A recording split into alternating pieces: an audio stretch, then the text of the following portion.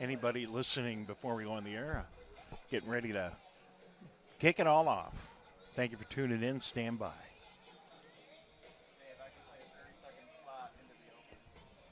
Oh, that'd be great. You could actually just fire a stop set right now. I'll just wait. Yeah. Okay. Yep. I just gave Cal go for it signal. So we're good. Oh yeah. I'm just worried about this music. I'm gonna pop. I just don't want all this music leaking in. Wake up, Greater West Bloomfield. Start your mornings with The Splash and tune in for The Splash Live. Get acquainted with people, places, and activities that are live, local, and for you. First thing in the morning, weekdays at 9:30 a.m. on our Civic Center TV YouTube page, or watch us live at Civic Center TV or on Facebook. The Splash Live, Greater West Bloomfield's live update show. If your pet could tell you where you should shop for him or her, it'd be a place run by pet lovers. With hard-to-find food, toys, and gifts, with pet-friendly people and services, and great advice from people who really know pets, it'd be a place where his friends hang out, even that old guy, where there's a surprise around every corner.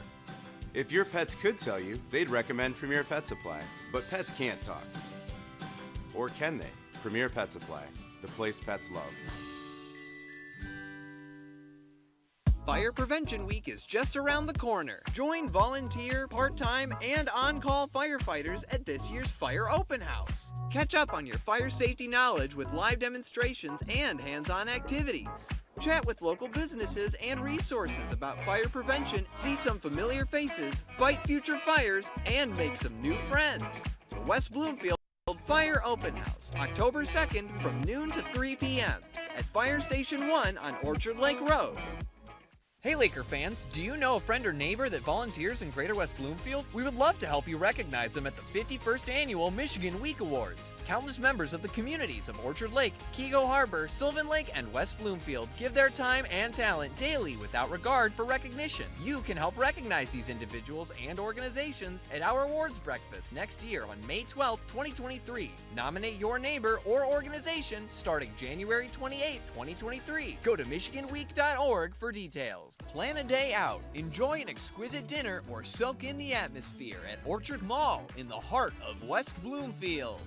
Between Maple and Orchard Lake Road, capture the moment at Frameable Faces. Wrap up your back-to-school shopping at Guys and Gals, or get presents for your pet at Premier Pet Supply, and so much more. Visit the Orchard Mall in West Bloomfield, and consider visiting November 26th for their Small Business Saturday. Orchard Mall in West Bloomfield. Wake up, Greater West Bloomfield. Start your mornings with The Splash and tune in for The Splash Live.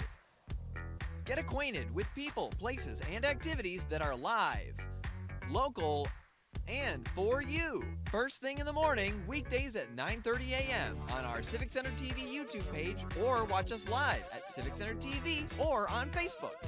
The Splash Live, Greater West Bloomfield's live update show. If your pet could tell you where you should shop for him or her, it'd be a place run by pet lovers.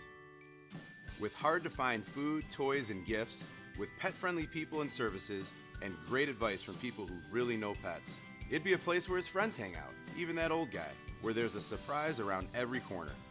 If your pets could tell you, they'd recommend Premier Pet Supply, but pets can't talk. Or can they? Premier Pet Supply, the place pets love. Fire Prevention Week is just around the corner. Join volunteer, part-time, and on-call firefighters at this year's Fire Open House. Catch up on your fire safety knowledge with live demonstrations and hands-on activities. Chat with local businesses and resources about fire prevention, see some familiar faces, fight future fires, and make some new friends. The West Bloomfield Fire Open House, October 2nd from noon to 3 p.m. at Fire Station 1 on Orchard Lake Road. Hey Laker fans, do you know a friend or neighbor that volunteers in Greater West Bloomfield? We would love to help you recognize them at the 51st Annual Michigan Week Awards. Countless members of the communities of Orchard Lake, Kego Harbor, Sylvan Lake, and West Bloomfield give their time and talent daily without regard for recognition. You can help recognize these individuals and organizations at our awards breakfast next year on May 12, 2023. Nominate your neighbor or organization starting January 28, 2023. Go to MichiganWeek.org for details. Plan a day out, enjoy an exquisite dinner, or soak in the atmosphere at Orchard Mall in the heart of West Bloomfield. Between Maple and Orchard Lake Road, capture the moment at Frameable Faces. Wrap up your back-to-school shopping at Guys and Gals, or get presents for your pet at Premier Pet Supply, and so much more. Visit the Orchard Mall in West Bloomfield, and consider visiting November 26th for their Small Business Saturday. Orchard Mall in West Bloomfield. Wake up, Greater West Bloomfield. Start your mornings with The Splash and tune in for The Splash Live. Get acquainted with people, places, and activities that are live, local, and for you. First thing in the morning, weekdays at 9:30 a.m. on our Civic Center TV YouTube page, or watch us live at Civic Center TV or on Facebook. The Splash Live, Greater West Bloomfield's live update show. If your pet could tell you where you should shop for him or her, it'd be a place run by pet lovers. With hard-to-find food, toys, and gifts, with pet-friendly people and services, and great advice from people who really know pets, it'd be a place where his friends hang out, even that old guy, where there's a surprise around every corner. If your pets could tell you, they'd recommend Premier Pet Supply. But pets can't talk. Or can they? Premier Pet Supply, the place pets love. Fire Prevention Week is just around the corner. Join volunteer, part-time, and on-call firefighters at this year's Fire Open House. Catch up on your fire safety knowledge with live demonstrations and hands-on activities. Chat with local businesses and resources about fire prevention, see some familiar faces, fight future fires, and make some new friends. The West Bloomfield Fire Open House, October 2nd from noon to 3 p.m. at Fire Station 1 on Orchard Lake Road.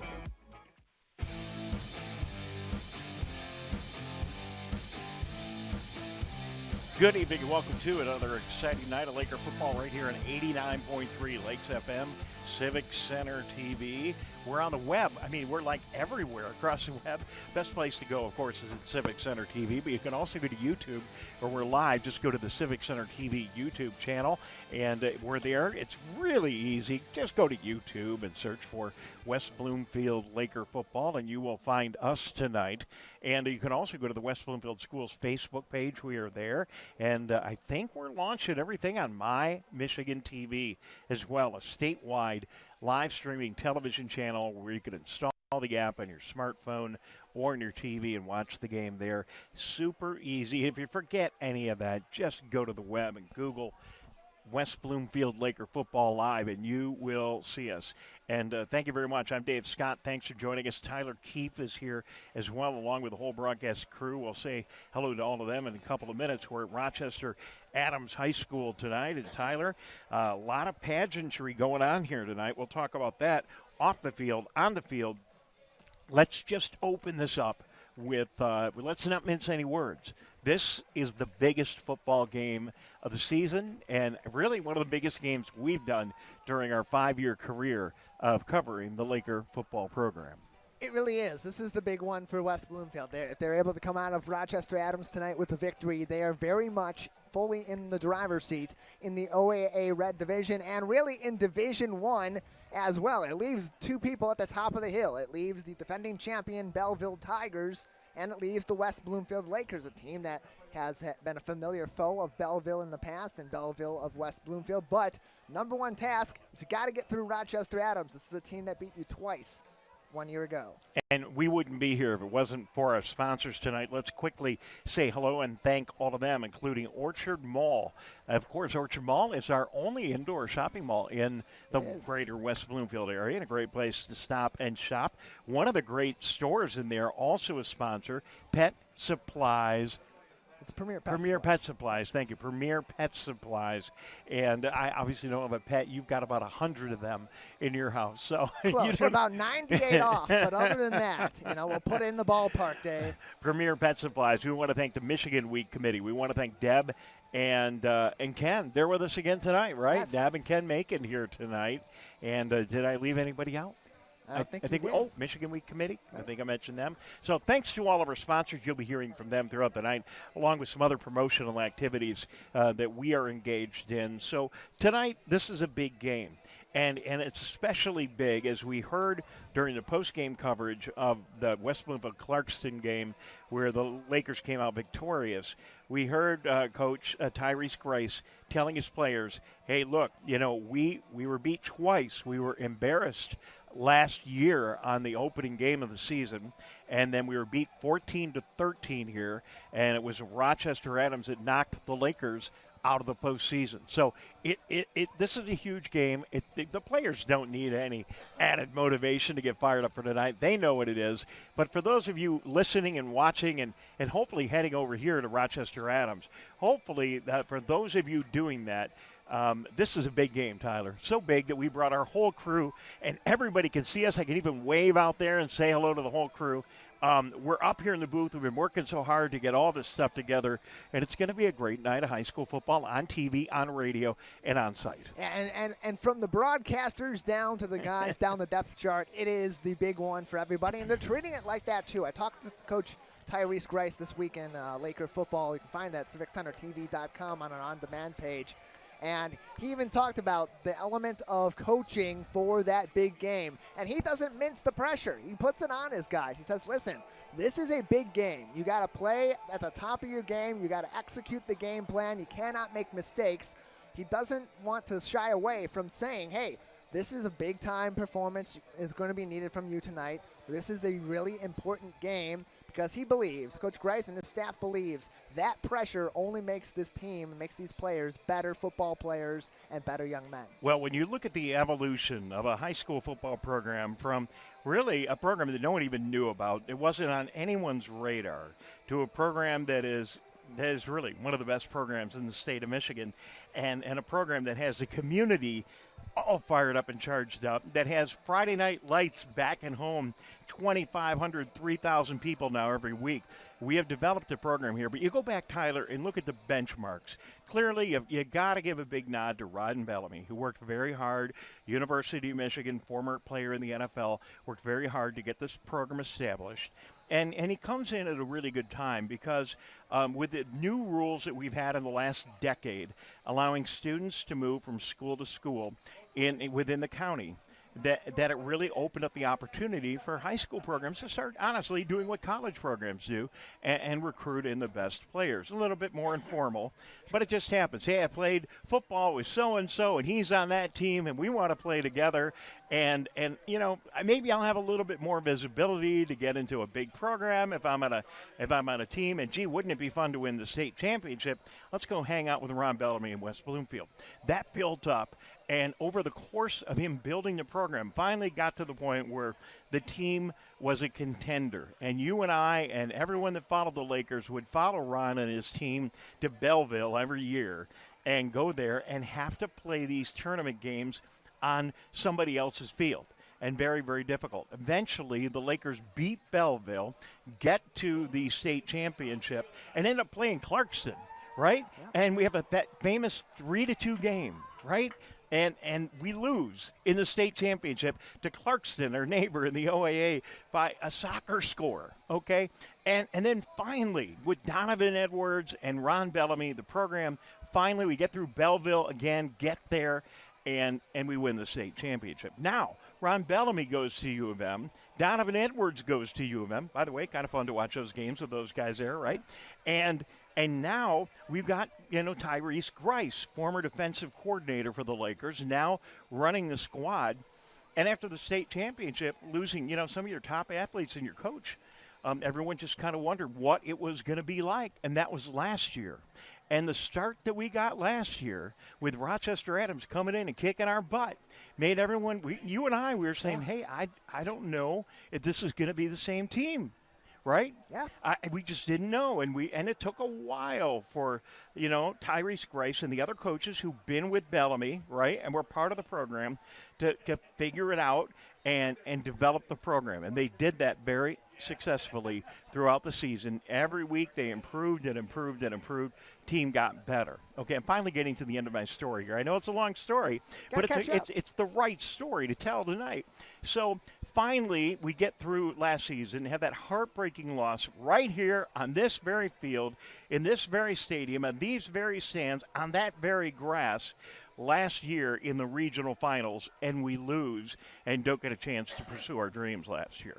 So now we're back here this year, and we go down to Wayne State, and we see the Lakers rip through the beginning of their season with amazing confidence. And Tyler, we said it a couple of times, the team looking better than it, and put Donovan Edwards and Coach Bellamy aside, all credit to them. But in all honesty, this year, the team continuing to mature and look better than it ever has. And that's the team that we're bringing in here tonight. And that's the significance of this year. And I wanted to tell the whole story because it kind of gets back to that Belleville battle of the last several years where you're not going to really have the chance you want. And it relates to this game tonight. It's going to be a lot tougher to get to the state championship if you're not doing it on your own turf. And when you got to go play that regional final somewhere else, which the Lakers have always done during our tenure. Belleville Adams. Right. It's tough, and that's when you lose games 14-13. That's when you come out all confident. You put 13 points up in the first half, and somehow Adams on their turf with their fans in that comfortable environment and the confidence knowing that they beat us earlier in the year says, hey, this is our house, and you're not going to beat us in our house. It just ain't going to happen. So that's why, with all that history, tonight is so special.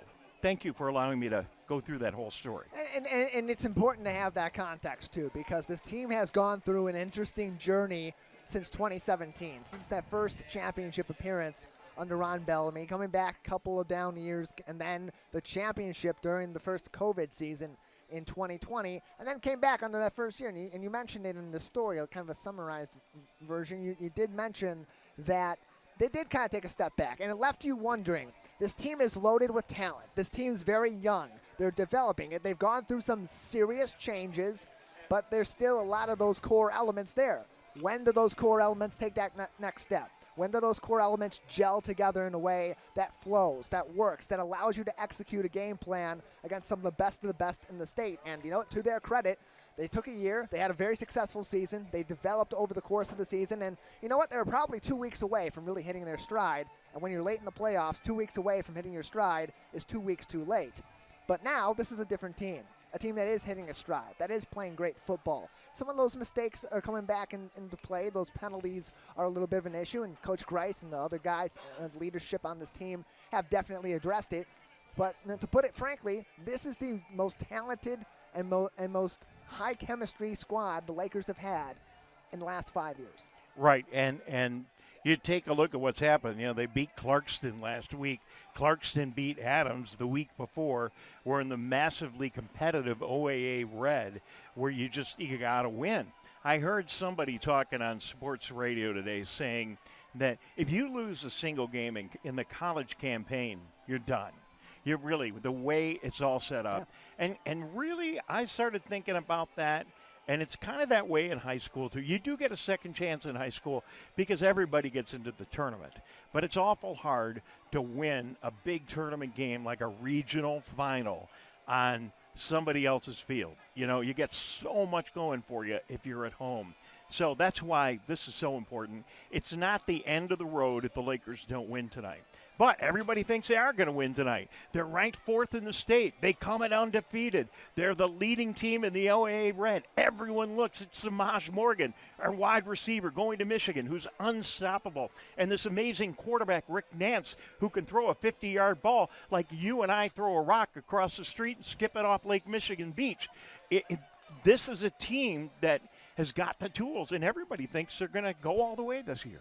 Yeah, this is a team that is loaded with talent. Samaj Morgan climbing up the record books for West Bloomfield, and so is junior quarterback Rick Nance in his second season at the helm. 18 touchdowns, fifth most single season a year ago, and already this year he's brought that up from 18 overall to now 25 career touchdown passes, fourth all-time, seventh away from third all-time. Then you look at Samaj Morgan, career touchdown receptions.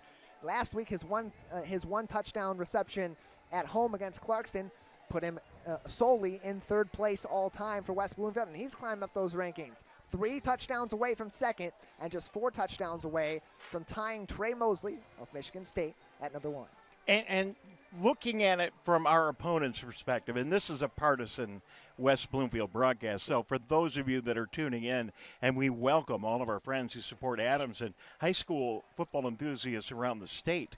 Adams, man, they got us twice last year. They got a great team. And they got this quarterback who's got a name. It sounds like he should be in a Spider-Man movie. Parker Pico. Doesn't that sound like somebody that should, like a Spider-Man character? And you know what, Tyler? He is every bit as powerful as the elusive hero that we see in the movies. He is, and he is quite the baseball player, too. Committed to Alabama to play baseball, but he is a hell of a quarterback as well. Averaging so far this season 200 yards passing per game, 200 yards rushing per game, 10 yards per carry. He also has 5 passing touchdowns and plenty of weapons on this team, from Brady Prescorn to his brother Tate and down the line.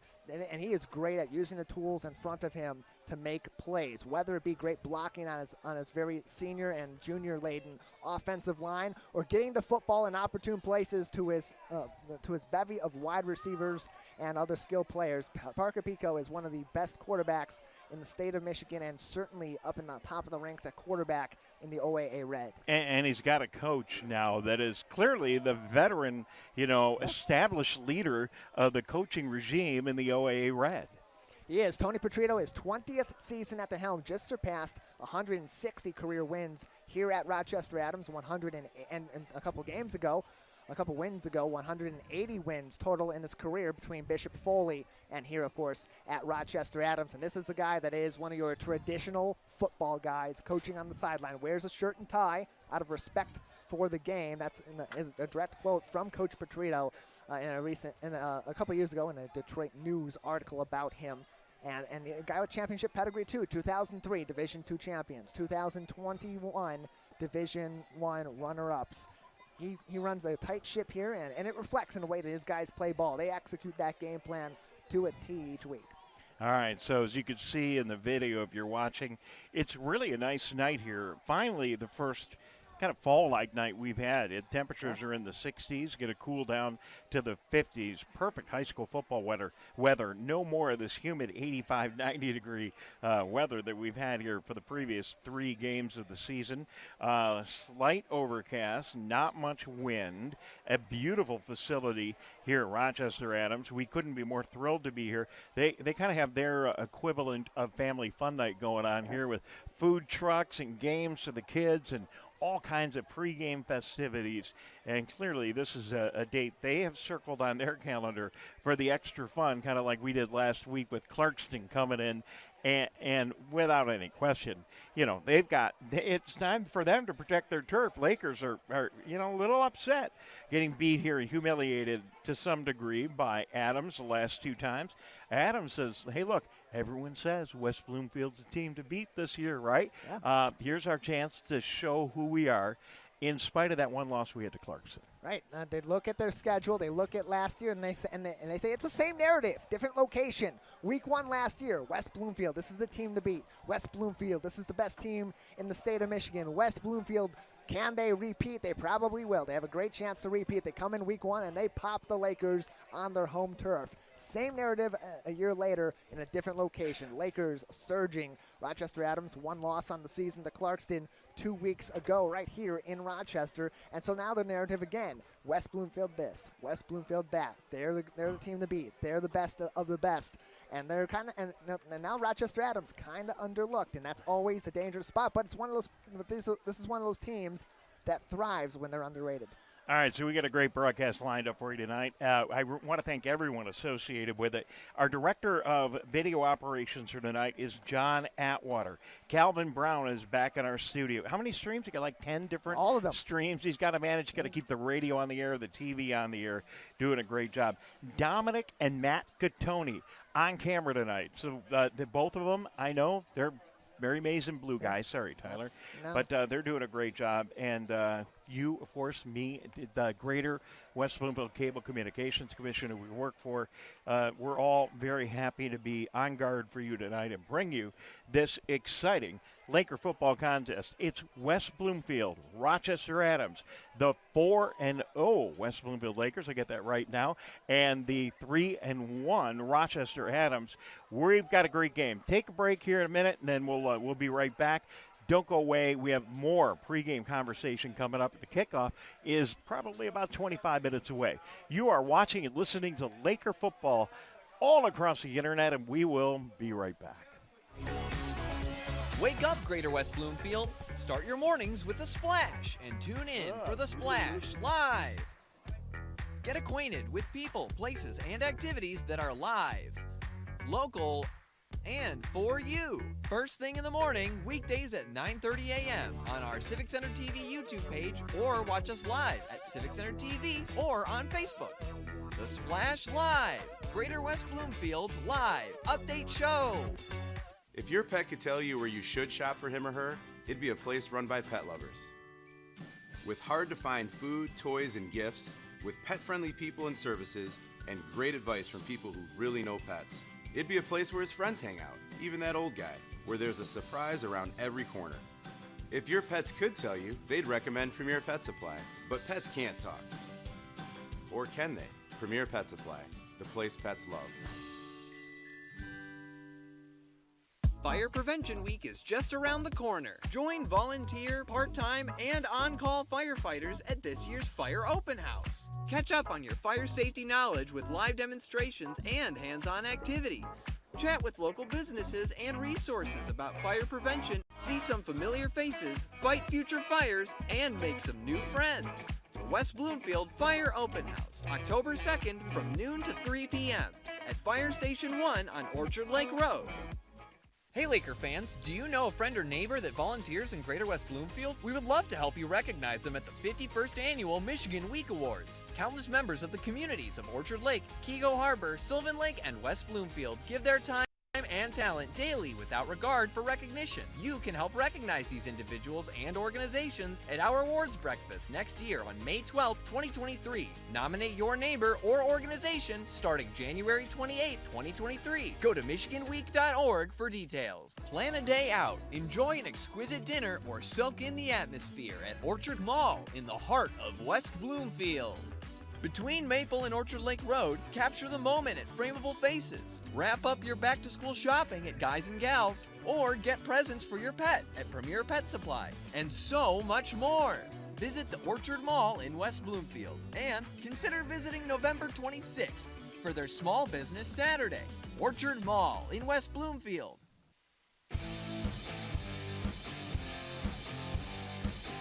Good evening and welcome back to Laker Football on Civic Center TV, on 89.3 Lakes FM, on YouTube. We're on Facebook. We're on My Michigan TV. We are everywhere. And we welcome everyone to joining us tonight, Laker fan or not. Very good to have you here for what is, I think, Tyler, he's safe to say, one of the biggest games in the state. Certainly the premier matchup tonight in Oakland County, Metro Detroit, with these two OAA red monsters going at each other. But maybe one of the best high school games in the state of Michigan tonight. Yeah, certainly one that's on everybody's radar. Two teams that are at the front of the line in the OAA red division, a division that in many ways runs Division I football in the MHSAA. Of course, there are other teams that are powerful at the top of the rankings too, but the OAA red division is one of those divisions that if you're able to win, you're really well set up for playoff time. And so both these teams looking to come out of this game with a victory. West Bloomfield hoping to go 5 straight wins to start the season and 3 straight wins to start OAA red play. And Rochester Adams looking to bounce back from that close loss a couple weeks ago against the Clarkston Wolves by beating the top team in the league. Hey, Tyler, no disrespect to Stoney from 97 The Ticket, who's our announcer in West Bloomfield. But look how professional these guys are here. They're all here. They're all, not that Stoney doesn't get there on time, because he does. They got all their paperwork all lined up. They're all in uniform. I have not seen a more professional press box anywhere in high school football. I don't think anywhere. Well-oiled machine here at Rochester Adams. Dave, I expect nothing less from the Highlander Nation. I'm telling you, it's beautiful up here. So thank you guys, by the way. We're going to be a little loud doing our broadcast. Thanks for putting up with us in advance. Now down on the field, you could see, and this is no big surprise, most of our away games are like this because most of our away games happen, a lot of them in northern Oakland County. Yep. And it takes some time for people to get off work and fight through all the traffic coming out of the city. And if you're like, we're right up by Oakland University, so if you try to come up, Adams Road or any of the other northbound roads through the Rochester area, it takes time. And you look over in the stands on the West Bloomfield side, there's almost nobody here yet. But that will change as we get into this game. We're expecting a big turnout here. Conversely, Rochester, wow, their big event tonight, and their equivalent to the Swamp. They are jamming, and this place is going to be packed with hometown faithful tonight, and hopefully we'll get some Laker fans out here. I know we will, to cheer on our green and white. Yeah, certainly as the captains take the field on either side and getting ready for some of the ceremonial festivities before the game. Certainly the coin toss coming up very soon as we are just approaching about 25 minutes from kickoff. But this is a big game. When big games come about, the student sections, the faithful from both these teams show up. The Swamp will be here very soon and try to compete on a little less space over there, a little less crowd than what we'll see from the hometown Rochester Highlanders and their loyal fan base. But still, going to be a big-time environment here for football under the Friday night lights. All right, and this is nice here the way they do it here in Rochester too. The PA announces the captains coming out. I don't know if we're going to hear the toss or not over the PA. We'll listen in here and open up the crowd mic. But a lot of times at a lot of the high schools, it isn't as ceremonial as it is here, and it just kind of happens with nobody noticing. But we're watching, John. Maybe we can zoom in and see what's going on down there at the coin toss, but both teams are there. The captains are there. And Tyler, they don't need to introduce the captains to each other on these two teams. Everybody knows each other, don't they? Yeah, down there for West Bloomfield, it's Kari Jackson. Jaws is down there. Kenneth Jones III. Samaj Morgan and Amir Herring for the Highlanders. Their captains, 55, Liam Beatty. 52, Rocco Orsini. Number 9 is Nick Patera. Number 11, man, everyone's got their eyes on the offensive side of the ball, Parker Pico, future Alabama Crimson Tide baseball player. All right, it doesn't appear we have an open mic down there from the officiating crew, but we'll keep an ear out just in case we do. And they're getting all lined up. We'll see who wins the toss. How important is this, really? The coin flip and who gets the ball first in your estimation, Tyler? I'm going to take this from West Bloomfield's perspective. And I think West Bloomfield, if you win the toss, you take the ball. And the reason for that is we've seen every single game this year. West Bloomfield's gone out there, and their opponent has scored on them quickly. Now, maybe that helps them develop a little bit into what they're doing and understanding the defensive game plan and adjusting and then coming back and surging as we've seen them do. But against Rochester Adams, and Coach Grice said this, you got to be pedal to the metal from the start. You got to score points, you got to get on the board, and then you got to keep their team off of it. There's no better way to set the tone than to take the football first. Well, that's not what's going to happen, and it appears that Rochester is going to get the ball to start this game. And conventionally, you look at most of the big university teams and a lot of the NFL teams, even if they don't have the strongest defense, they like to defer, let their defense come on the field, and maybe, if you're going to have a couple of opening minute jitters, maybe it's a little bit better with your defense. I don't know if that's the conventional thinking for many. Certainly teams with a strong defense love to get their defense on the field first. But nonetheless, for tonight, Rochester is going to start offensively to kick off this game, and we're getting ready to kick this thing off in about 20 minutes or so. Tyler, let's dig a little bit deeper into West Bloomfield. And we were talking here to the guys in the press box, and they say, well, who's your running back? So we have to tell them who Kenny Jones III is. And then I said, but you really want to keep an eye out on Samaj Morgan. You don't need to tell us about Samaj Morgan. Everyone knows about Samaj Morgan, number 2, going to University of Michigan, the guy who no one's been able to stop this year. And, in fact, even Clarkston Clarkston last week wouldn't dare kick the ball to him because they saw the tape from the previous 3 games, and he was just returning everything, and nobody could stop him. Yeah, certainly the front runner for Mr. Football in the state of Michigan, a guy that state champs loves, and of course they run Mr. Football, but also that is getting not only critical love, but love from his teammates and respect from other teams. He's a guy that you can use him as your primary ball carrier on the offensive side of the ball, but with West Bloomfield and the number of weapons that they have, they can use him as a decoy too and get those other really talented guys involved, especially in the receiving game. We've seen DeAndre Hill's role really increase over the last few weeks as Samaj Morgan's been kind of used up the middle as a decoy, and you send DeAndre Hill long or vice versa. Well, if you're going to double team Samaj Morgan, and I think you'd be crazy not to, you got to do everything you can. And he can work through these double teams because he's faster than everybody. He has a great leaping and catching ability. So, you throw the ball up, and he's going to have a good chance to come up with a successful outcome even with the double team. But you got to start thinking that teams are going to start double teaming him at least throughout the season. And on conspicuous passing plays, going to open things up, and it's going to open things up for the run, and it's going to open things up for other receivers. A receiver that I thought was really on track at the beginning of the season to put up some big numbers, and it hasn't worked out quite as well, is Deontay Pippen, who is very, very fast. He's had a little bit of trouble. He's a little inexperienced, dropping the ball a little bit, and I don't know if the Lakers have decided, to not throw the ball to him quite as much. But he has very similar skill sets to Samaj Morgan, and if they're going to key on Samaj, maybe tonight is the night that Pippen gets back on track. Yeah, I wouldn't be surprised, especially when you got a 2-high safety system here like you have in Rochester Adams in their 3-4 defense. You send Samaj Morgan long, he's getting double teamed by a corner and a safety that leaves, a guy like DeAndre Hill open in the middle, and then you have Deontay Pippen going long on the one-on-one matchup. That opens up a lot of options for Rick Nance, and he's a guy that can get that ball ahead of Deontay Pippen, and Pippen's the kind of guy that if the ball's ahead of him, he's going to get it. And if the ball is perfectly thrown, a great pass right in that perfect pocket for his receivers overhead, which is what Rick Nance is very much capable of doing, that gives you a lot of options. That's the benefit of this offense. There are so many skilled players at the wide receiver, at the tight end, at the running back, and certainly at the quarterback that you're able to use a more versatile offensive game plan and switch things up, get the other targets involved depending on who's hot and what the defense is giving you. A high school program, Tyler, doesn't have the same luxury.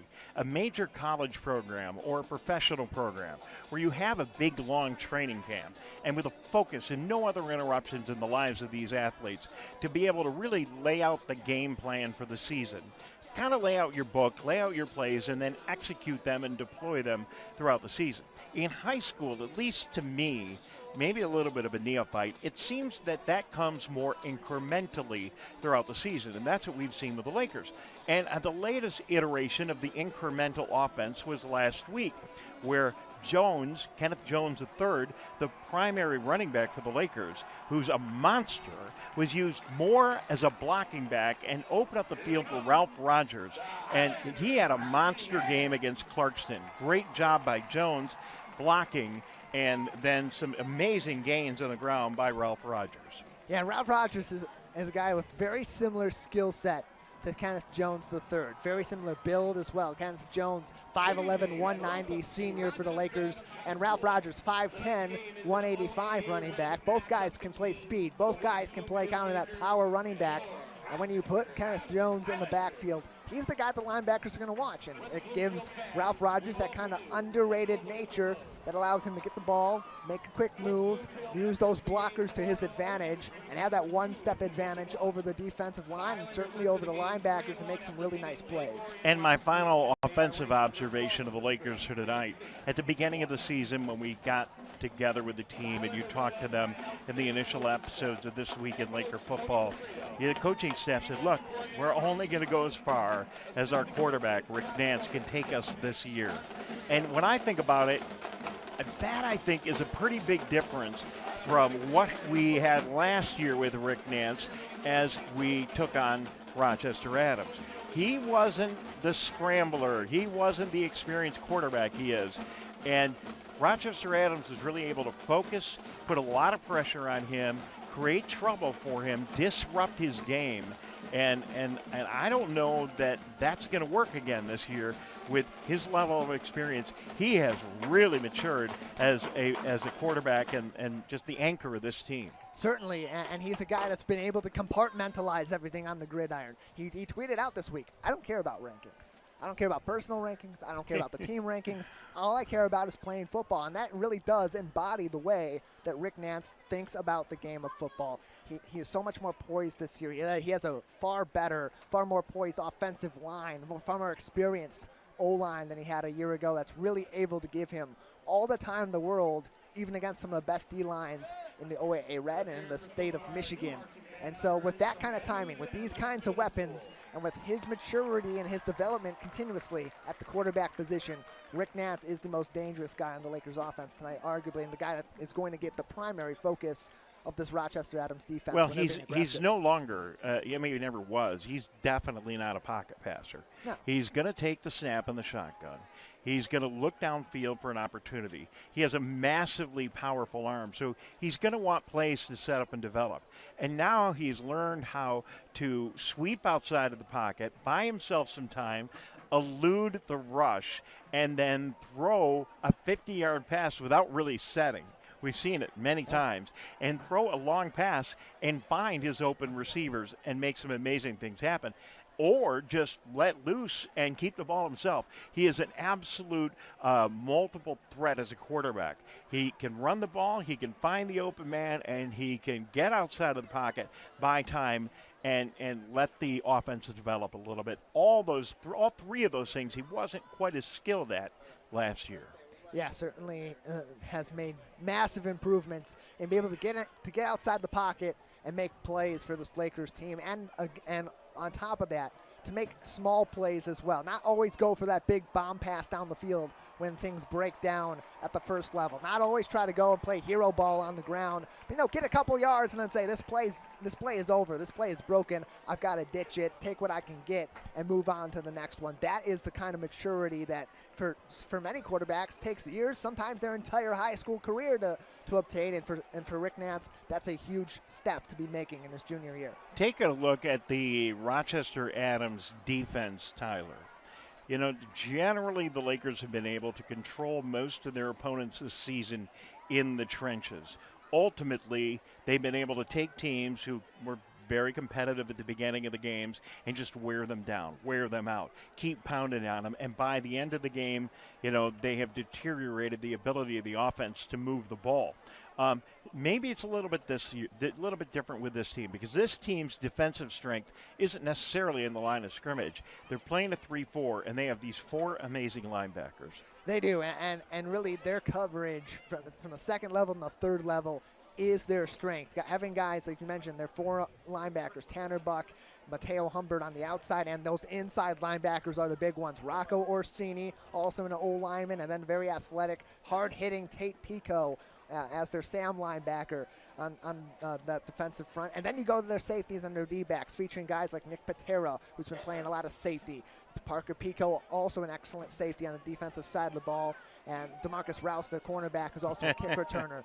They've got weapons in the down the field, and that's a perfect counterpoint for this Laker offense. All right, John Atwater, I don't know if you can get this on camera, but I love this. They have these really ultra-high, powerful T-shirt cannons here, and they're about to start to entertain the fans. I've been thinking we've got to get some of these in West Bloomfield. Remember you mentioned them. Yeah, we have talked about it. I don't know if we're going to see these things shoot up. They're kind of on camera right now. But what a great experience. What a perfect Friday Night Lights experience. Big crowd here. The pregame festivities off the field. We're going to have a great performance of the band. They have one of the best bands here, Tyler, that we're seeing. There's the guys.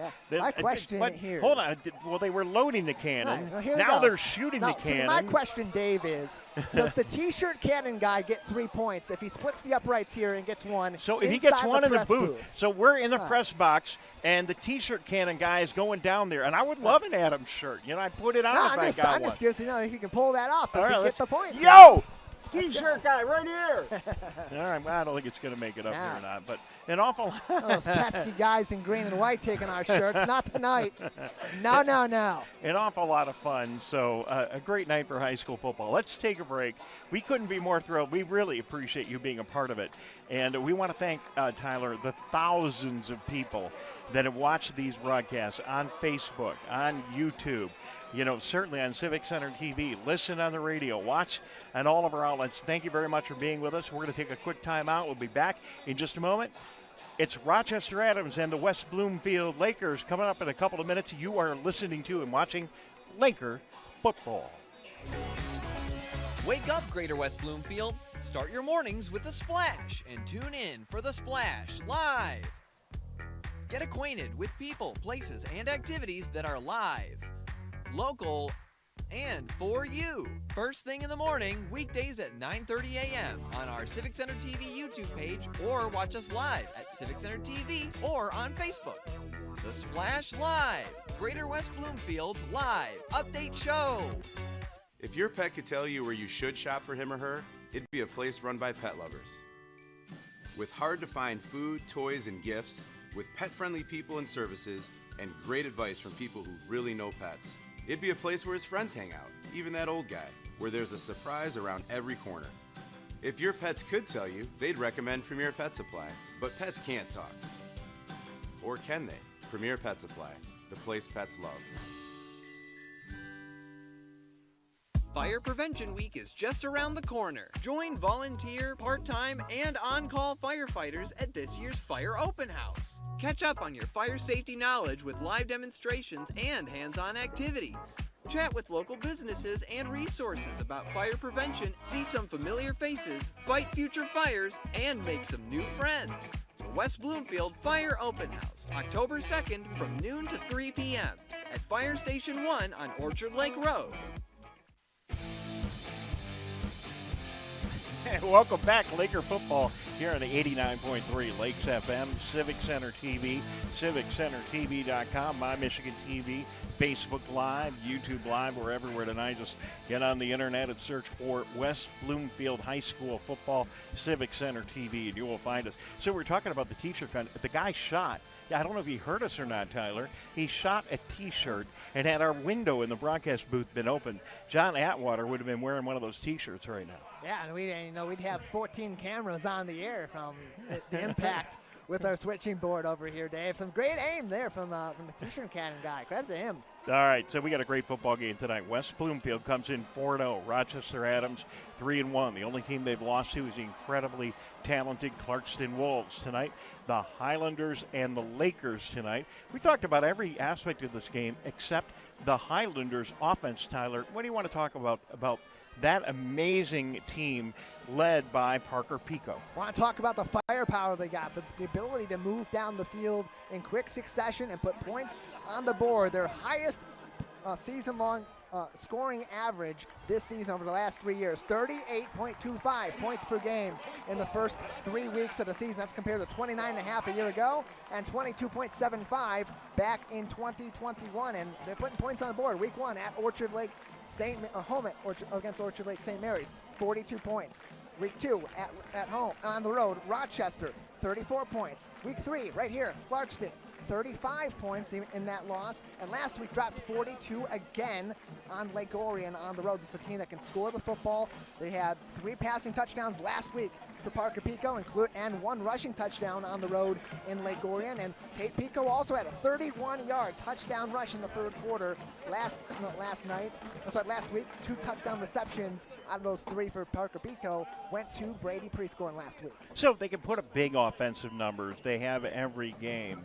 Is tonight's game, not that the Lakers don't have a great offense, but is tonight's game really about the Laker defense slowing them down like no other team has done so far this year? It is. It's about covering your man tonight for the West Bloomfield Lakers. Man-to-man defense going to be critical for the L Boys, and they've been able to really support each other at the second and third level. We talked this week with Adrian Epps, one of the Lakers' safeties, about supporting the run defense and being more aggressive and really focusing on the athleticism of chasing down a rusher when a play is made up the field. They focused on that this year, and they've really been able to fire on most of those cylinders every week. This is the big one, though. Rochester Adams loves to run the football, loves to use misdirection. It is an offense that relies on the quarterback's ability to read the second level and make quick decisions, and Parker Pico is one of the best at making those decisions in the option. And really, West Bloomfield isn't going to throw anything at Rochester Adams tonight, we don't think, defensively, that they aren't going to expect. No, they're not. This is a team that is very aggressive in the run defense, attacks at the line of scrimmage, and look for Rochester Adams to kind of use that more to their advantage in this option offense. So it's going to be Parker Pico, and he'll scramble with the ball. He'll throw the ball. He'll run the ball. And he's also going to get the ball in the hands of a couple of very talented running backs, one of which happens to be his brother, Tate. Yeah, Tate Pico going to be one of the running backs. Also, they run kind of a fullback, running back fusion, and Mateo Humbert, also the sophomore, coming in tonight as one of their primary starters in the run game this season.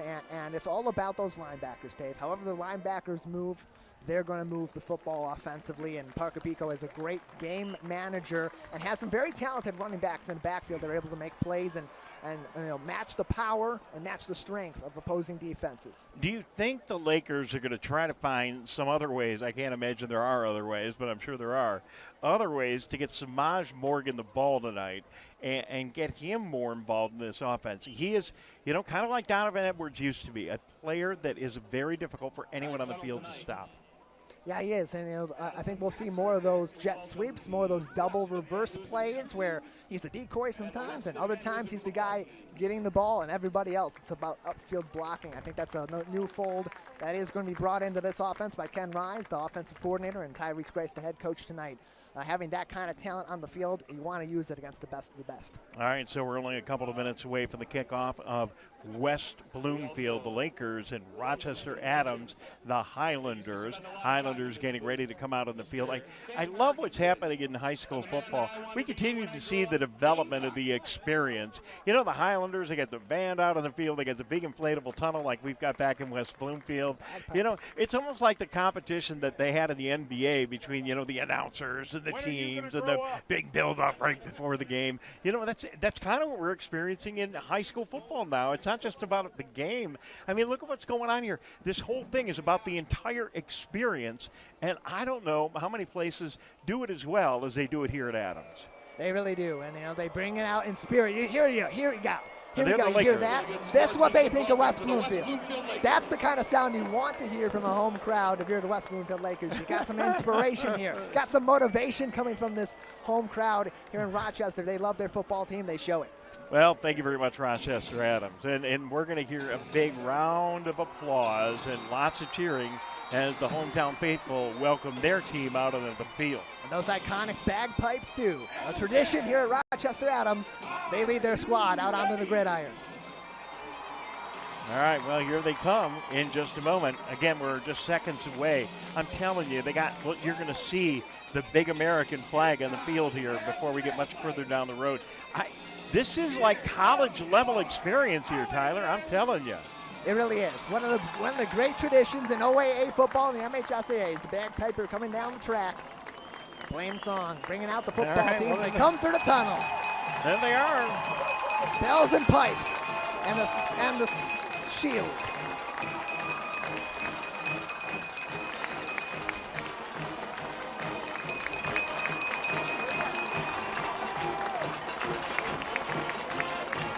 Coach Petrino now making his way out of the tunnel also. I mean, are they gonna paint the big Adams out there in the field like they do at Ohio State? I'm almost waiting for that level of pageantry here. I wouldn't be surprised. Got a great band out there practicing all afternoon, Dave. They do. Friday Night Lights at its best. And in all honesty, not a lot of fans from West Bloomfield are here. So let's talk about that. Is this going to play a factor in tonight's game, the hometown crowd? I had an interesting conversation with Mick McCabe recently, and talked about Mick the McCabe, the legendary writer at the Detroit Free Press. Of course, and he mentioned home field advantage. Not really that big of a factor in high school as it is at those next levels, but in an environment like this, it can have an impact. All right, well, we will see. Let's listen in now and watch as we hear the national anthem.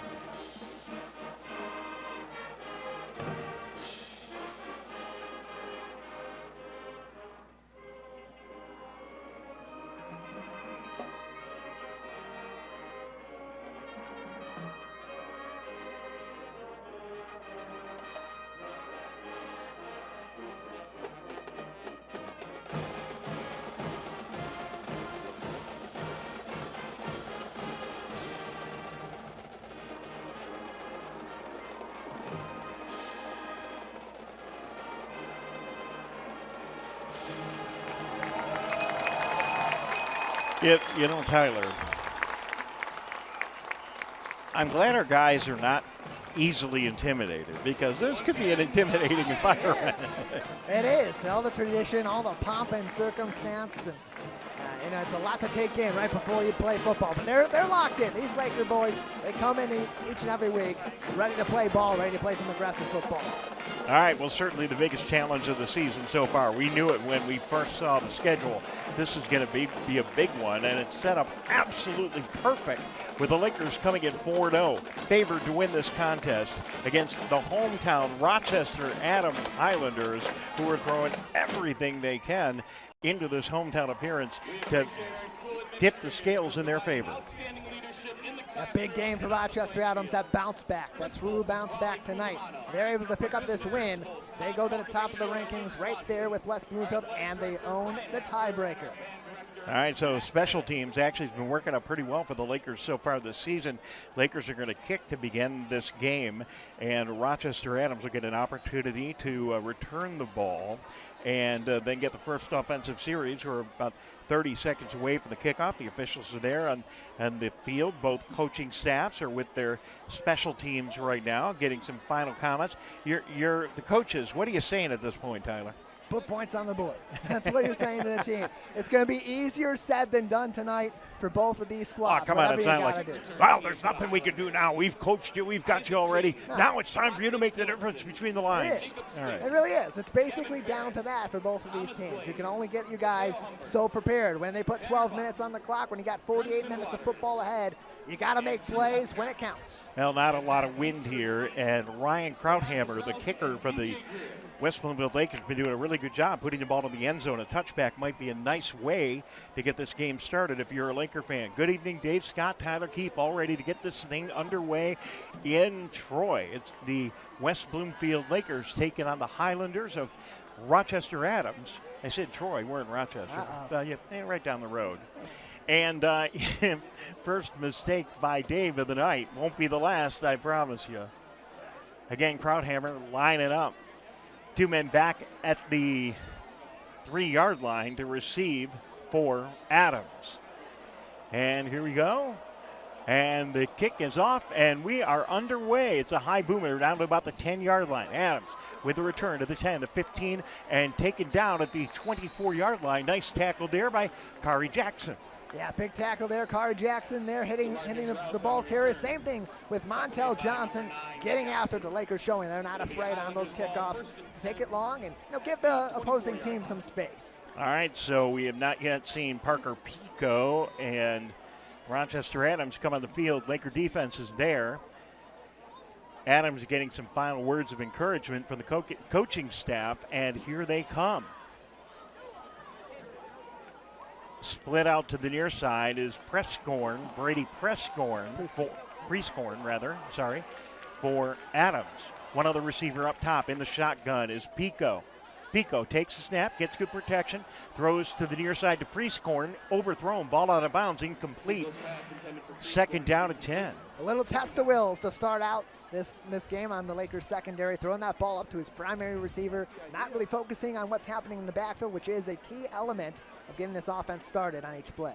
Yeah, I mean, he clearly overthrew and threw the ball out of bounds. Almost looked like he was getting rid of the ball, but he got good protection. Yeah, good protection, and had a nice ball there too.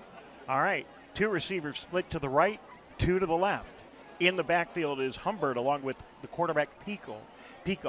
Hands the ball off. They run it, but nothing doing. Great job by the Laker defense at the stop and a loss of 3. Xavier Davis breaks through and gets right at the ball carrier there for the Lakers. Breaking contain, getting in the backfield, wrapping them up. Textbook tackle for 55. Well, they set the ball back at the line of scrimmage. They don't mark it for a loss. It's going to be 3rd down and 10. Lakers doing good in the first 2 plays. Sets up a big 3rd down. 2 receivers split right, 2 up top. Pico, the quarterback, in the shotgun. Fades back, wants to throw, downfield, caught at the 35-yard line, very close to, and will be a Rochester Adams first down. Yeah, probably the best mix of chemistry you'll have on the offensive side of the ball is the gunslinger Parker Pico, and the Rochester Adams 11 throws it to his brother, Tate Pico, out in the flat. All right, we see the replay right now. Pico getting really good protection there and a nice pass right to the line of scrimmage. Great accuracy and a great route for Adams. 1st and 10, ball on the 35-yard line.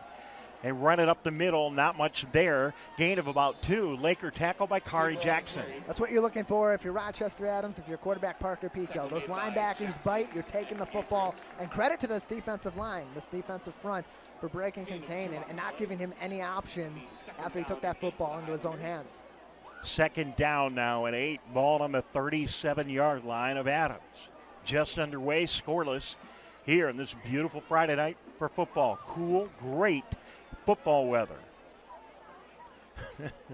Pico goes in and gets some garbage off the field, kind of like he's playing golf. Look at that mouth guard. I think that's what it was. Yeah. Pico takes the snap. They hand it off. They run it inside. Not much of a gainer there. Good job by the Laker defense. Bunch of Lakers come up with the tackle, and again, linebacker Kara Jackson doing a good job. Yeah, and Jameer Benjamin also coming in for support from the secondary. That's important for the Lakers. You're able to open up a big hole there between Brenson Waters and Parker Bollock for Rochester Adams. And that second-level help is key to preventing a big play there, a chunk play on that run. Big 3rd down for both teams here, just underway. Rochester Adams with the ball on their own 39-yard line. They need to get to the 45, 6 yards for a 1st down.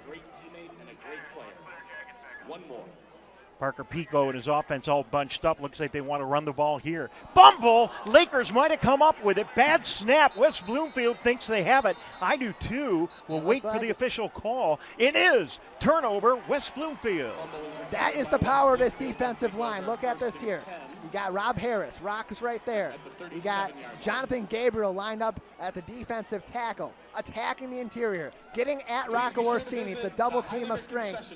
Bobbled snap, and the Lakers are right there. Perfectly executed defensive play and capitalizing on mistakes. All right, Lakers get the ball now. Incredible field position. They start their first campaign on the 37-yard line of Rochester Adams. Rick Nance, quarterback.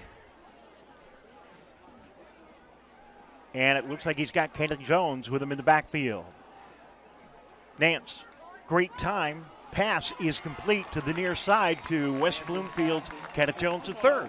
Yeah, gets him out there in the boundary and makes a nice quick pass to the running back at the sideline. That's what the West Bloomfield Lakers are going to have to start out trying to do. Get little plays, incremental plays, move up the field 3-4 yards per catch, 3-4 yards per carry, and you're doing something right. Actually, I didn't catch it on the replay. It looks like they split out Kenny Jones, and they kept Samaj Morgan in the backfield on that play. Here we go down to the spread. 2nd down and 4 after the 6-yard gainer pass to Jones. Now Jones comes back in the backfield and joins Nance. Nance, quarterback, takes a snap, wants to throw, getting good protection all the time in the world, finds a man open, complete at the 21-yard line. Nice pass to DeAndre Hill. He's got to watch out with that extracurricular after, getting right in the face of the defender and speaking out with the referee standing right there. These after-play penalties, something that Tyrese Grice not very happy about for the Lakers over the last quick couple weeks. But look at that offensive line. Look at all that protection. All the time in the world with another guy blocking there in Kenneth Jones, and a great ball, but even better catch by a tight end, DeAndre Hill. And Hill was being dragged on as he went out of bounds, but you still cannot react to that. Lakers get a 1st down, ball to the 22 of Adams. Lakers are driving the ball. Jaws runs it up the middle, doesn't get too far.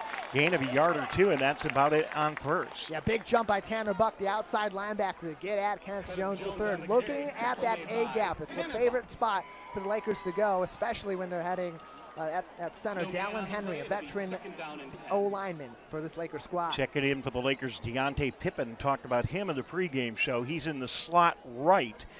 Split out to the near side is DeAndre Hill. Kenny Jones also in the slot on the far side. Here are the Lakers.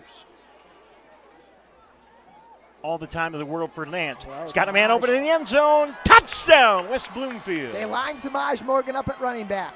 They send him through the A gap. Nobody on him, nobody looking, and that's what Rick Nance sees. Take a look at this, Dave. Samaj right next to Rick Nance. He's going to go right up in between the center and the right guard. Nothing but space. Linebackers aren't looking. One guy's on him, but he's not going to beat him, and that's just a perfectly thrown ball by Rick Nance. Well, we talked about that earlier, Tyler, that we were a little surprised to see Samaj Morgan lined up in the backfield, but, maybe they're not expecting to see him there, and he can break free a little bit better. So the Lakers get 6 on the board. They set up for the extra point now. It's Justin Ward, ball held by Trenton Allison. Snap is good, kick is up, and extra point is good. It's West Bloomfield 7, Rochester Adams no score. You are listening to and watching Laker football. We will be right back.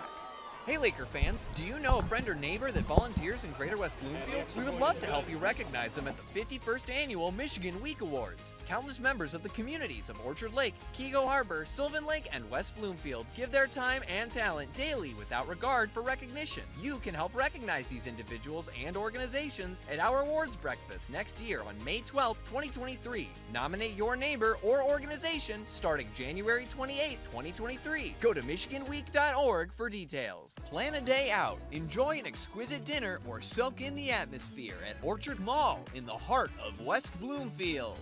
Between Maple and Orchard Lake Road, capture the moment at Frameable Faces. Wrap up your back-to-school shopping at Guys and Gals, or get presents for your pet at Premier Pet Supply, and so much more.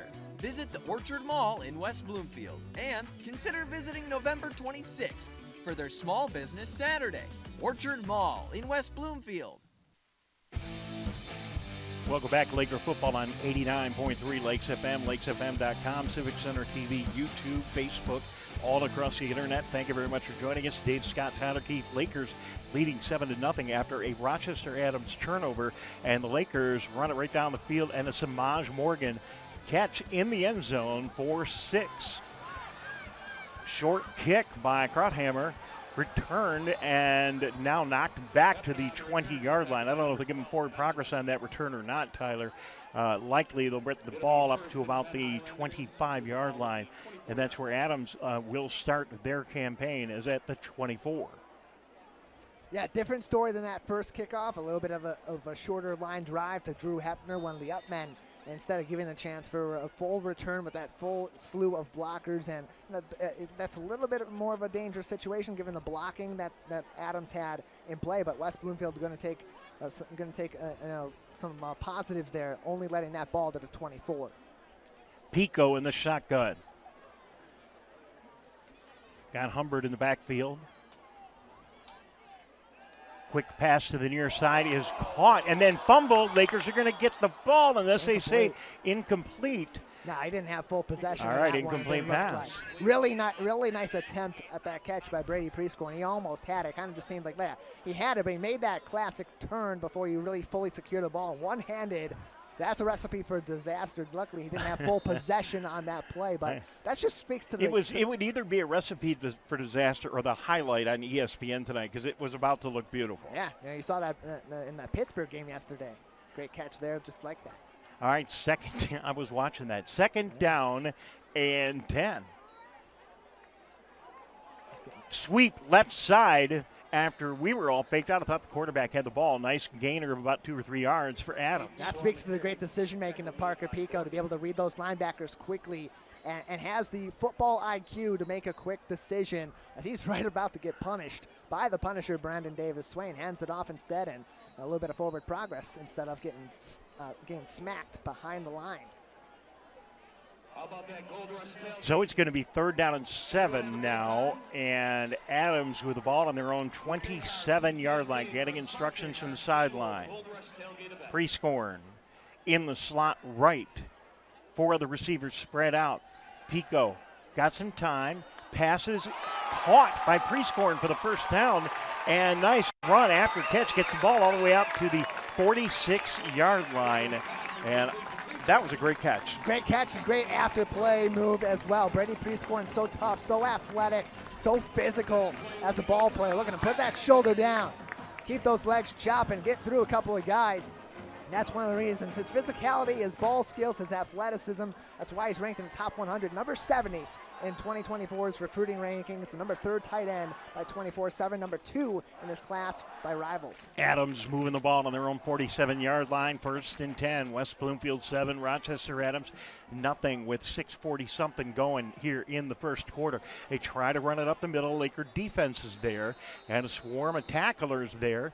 No gain on first down, 2nd down at 10. Yeah, lead tacklers there, Jeremiah Smith as well as their defensive end on that Old Boys front line there as Parker Pico surging at the line along with his brother Tate as he's making that decision. It's going to be a run one way or the other. It's just depending on where you get that hole and where those linebackers are jumping. Is that going to be Tate? It's going to be Parker, or is he going to hand that off to Mateo Humbert? So 2nd down at 10. Adams all bunched up. Pico in the shotgun. Man in motion. Hey, hand it off and sweep right. Gain of about 5 or 6 yards. Ball handled that time by Patera. Yeah, a lot of motion in the backfield. A lot of moving parts. A lot of options for Parker Pico as well as he's able to see where this defense is shifting, where his offensive line's got blocks, which talent he's going to give that football to. All right, so it's 3rd down, another big 3rd down now for the Laker defense and for the Adams offense. The ball in West Bloomfield territory in the 49-yard line. They need to get to the 43 for 1st down. Spread offense here. Quarterback keeps it, will be denied. Gain of about 1 yard or 2, and that's it. Nice stop by the Lakers, and first on the tackle was Benjamin.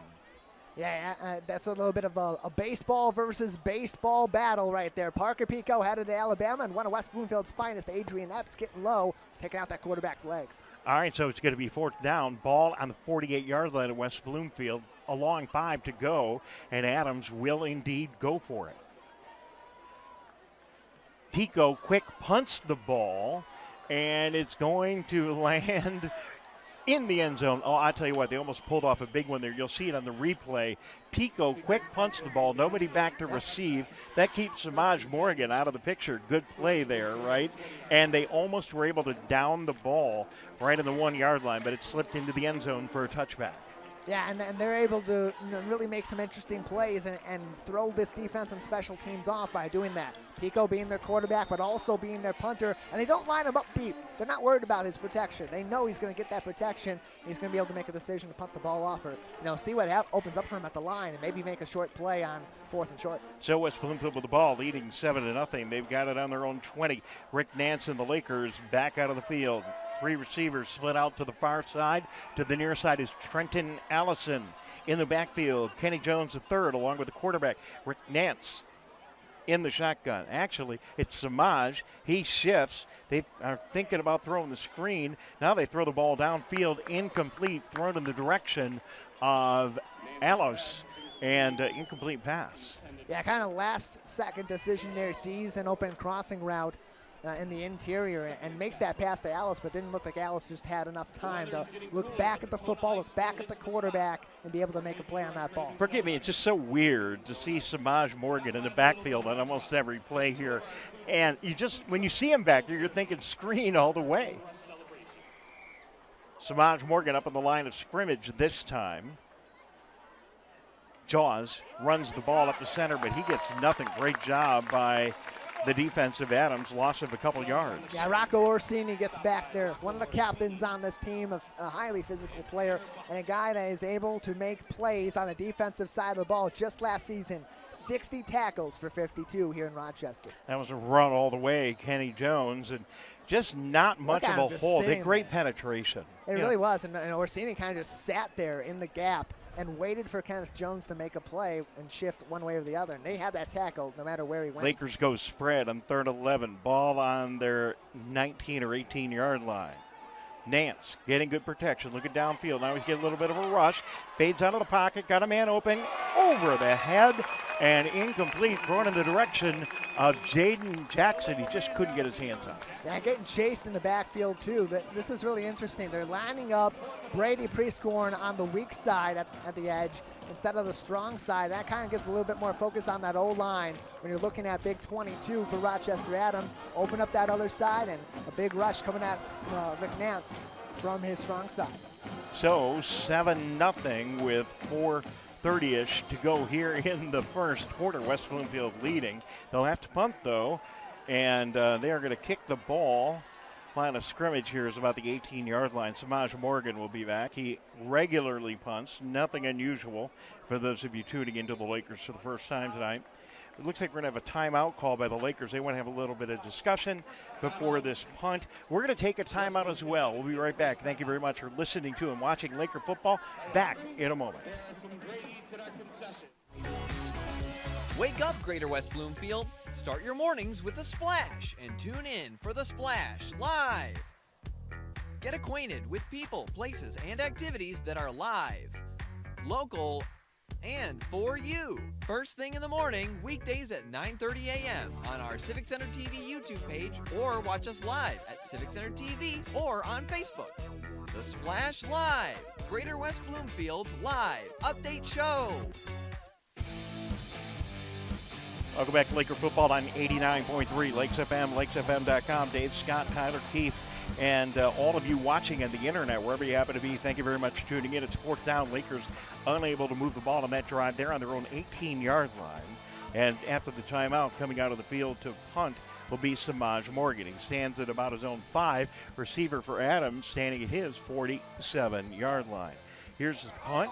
No, bad snap. Samaj is in big trouble as they fumbled the ball, and he is going to be brought down at the 11-yard line. Huge mistake for the Lakers. Great opportunity for Adams. Yeah, coming off the jump for the Lakers, getting a stop, picking up the football, getting the 7 points on the board, and now Rochester Adams being in the red zone, deep in the red zone, 1 yard away from starting their next drive on goal to go. This game's going to be a big factor, having been controlling Uncle Mo. He's coming to Thanksgiving dinner. He's spouting off at the family. He's picking fights. Whoever's controlling him, curbing his enthusiasm a little bit, is going to run this game. Well, Adams made a big mistake. Lakers scored. Let's see what Adams does with the Lakers' big mistake. 7-0 Lakers in the red zone now is Adams. Parker Pico takes a snap. Jet sweep, reverse, fumble! Lakers pick up the fumble and the mistake. I don't know. The ball bounced all over the place. Yeah. I'm not sure who got it. Fancy double reverse there, Tyler. And really, we'll watch a replay. Just difficulty handling the ball. Yeah, tries to get it to Tate Pico and throws it back to Nick Patera. Now, the Lakers do get a jump on it. But that ball's still bouncing. Probably hit that corner as Brendan Davis Swain and Kari Jackson were in pursuit. And a lucky recovery for Rochester Adams after a big advantage starting their drive at the 11. All right, well, now they're back at the 25-yard line. It's going to be second down now. They got to get down to the 1-yard line for a first down. Pico, good protection. Finding a man in the corner. They toss it, and incomplete. No penalty flag. Rochester Adams fans want a pass interference call. We'll look at the replay. I don't know about that one. Jameer Benjamin had some nice pressure, but I didn't see a look back. Didn't see a football move.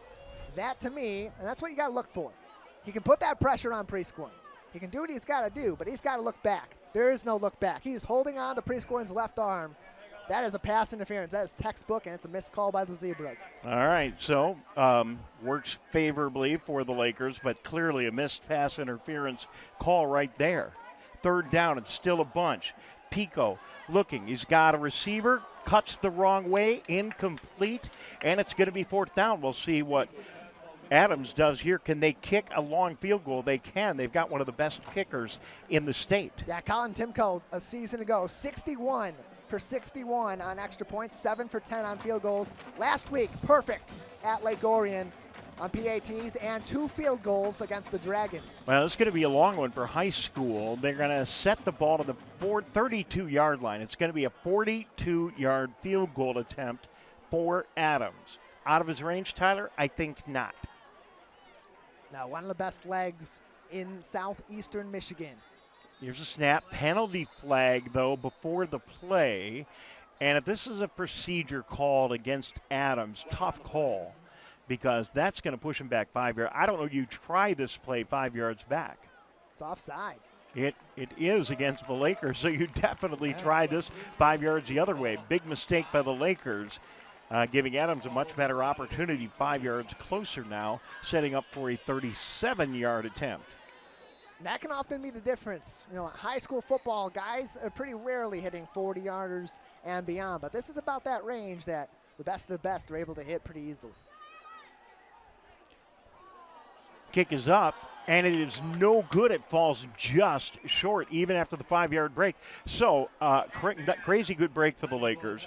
No pass interference call, penalty, and still the field goal does not go through. Scoreless for Adams. West Bloomfield still 7. Yeah, it's mistakes for both these sides, and who adjusts better to those mistakes? Also a critical part about playing competitive football and beating the best of the best in the state. For Rochester Adams, got that opportunity inside the 15-yard line, didn't capitalize on it, lost the football on a bad play, and then on that field goal kick, kind of a higher snap that was a little bit tougher to recover with a surging defensive line.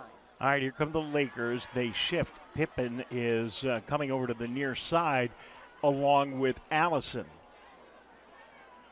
Jaws in the backfield along with the quarterback. Man in motion. They fake the jet sweep. Now they do run it. Lakers shift back, come back the other way, and really nothing doing there. It did not work out very well for Ralph Rogers. Yeah, didn't really have much of an opportunity. It broke a couple of tackles, thought he had that second wind. Didn't quite work out for him there as contain was broken, and then that second level came in for additional support to stop the run as Rogers was running toward the sideline. Yeah, he clearly wasn't going to escape around the corner, but I don't know if cutting back, into all that traffic is necessarily a bad idea. Easy to say from up here. Didn't work out that time. 2nd down and 13 for West Bloomfield. Nance finds a receiver downfield, caught at the 23-yard line in the direction of Deontay Pippen. Yeah, getting those targets again this week, getting that chance to play some ball. Lots of weapons out there for the Lakers, lots of decoys and distractions for this defensive secondary, and getting Tay the ball once again, like we saw in week 1, where it was a similar situation defensively for Sterling Heights Stevenson. Pippen split out far to the right after the big reception. Samaj Morgan in the slot. The spread offense for the Lakers. All alone in the backfield is Nance. Nance gets some time, throws the ball. It's tipped at the line of scrimmage, incomplete, 4th down.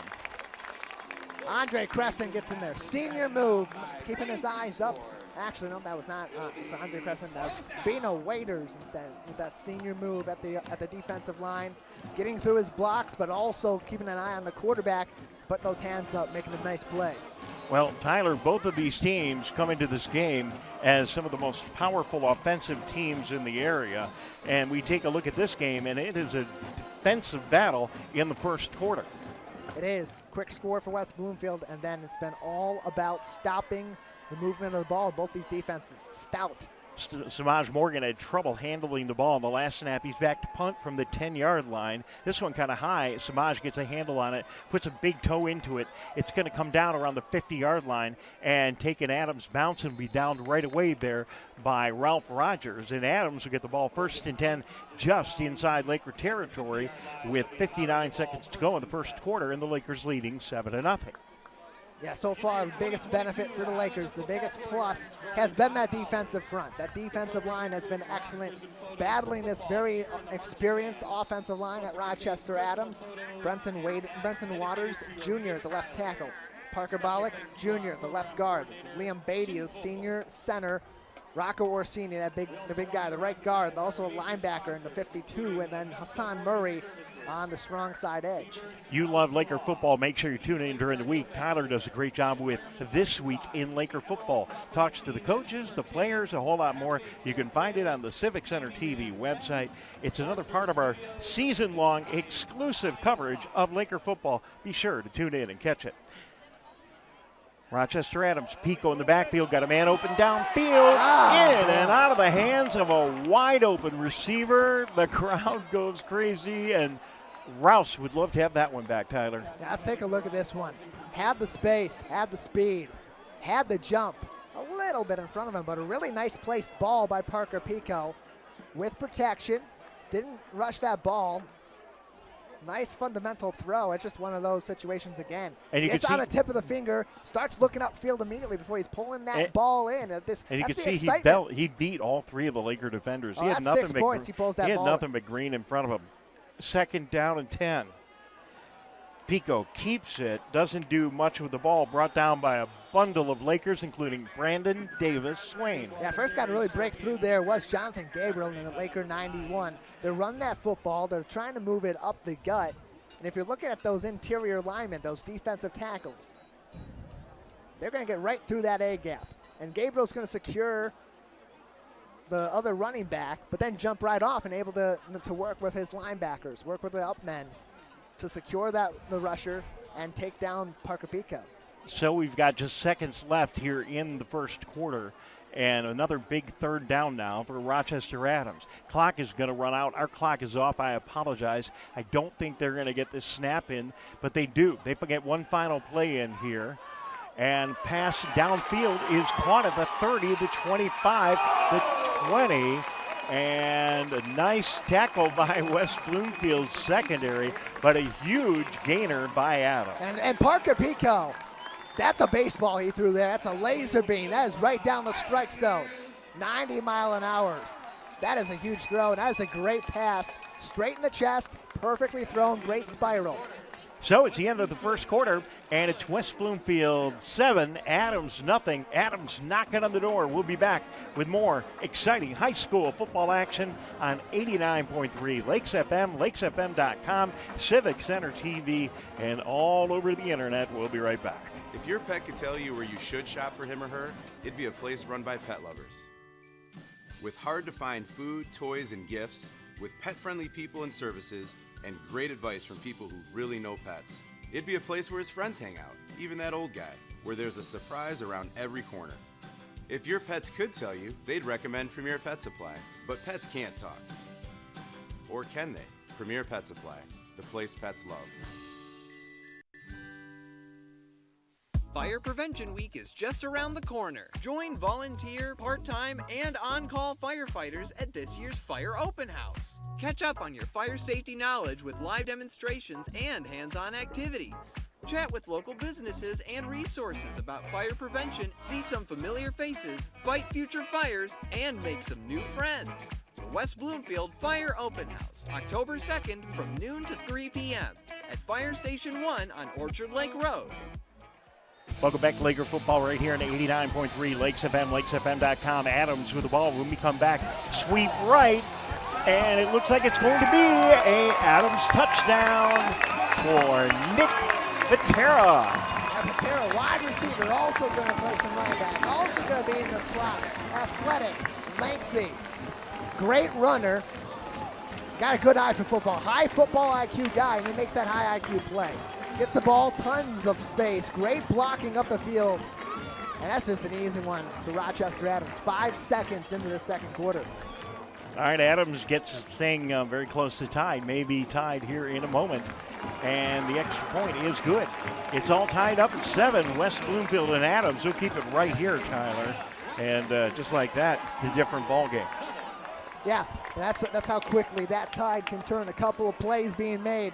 A well-executed drive where you're marching up the field. That's the difference between 7-0, between 14-0 and a 7-7 game. Adams not letting the mistakes of the last drive get in their head as they go up against a tough defense in West Bloomfield. What's different about Adams than the other teams we've seen this year? Their ability to block up front and really compete in the passing game in particular with the West Bloomfield Lakers.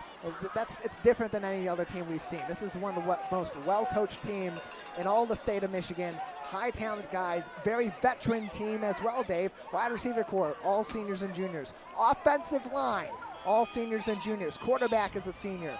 Running back, mostly upperclassmen with the exception of Mateo Humbert, who's an excellent sophomore. Same thing on the defensive side. Linebackers, linemen, defensive backs. One lone sophomore, and that's Mateo Humbert on both sides. That really, that experience, it's so key for this squad. All right, Lakers will get a chance to return the ball. Samaj Morgan, the very dangerous Samaj Morgan in the backfield, along with Bryce Rowe. Back to receive for West Bloomfield. 7-7, all tied up here at Adams, just beginning the second quarter. Here comes the kick. It is off. They kick it in the direction of Rowe, but it's going to go well deep into the end zone, almost out the back of the end zone, touchback. And if you want to keep the ball out of the hands of Samaj Morgan, just boot it into the end zone. That's the guy to do it. Colin Timko got quite the leg on him, one of the best in special teams in the OAA Red Division in Oakland County and southeastern Michigan. That's the kind of staff you need to get that ball out the end zone on a high school football kickoff and away from number 2. All right, so the Lakers will start this campaign on their own 20-yard line here in the second quarter, tied up at 7. Lakers come in tonight 4-0. Rochester Adams, one loss to Clarkston, and that's it. They are 3-1. Samaj Morgan split out to the near side. Rick Nance, quarterback, in the shotgun with Jaws in the backfield. They hand it off to Jaws, finds a little hole, nice hole, good run, gain of about 6, right up the gut, Tyler. Yeah, it's tough to be patient, but that's something that Kenneth Jones III does very well and is able to make plays because of it. Wait for that offensive line to get a little bit of development after a quick handoff, give you a little bit of space and see what you can use your athleticism with to make something happen. Split for the Lakers, the very speedy Deontay Pippin and Samaj Morgan.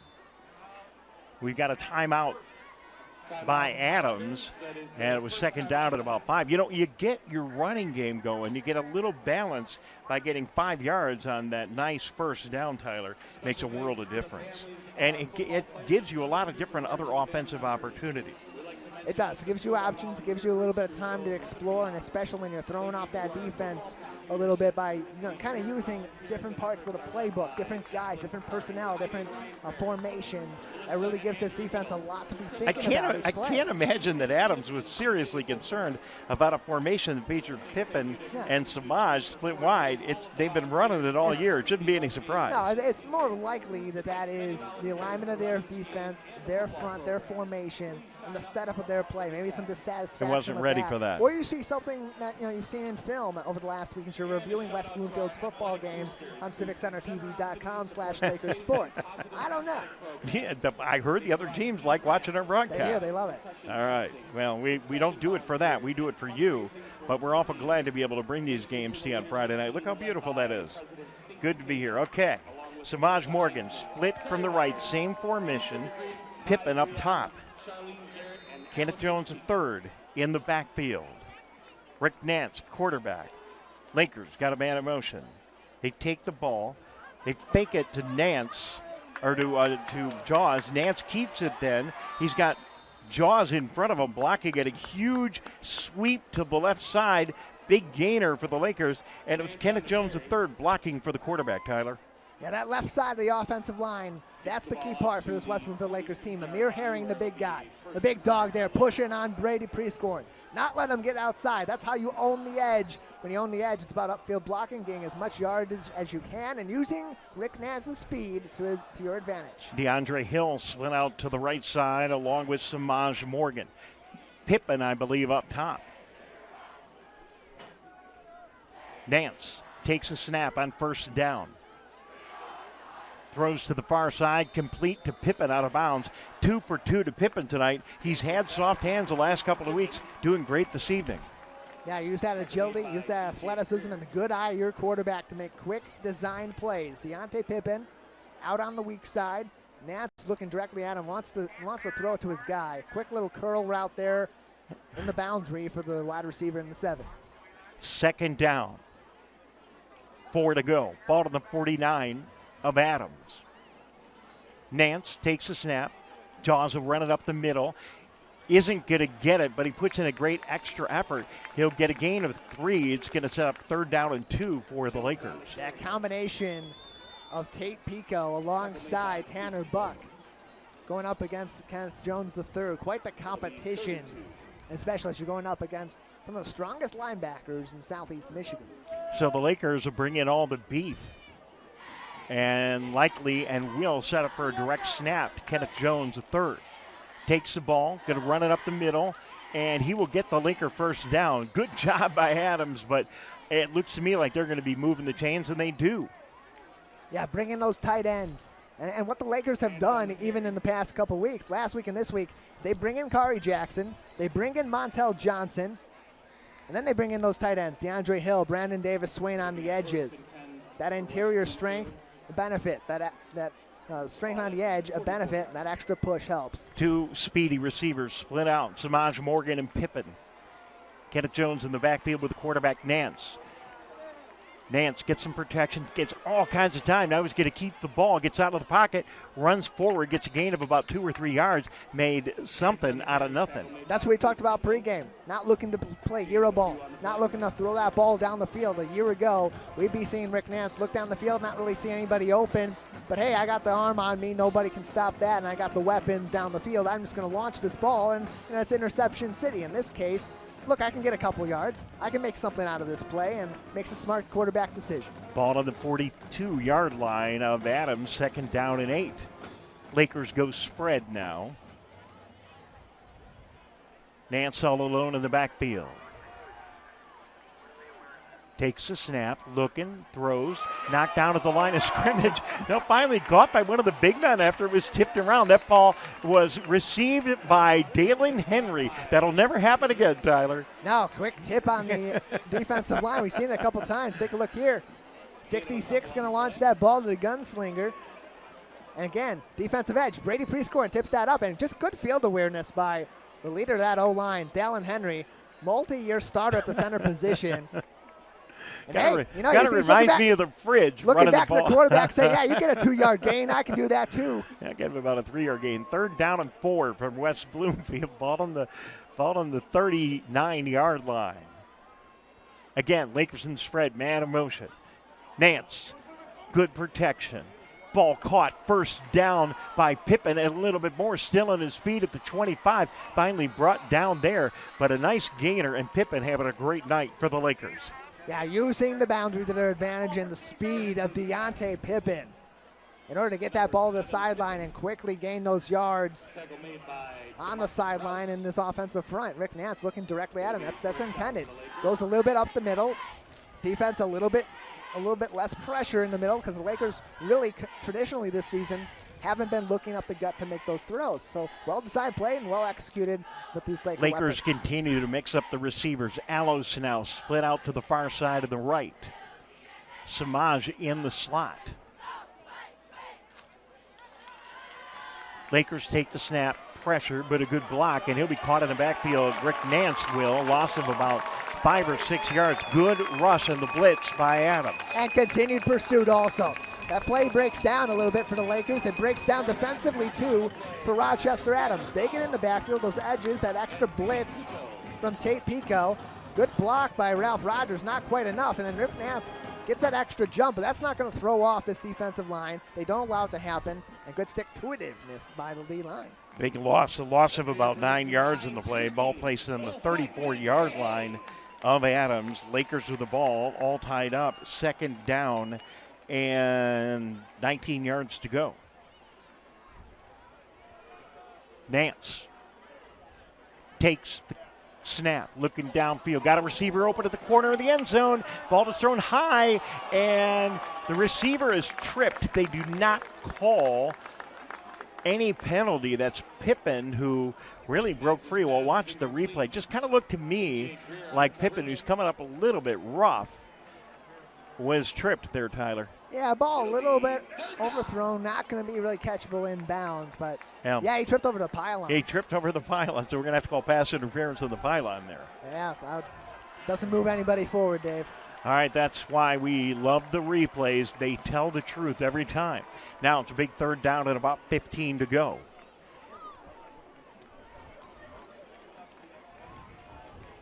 Ball on the 34-yard line of Adams. Huge play for the Lakers here.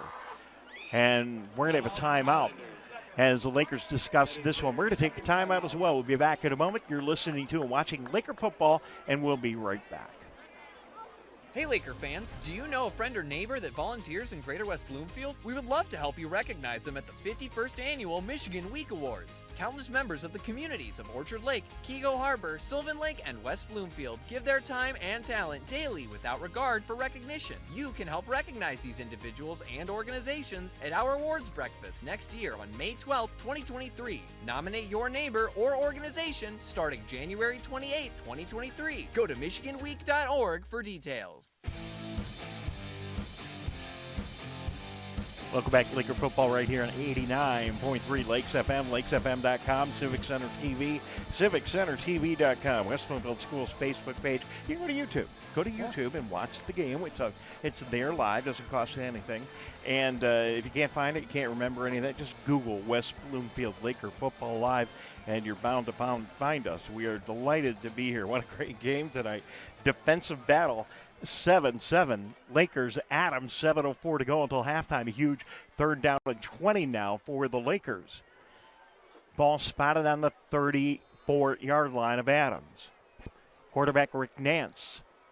Samaj Morgan in motion. Nance looking downfield, got a receiver open in the end zone. A little bit overthrown in the direction of DeAndre Hill. Yeah, it looked like that ball well thrown, but not quite that communication between Rick Nance and DeAndre Hill to get that ball to him. Looked like Hill was a little bit behind that route and unable to get under that ball as Nance launched it. Well, he's used to throwing those bombs to Samaj, and he's a little faster, right? Yeah, and tough, too, looking over your opposite shoulder here, DeAndre Hill, trying to find that ball in the air. You know, it's a catchable ball. It's within reach, but to make that calculation, especially when maybe it's getting lost up there in the Friday night lights a little bit. So Samaj will punt the ball. I don't know if Adams doesn't believe it. They've got nobody back. Samaj standing at the 48-yard line. Been punting all season long. We've not seen him fake it once. Here's the snap and the punt, and it is going to be a high one. Will the Lakers be able to down it? They will not. It'll go in the end zone, and Adams will get the ball to the 20-yard line. They'll start 1st and 10 there with 7:04 to go until halftime, and the game all knotted up at 7. Here is a chance for West Bloomfield to take back the momentum in this game. It's been swinging kind of short back and forth on that pendulum between these two teams, depending on the defensive prowess of one team versus the other, both being able to make stops thus far in the second quarter and most of the way through the first quarter. If West Bloomfield able to march up that field, that's a big, big move heading into halftime here. Well, and let's be honest, one of the biggest factors of this game so far has been key turnovers by both of these offenses, creating scoring opportunities for each team, and the big reason why we're knotted up at 7 right now. Make it 7:04 to go until halftime. Adams with the ball, 1st and 10 on their 20-yard line. Sweep right, gain of about 3 or 4 yards. Ball controlled that time by Patera, and he is quickly brought down by the Laker defense. It's the team that's been able to kind of have their way with these defensive fronts in the first several weeks of the season, and really it's been a little bit more difficult for them so far tonight. That's why we've seen some of those 3 and outs and seen some of those series where they're able to get a little bit of a move up the field but get behind. They're not quite able to set up the pass as much as they have been in the last few weeks by running the football, but it's not going to stop Rochester Adams from trying it and using more of that misdirection to set up plays instead of run to pass. 2nd down and 7 for Adams. Ball on their own 24-yard line. Ball mishandled in the backfield. The quarterback gets it back. Overthrown, incomplete in the direction of Adams' Jake Sukar. And I'll tell you what, he probably would have had it had the quarterback been able to control the ball before the pass. Yeah, one of the drawbacks of all this motion is having so many people in the line of the snap.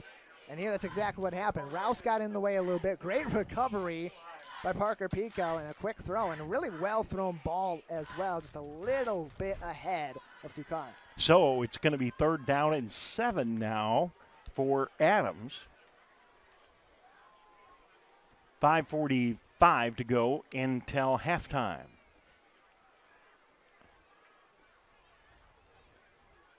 Adams all bunched up.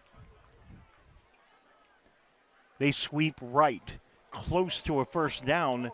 Again, as Patera just bursting out of the backfield with a head of steam, and he gets close to a first down, Tyler. It will be short by a couple of yards, maybe a yard. That's it. Adams is going to come right out and snap the ball quick. They try to get the ball and move it forward on fourth down. It looks like the Lakers have stopped them. They get a second surge, though, and that might have been it. They were just stood up, no whistle at all, and the officials let them keep working at it, and it turns into a first down. Yeah, catch that defense off guard. Run that hurry up. If they're not ready for that next play, if they're not paying full attention to what you're doing, especially on fourth and short, you're going to use that to your advantage. Veteran move by this offense and Parker Pico. All right, so 1st and 10 now for Adams. Ball on their 30-yard line. 5:29 to go until halftime. Patera sweep right again, and he is going to get a first down and a whole lot more. We got a penalty flag right at about the 40-yard line. Typically a hold there, but could be defensive penalty. We'll wait and see. Player down hard after that play. And so here comes the coaching staff, and we'll wait and see what the officials have to say with this after a penalty on the play, Tyler. Yeah, there Parker Pico kind of sets that in a spinning motion. But it looks like one of the up guys down on the ground. All right, we're going to take a time out while we figure out what's going on here in the field with the injury and the penalty. We'll be back in a moment. You are watching and listening to Laker football. Back after this. Plan a day out, enjoy an exquisite dinner, or soak in the atmosphere at Orchard Mall in the heart of West Bloomfield. Between Maple and Orchard Lake Road, capture the moment at Frameable Faces. Wrap up your back-to-school shopping at Guys and Gals, or get presents for your pet at Premier Pet Supply, and so much more. Visit the Orchard Mall in West Bloomfield, and consider visiting November 26th for their Small Business Saturday. Orchard Mall in West Bloomfield.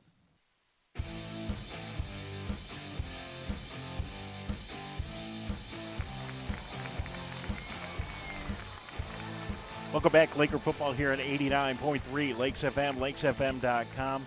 Patera, you see, coming off the field right now.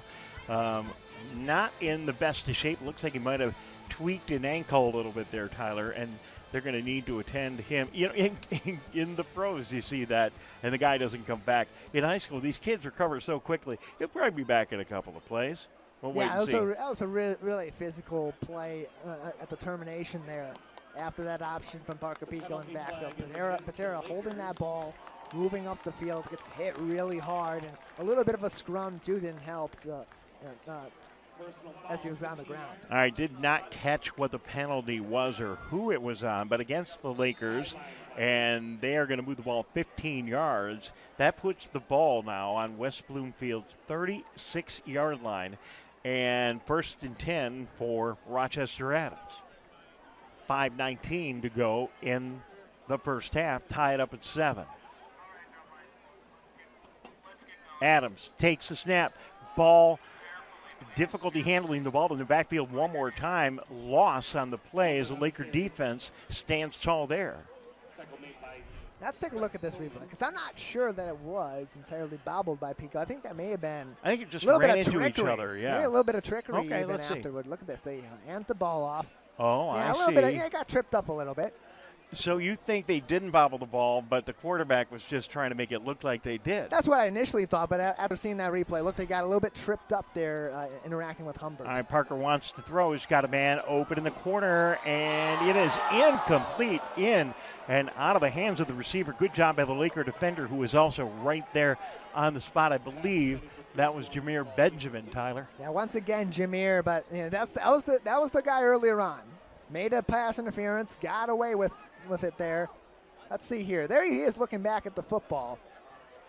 Catchable ball. A lot of contact on Prescorn's left arm. Yeah, but again, Prescorn's trying to get out there and make those one-handed catches and extend, and didn't work that time. I'm not so sure he would have come up with it either way, but great job by the receiver, and also nice job by the Lakers secondary. It's going to be 3rd down and 11. Adams all bunched up. They want to run the ball. Now Pico throws it up the center, and it's going to be complete and a touchdown. Rochester Adams, and Prescorn comes up with a big one. He was wide open, Tyler. Yeah, eventually he's going to get in the way of one of those footballs and pull that down. That combination of Parker Pico, the size of Brady Prescorn, the athleticism, his route running, going to get in that way. Just got out in front of that Lakers secondary. Those linebackers not going to be able to chase him down, and a perfectly thrown ball by Parker Pico. But, they've been running him from the split out, from the wide receiver position or the slot. He just comes right out from a run formation, and no one really knew, I think, he was going down there, and he ends up wide open. So let's give Adams 7 points, and it's Adams 14 in the lead. Your West Bloomfield Lakers 7 with 4:15 to go until halftime. Big touchdown for Adams, Tyler. Yeah, big touchdown, nice march up the field, taking a few minutes off the board, and now Lakers got to bounce back that same sort of deal. Sustained drive. Put some pressure on Adams to kind of answer back, to take that lead back if the Lakers are able to score before the half, knowing that the West Bloomfield Lakers are going to start the second half with the football. Make a sustained drive, make some plays, take some time off the clock, and answer that score. That's the big one for the Lakers, or at the very least, take enough time off the clock that Adams doesn't have an opportunity for another score before halftime. And again tonight, for the most part, it's been big mistakes creating offensive results and scoring. Another one there, that 15-yard penalty, just very, very difficult for the Lakers. And they were not able to recover, and Adams able to take that great field position and the momentum and bring the ball in for a touchdown. So 14-7, Adams in the lead here at home on this beautiful Friday night for high school football. Back to receive for the Lakers is Samaj Morgan on the near side. And on the far side is Bryce Rowe.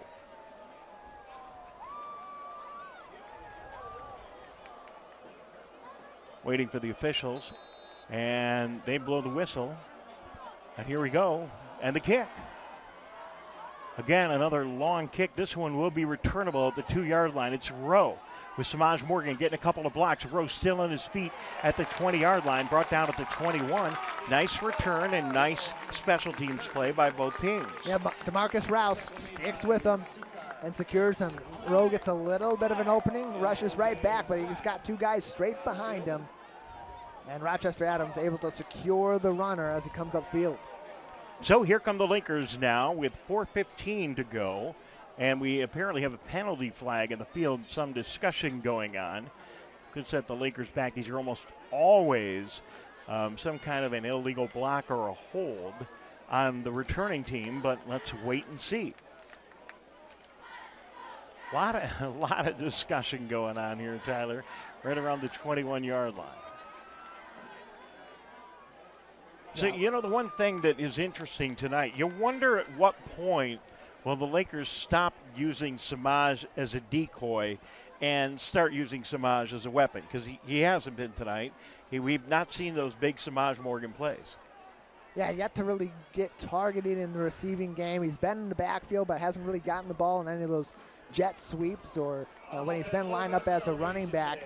Lakers maybe trying to set up this defense a little bit more and make them look at some of these other guys. But at some point, you got to get your key playmakers involved and making big plays, especially when you're going up against a team like Rochester Adams. Look for the Lakers as this game progresses to be a little bit more aggressive offensively and try to get number 2 the ball. Well, either a very large disagreement by the officials or they're just not in any hurry to get this game completed. And it kind of talks to how important this game is. So they're calling unsportsmanlike conduct on the Lakers. Big setback, another huge mistake for the L-Boys. That's 2. That's not 1. That's and 2. And he got an ejection, too. Well, we'll wait and see who is being ejected here. Untethered out there for West Bloomfield. We're just waiting to see who it is. Both penalties are against the Lakers. Yeah, that's huge. Not only do you lose yardage in a key offensive drive, you also are sending one of your guys out of this ball game. Well, and what I worry about here is maybe it was Samaj. He was blocking on that play and right in the middle of it. And if that's who they are ejecting from the game, that would be big. But no one. So it looks like Bryce Rowe. Yeah, it's Bryce Rowe.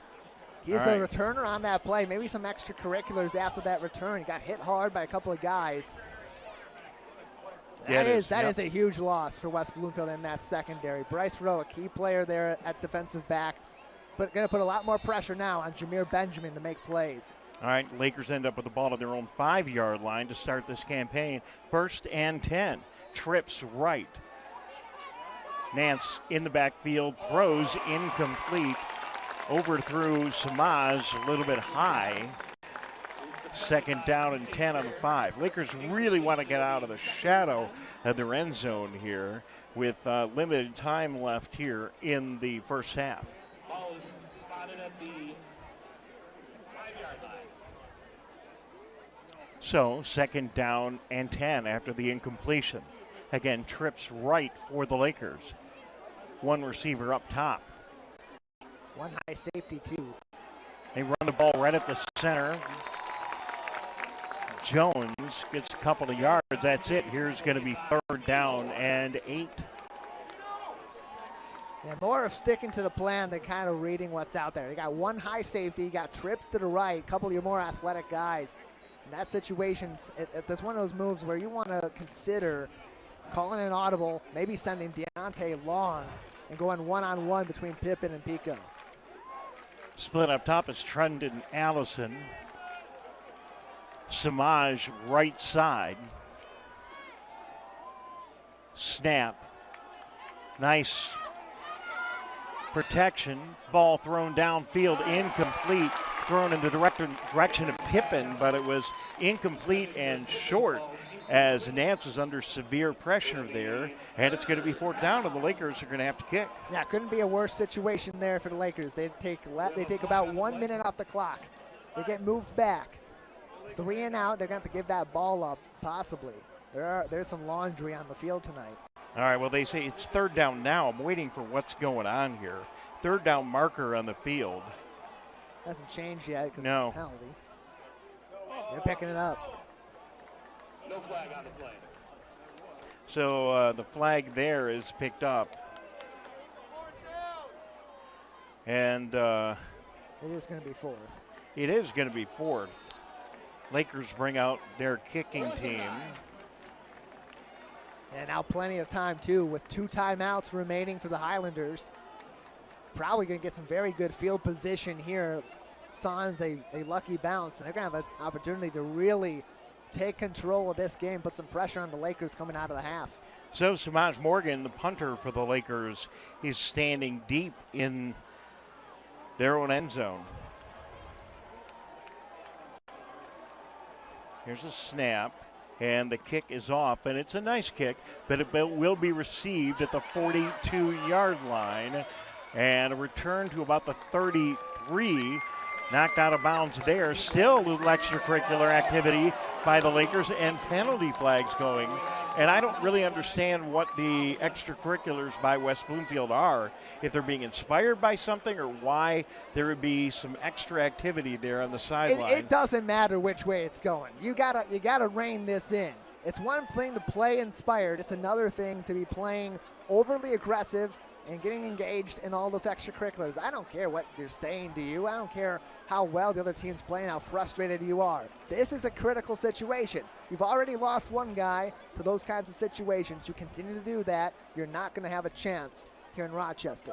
Well, the officiating crew is not going to give West Bloomfield a break, really. After they clearly are. You keep doing that, you're going to keep getting right, called for. They're going to keep after them. So another 15 yards, and it's not just, it's a field position here too, Tyler. I mean, right. You're essentially you're handing Adams another touchdown here before halftime. Not a smart play. And the Lakers, I'm sure, will talk about it at halftime, and they clearly had a little bit of a discussion on the sideline before they all came in here. Adams fans love it. Laker defense on the field, and here comes Adams. Ball to the 20-yard line. They sweep right side, and sweep good for about 10 yards on a reverse. Little mini reverse there. Rouse the ball carrier. Wait and see it in comes the around replay. from kind of slot tight end position as they fake it just kind to Tanner Buck. Kind of a fake, and then they run it the other way. Yeah. Shove all the runners up the middle. Fake out those linebackers, a quick little handoff. Parker Pico's really good at concealing the football. Ball on the 11-yard line now. Just under 3 minutes to go until halftime. 1 yard to go on second down.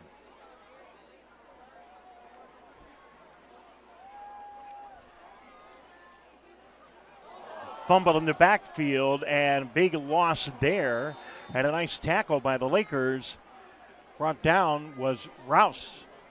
Yeah, Rouse brought down, and good support from Brandon Davis-Swain leads to that tackle from Jameer Benjamin up in the top of your screen. He's watching that at the second level. Ball comes loose, mouse in the house. He's attacking the runner immediately. Misses that tackle initially. Brandon Davis-Swain then gets in there. I had my wires crossed and reversed there to make that final tackle. And it was a pretty aggressive tackle by Brandon Davis-Swain. Considering the situation, it seemed a little aggressive. And he's that key player. He's got the physicality, athleticism, the skills to get into the backfield and make big plays. Third down now. Huge third down. Little confusion in the backfield. Parker runs it, though, close to a first down. He'll get the ball down to the 11-yard line. We'll watch the replay here. It looked like Parker was spinning and was going to hand off to somebody who wasn't there, although that just might be the design. Let's watch. Yeah, he's done this before. Lines up in the gun, got a guy line up behind him, kind of spins. That's the design. Doesn't keep it clear if he's handing that ball off or if he's faking away from the defense, and it really throws people off. Which direction is he going? Is he handing it off to his running back and running weak side, or is he intending to run to the strong side off a fake? All right, huge fourth down. Lakers can earn some momentum back here if they can stop Adams in the red zone on the 11-yard line. Conversely, Adams gets a first down here. Plenty of time left to go, just under a minute, and they want to have a little conversation about it. A timeout, Adams, and a smart timeout there, Tyler. Yeah, make your decisions. You're in the red zone. You got all the time in the world if you're Rochester Adams to make a decision. Let's take a break. We'll be back in a couple of minutes. It's Adams 14, the Lakers 7. You are listening to and watching Laker football. Back in a moment. Wake up, Greater West Bloomfield. Start your mornings with The Splash and tune in for The Splash Live. Get acquainted with people, places, and activities that are live, local, and for you. First thing in the morning, weekdays at 9:30 a.m. on our Civic Center TV YouTube page, or watch us live at Civic Center TV or on Facebook. The Splash Live, Greater West Bloomfield's live update show. Welcome back, Laker football here on 89.3 Lakes FM, lakesfm.com. Dave, Scott, Tyler, Keith, your Lakers with a big play here, fourth down and about a yard to go for Adams. Big play for Adams is too, Rochester fans. They get a first down here. They got time to get into the end zone. Otherwise, the Lakers will get the ball. Here's a snap, and it's going to be a first down and a touchdown for Rochester Adams, and a nice run there by Tanner Buck. Look at this replay here. Gonna get some action up in the middle. Good extra blocker in the A-gap, Tate Pico. And then it's all Tanner Buck. Making plays, getting away from defenders, getting up the field, and getting in the end zone for 6. Timko setting up now for the extra point. Snap, kick, good. It's 21-7. Adams has jumped out to a 14-point lead as we come into halftime. This is exactly the drawback of all those mistakes for West Bloomfield. In good field position and bad. Making those mental errors after the play and giving opportunities to this Rochester Adams team. Look, luckily you get the football to start the second half. You got to get rid of this clock, get off the field, talk it over, calm down the tension a little bit, and refocus. And you know, West Bloomfield has a history of post-whistle penalties. And if you're Adams and the coaching staff, you know, I mean, why not provoke them a little bit, really? I mean, why not, right? Yeah, go at them. You know what you're up against. You know you can keep your team's motivation's in check, your reaction's in check, and you know what? If you're going to egg the team on, they're going to bite on it. You're going to keep doing it until you don't get away with it anymore. All right, 21-7. Laker fans hang in there. A lot of game left. 46 seconds until halftime. Lakers get the ball after the break. And back to receive for West Bloomfield now is Samaj. And I can't see who we now have also receiving after the ejection. Looks like it might be Pippen. We'll pick it up in a minute. It is. Kick is off in the direction of Pippen, goes into the end zone. Touchback. Lakers will get the ball to the 20, barring anything unusual. Yeah, pretty simple. Run the football, take out that timeout, run the football again, take out the clock. I don't really think if you're Lakers are trying anything special here. Maybe one attempt down the field. See well, what why can not, make though? You got a quarterback who can throw the ball 50 yards. You got a receiver who's the fastest guy on the field. Why not? Why not take a shot or two? You got all the time in the world. Take 2 or 3 shots, you know. If you throw it way downfield and it's intercepted, big deal, right? I mean, it's 50 yards down the field. But let's see what our coaching staff does. They may take a more conservative approach. Samaj Morgan split up top. Pippen split to the right. Nance in the backfield with Kenny Jones. Nance, quarterback keeper, gets the ball at 30, 35. Knocked out of bounds at the 37-yard line. Nice quick run by the Laker quarterback. Good for a first down and advances the ball up the field. That's well executed. No linebackers line up close. Everybody down the field, they're focused on the coverage. And that's what Nance sees as he's in the pocket. That's why he just immediately launches. I got all the space in the world, got all the time. I'm going to get those blocks. Going to get to the sideline and be able to make a play, get 10+. Trips up top featuring DeAndre Hill. Samaj Morgan down on the near side. Screen to Pippen. Pippen's got some blockers. He's at the 40, the 50. This guy's fast to the 40, out of bounds at the 37-yard line. Pippen with a big gainer there. Love what I'm seeing from West Bloomfield, setting these plays up. Rochester Adams not quite putting pressure at the line, not quite keeping guys close at the second level, so use that to your advantage. Use the backfield with your wide receivers. You know you're going to get those upfield blocks. Your offensive line, your wide receivers been excellent in that regard all season. And as long as you can get the sideline and control the boundary, you're going to make some plays. Look at this. Trenton Allison, Pippen, and Samaj trips right. Watch out. Lakers. Nance, quarterback, still on his feet, breaks free, turns a corner, down to the 30, down to the 25, and out of bounds. He was down, Tyler. He was down and gone. Yeah, looks like that tackle was just a little bit missed. He's reaching for kind of an arm tackle. Kind of hits the face mask, doesn't quite grab it. Oh, no, it wasn't. Yeah, very close there. Almost a face mask for Kawa. And that just gives the second win to Rick Nance. And there's not very many people that are going to be able to chase down Rick Nance when he's got space and he's got time to put on those afterburners. DeAndre Hill split to the far side. In the slot is Samaj Morgan. Pippen split right. Quarterback takes a snap. Good protection. Nance looking downfield, finally throws the ball out of bounds, incomplete in the area of Pippen. And it's going to be second down, still 13 seconds left on the clock for the Lakers, and they have one timeout. Yeah, it looks like DeAndre Hill had a little bit of space up the field. Not quite enough for Rick Nance to get to him, especially in terms of where the pressure was in the backfield. If Nance is able to set his feet there and look down the field, have an opportunity. DeAndre Hill had a catchable ball, but good pressure from Rochester Adams prevents a play from happening at an opportune time when the wide receiver opened up the ball. DeAndre Hill, left side. In the slot right is Pippen. Samaj slot left. Quarterback takes the snap. All kinds of time. Downfield is Samaj at the 20.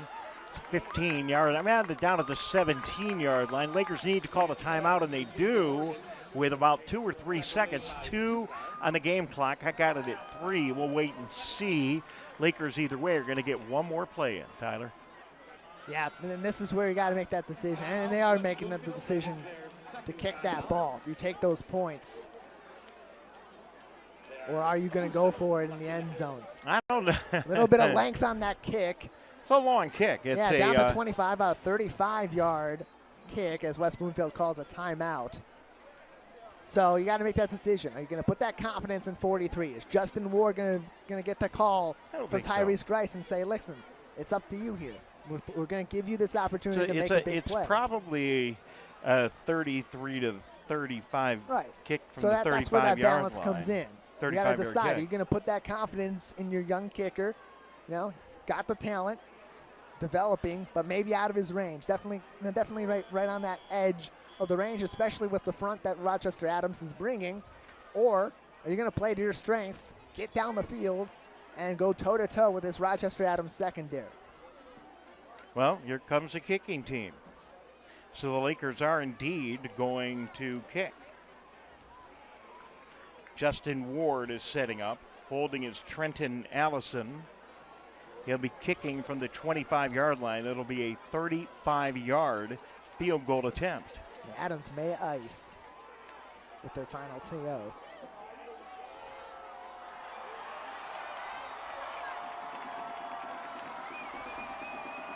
Here's the snap. Nice hold. Kick is up and in that direction. And it's good for West Bloomfield. Good call, Tyler Keefe. Yeah.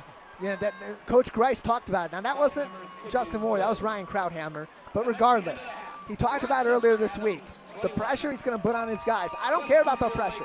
I'm not worried about what pressure can do to the nerves of a young football player.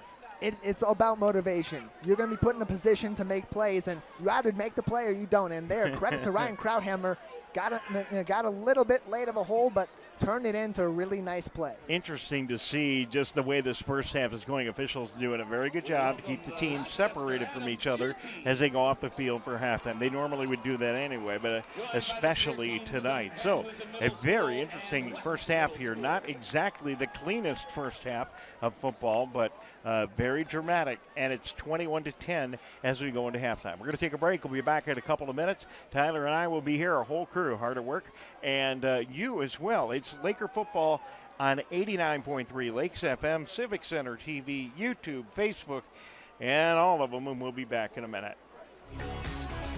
Wake up, Greater West Bloomfield. Start your mornings with The Splash and tune in for The Splash Live.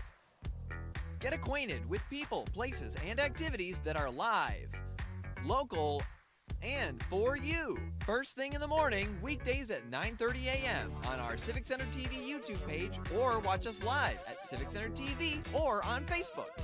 The Splash Live, Greater West Bloomfield's live update show. If your pet could tell you where you should shop for him or her, it'd be a place run by pet lovers.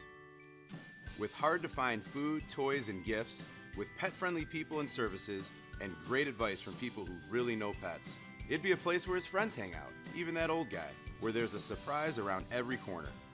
If your pets could tell you, they'd recommend Premier Pet Supply. But pets can't talk. Or can they? Premier Pet Supply, the place pets love. Fire Prevention Week is just around the corner. Join volunteer, part-time, and on-call firefighters at this year's Fire Open House. Catch up on your fire safety knowledge with live demonstrations and hands-on activities. Chat with local businesses and resources about fire prevention, see some familiar faces, fight future fires, and make some new friends. The West Bloomfield Fire Open House, October 2nd from noon to 3 p.m. at Fire Station 1 on Orchard Lake Road. Hey Laker fans, do you know a friend or neighbor that volunteers in Greater West Bloomfield? We would love to help you recognize them at the 51st Annual Michigan Week Awards. Countless members of the communities of Orchard Lake, Keego Harbor, Sylvan Lake, and West Bloomfield give their time and talent daily without regard for recognition. You can help recognize these individuals and organizations at our awards breakfast next year on May 12, 2023. Nominate your neighbor or organization starting January 28, 2023. Go to michiganweek.org for details. Plan a day out, enjoy an exquisite dinner, or soak in the atmosphere at Orchard Mall in the heart of West Bloomfield. Between Maple and Orchard Lake Road, capture the moment at Frameable Faces. Wrap up your back-to-school shopping at Guys and Gals, or get presents for your pet at Premier Pet Supply, and so much more. Visit the Orchard Mall in West Bloomfield, and consider visiting November 26th for their Small Business Saturday. Orchard Mall in West Bloomfield.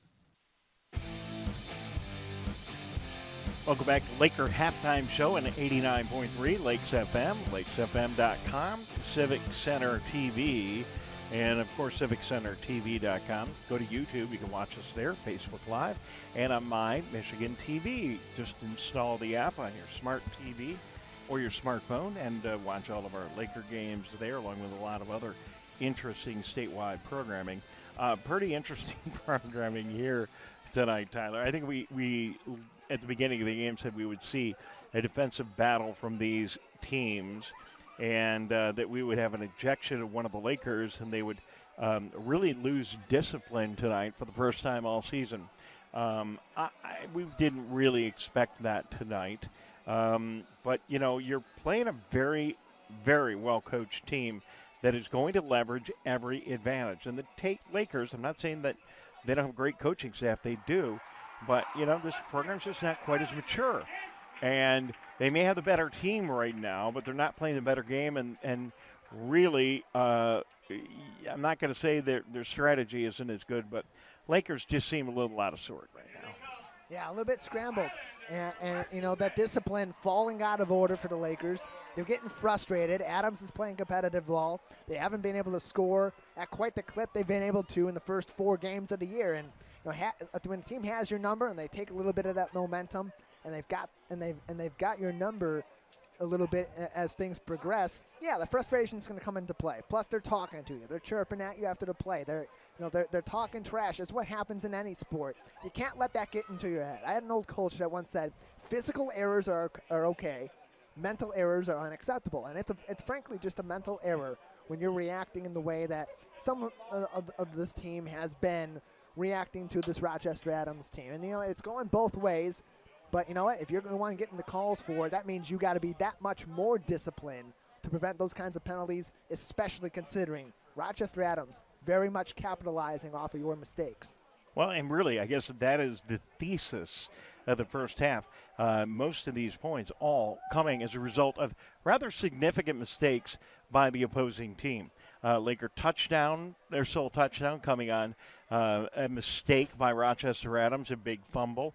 Many of the Rochester Adams points coming on the back side of ridiculous penalties, post-whistle penalties for the Lakers. Nonetheless, you take a look at things, and it's a pretty tight ball game, 21-10 right now. Lakers will get the ball as we kick off the third quarter. And, you know, I guess the one thing that I do understand the Lakers using Samaj Morgan and some of their other offensive weapons as a decoy. But really, when you're playing the big game, you got to figure out a way for your big players to get their hands on the ball and really make the most of those opportunities. And you know, we're not seeing that tonight.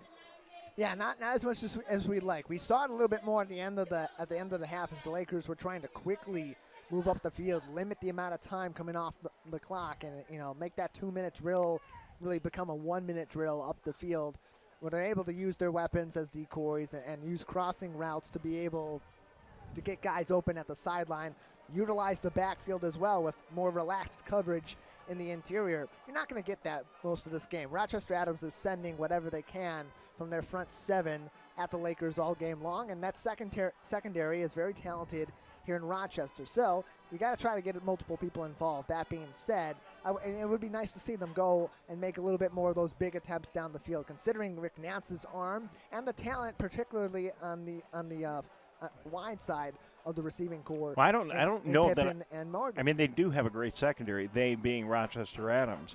One of the things I liked the most was that last drive and the Lakers running those short passes to Pippen and to others. It's a one dimension of this team that they should just own. They got a quarterback who is getting great protection, and on most every play, if he can get somebody to run a quick crossing route or a sideline route, just go out, button hook at the sideline, 5 yards down, turn around, get the pass to him quickly. That's a quick 5 yards. That is bread and butter in the NFL, and we don't see it on Friday nights too often, especially from the Lakers. They got all the tools to do it, and, you know, one of the guys has been executing that tonight has been Pippen. I mean, the Nance to Pippen passes tonight have been working out really good. He's been running some great patterns tonight. He's catching everything that's thrown at him, and that's working out really well. Yeah, and you think about this wide receiving core. Samaj Morgan has the start-stop, has the speed, has the athleticism, and Deontay Pippen has a lot of that too. Definitely has the speed, definitely has the running ability and the upfield eye to make some big plays. And so, I think seeing that end of the half drive for West Bloomfield, understanding that they were able to march up the field, making those kind of quick plays and utilizing short field advantage and spacing and upfield blocking to their advantage, I would look to see Ken Rise and Coach Grice calling more of those kinds of plays in the second half, especially early, to really test this Rochester Adams defense and try to narrow this gap a little bit, down 11 points at the half. Well, the Adams marching band doing a great job with Elton John's I'm Still Standing. Lakers still standing. Actually, in many ways, could have been worse. 21-10 for the Lakers after they got off to a 21-10 for Adams after the Lakers got off to a 7-point lead and were able to maintain that all the way through the first quarter. It was a bad second quarter for West Bloomfield. Let's see what happens when we get back after halftime and the Lakers come back and get the ball to kick off the third quarter. So don't forget, we've got more exciting high school football coming up. Who's next week? Next week, it's Lake Orion homecoming at West Bloomfield High School as the Dragons come in after a defeat last week against Rochester Adams on their home field. They'll come in under their new coach, same as the old coach, Chris Bell. So it should be a lot of fun. We hope you get out and join us. Weather's starting to turn a little bit colder.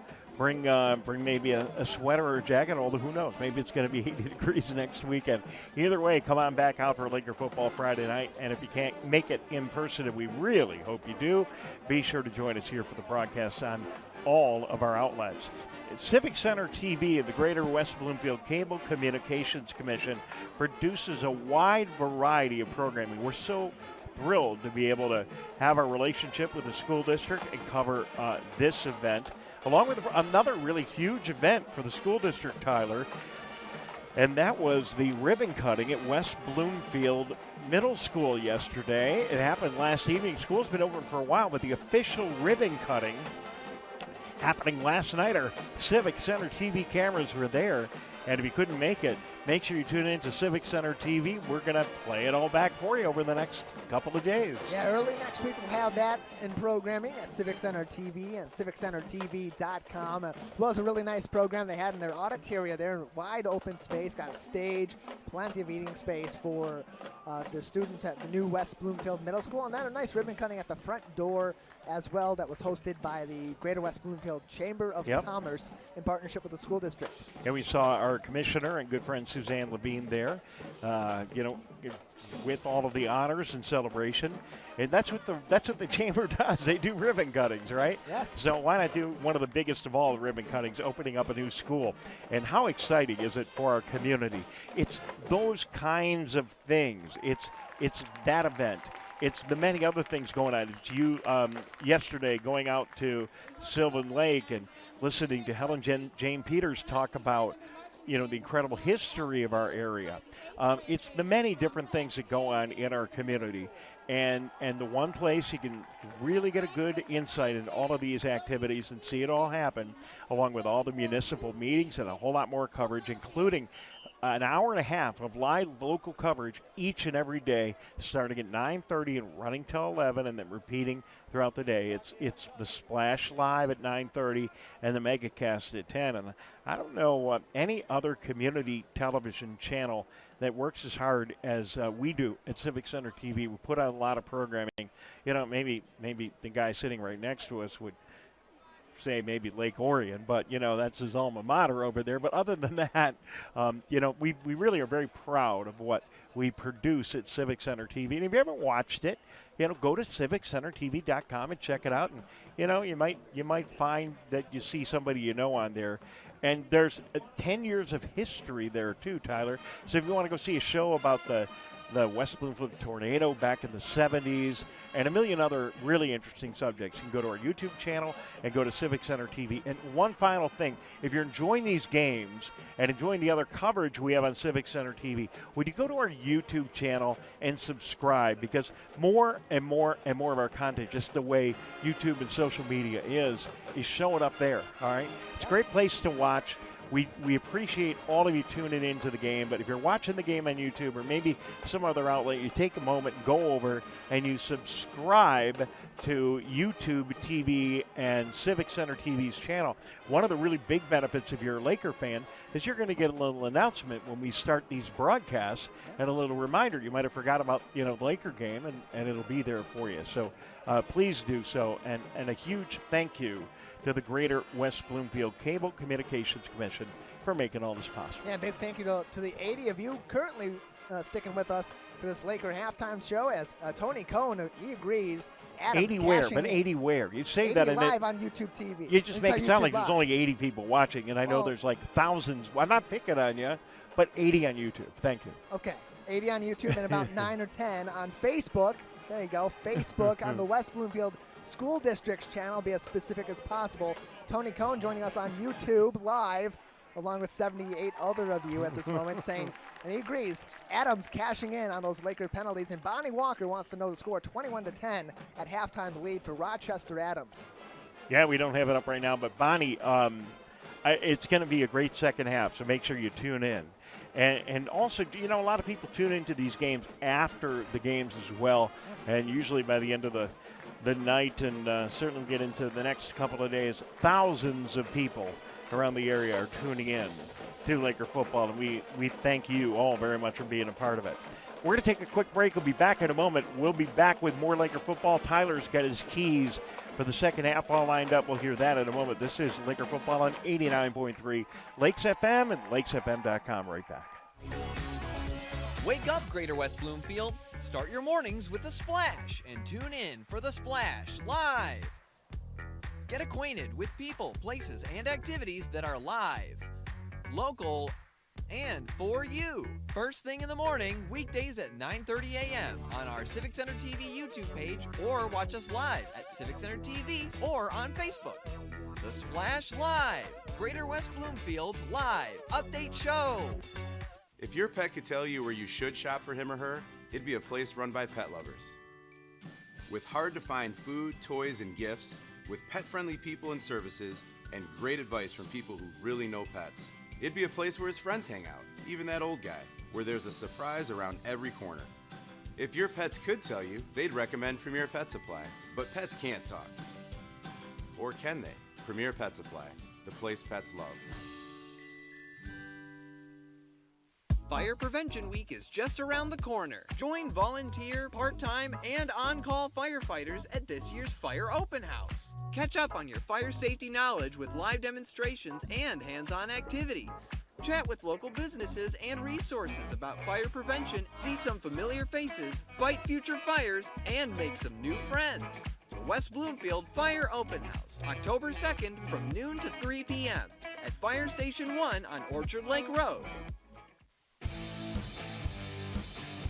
Welcome back to Laker Halftime Show in 89.3 Lakes FM, lakesfm.com, Civic Center TV, and shoot, Tyler, I get so tired just mentioning all these different outlets.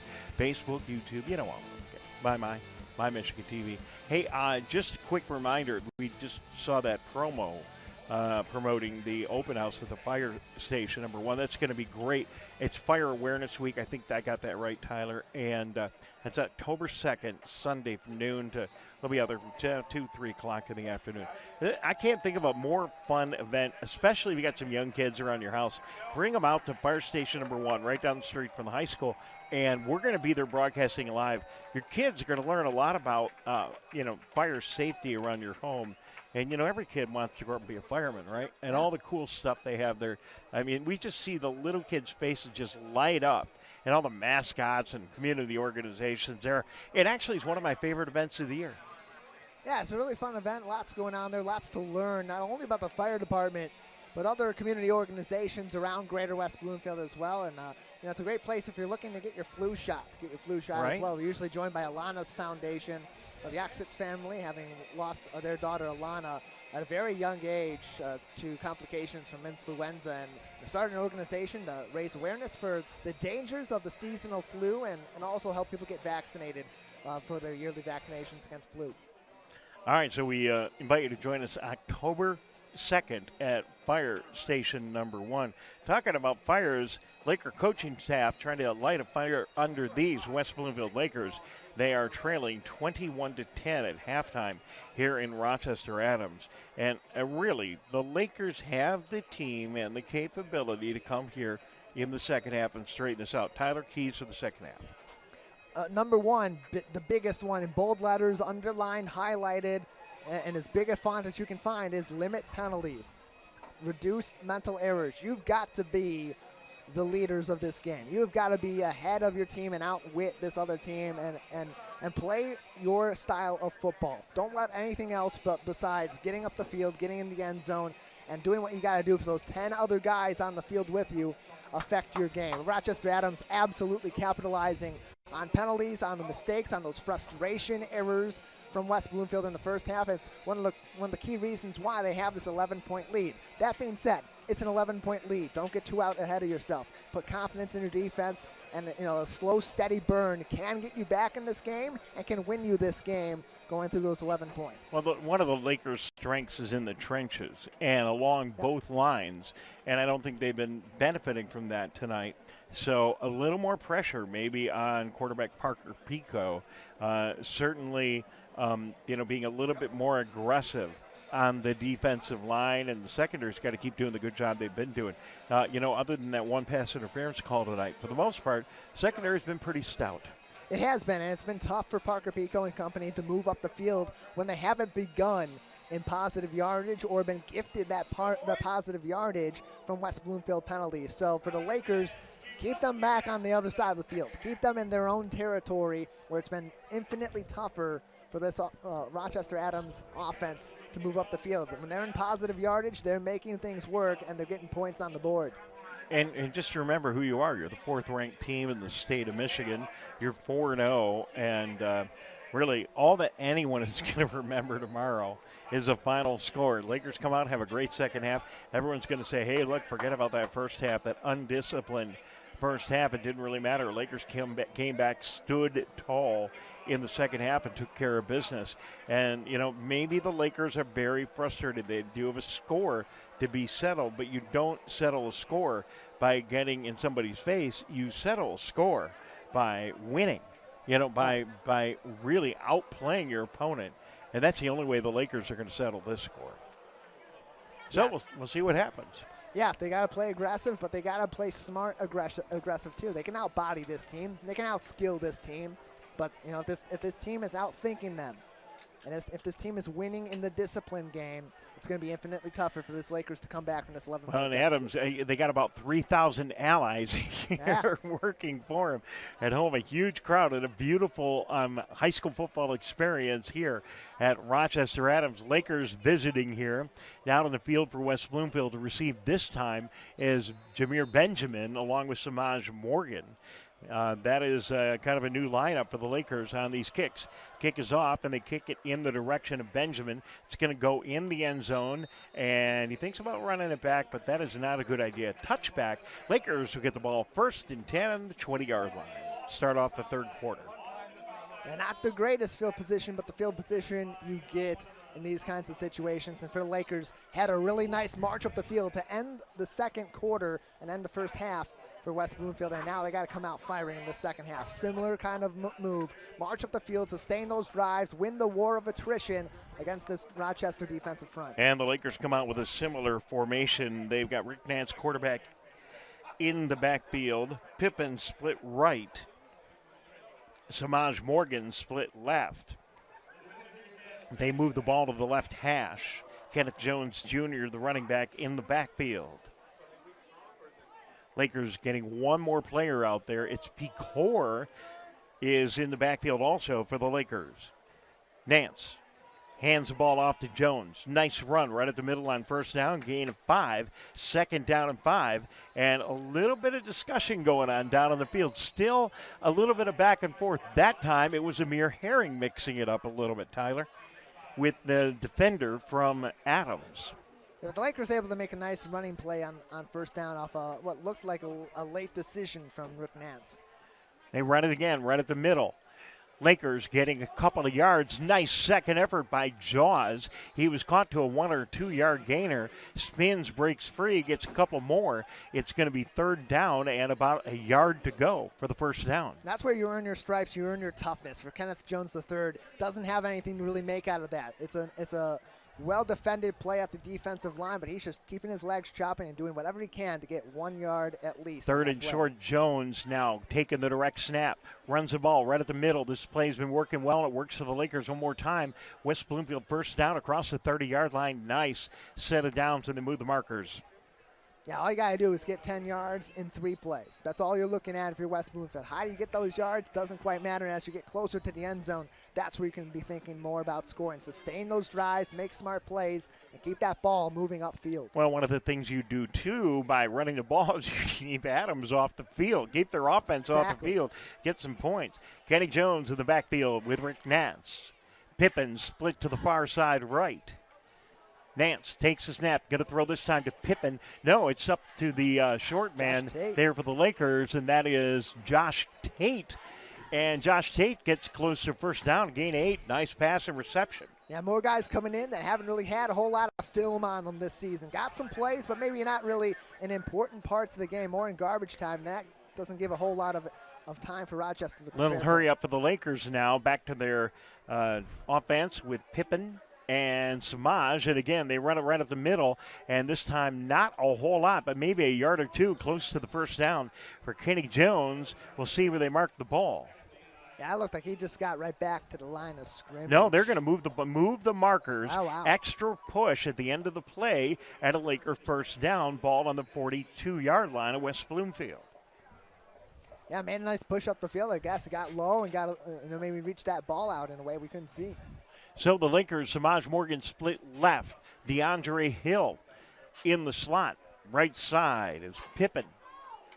Jones in the backfield. Nance, quarterback, in the shotgun. Wants to throw. Getting good protection. Now under a little pressure. Outside of the pocket, throws the ball.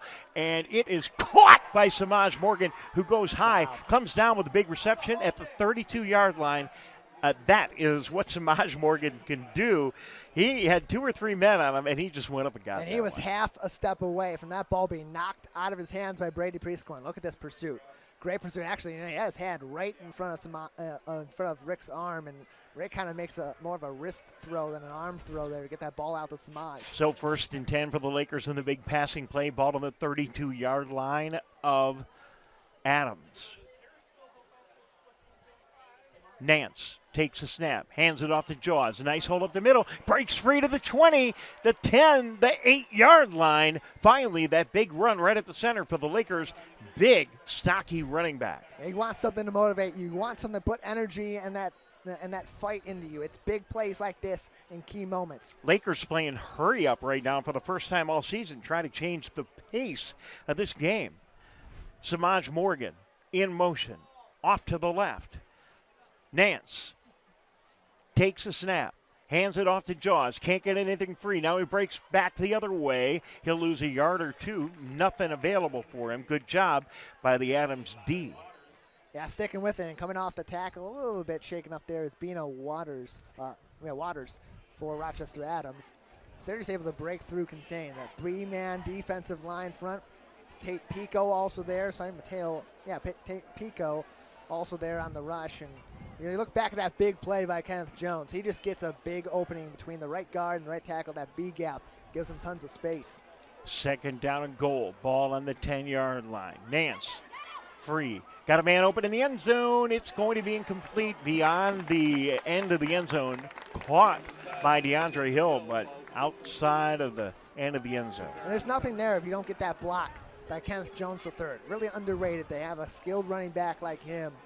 Have that pass protection awareness and make that critical block to give his quarterback a little bit of extra time, a couple more split seconds to make a decision. Big play on both sides of the ball here. Third down for West Bloomfield in the red zone. Ball on the 10-yard line, goal to go. Make it the 11, goal to go. Nance and Jaws in the backfield. Nance takes a snap, fake the handoff. Nance keeps it, gets around the outside of the 10, out of bounds at the 5-yard line. It's going to bring up fourth down, and they set the ball. Say it went out of bounds right about the 6. Now they're going to place it, on the 6-yard line. So it's going to be 4th and goal on the 6-yard line. And kind of looks like the Lakers are going to punt here, but we'll wait and see. That's an interesting quandary here for the West Bloomfield Lakers. Do you take those 3 points? Do you try to even make this a one-score game? You punt. I mean, Krauthammer's coming out already. They're going to take the 3 points. Right. Or it appears that way at least. Yeah, I don't think this is a place where you put trickery into it.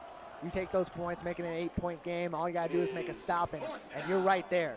No, and the Lakers do a really good thing is that they take all this time off the clock in the third quarter and keeping Adams off the field and giving their opportunity, their defense, to really come out fresh here against Adams. So here comes Krauthammer. This is going to be like a field goal extra point, really. It's going to be a 22-yard attempt. Waiting for the snap. Here it comes, and the kick is blocked. No good. So Adams really fired up by that. They're going to get the ball back, keeping West Bloomfield off the board. Yeah, good snap. Good hold by Trenton Allison, but an even better jump by Tate Pico. As he's going to get in the backfield, get up and at it, get out around the edge too. Tough move to make. Athletic play by Tate Pico in the Rochester Adams 30, and a huge stop for the Highlanders at a critical point after a really nice sustained drive by the L-Boys.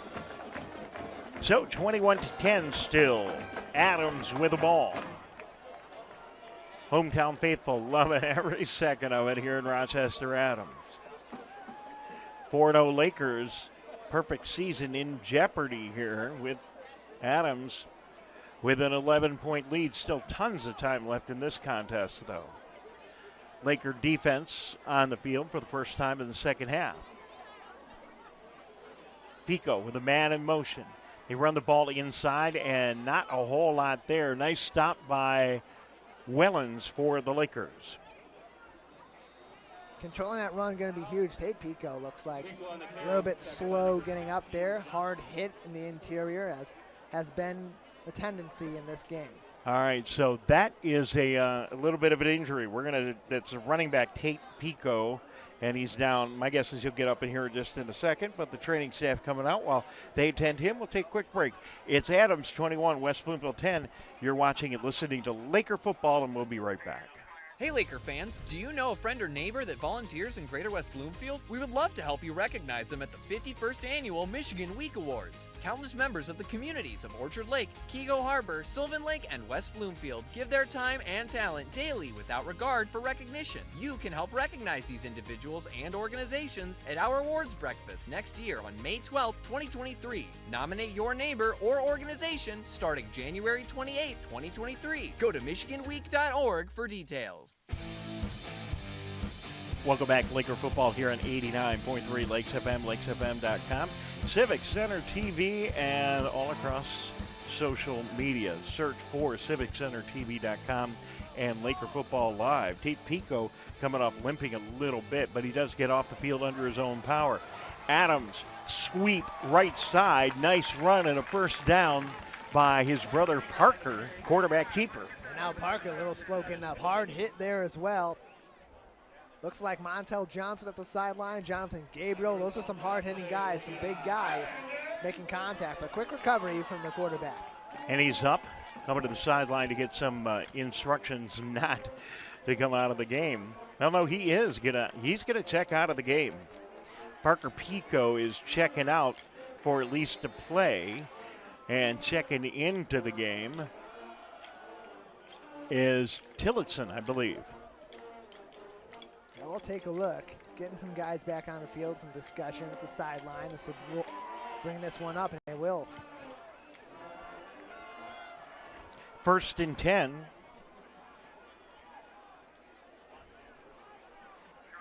Tillotson, the quarterback,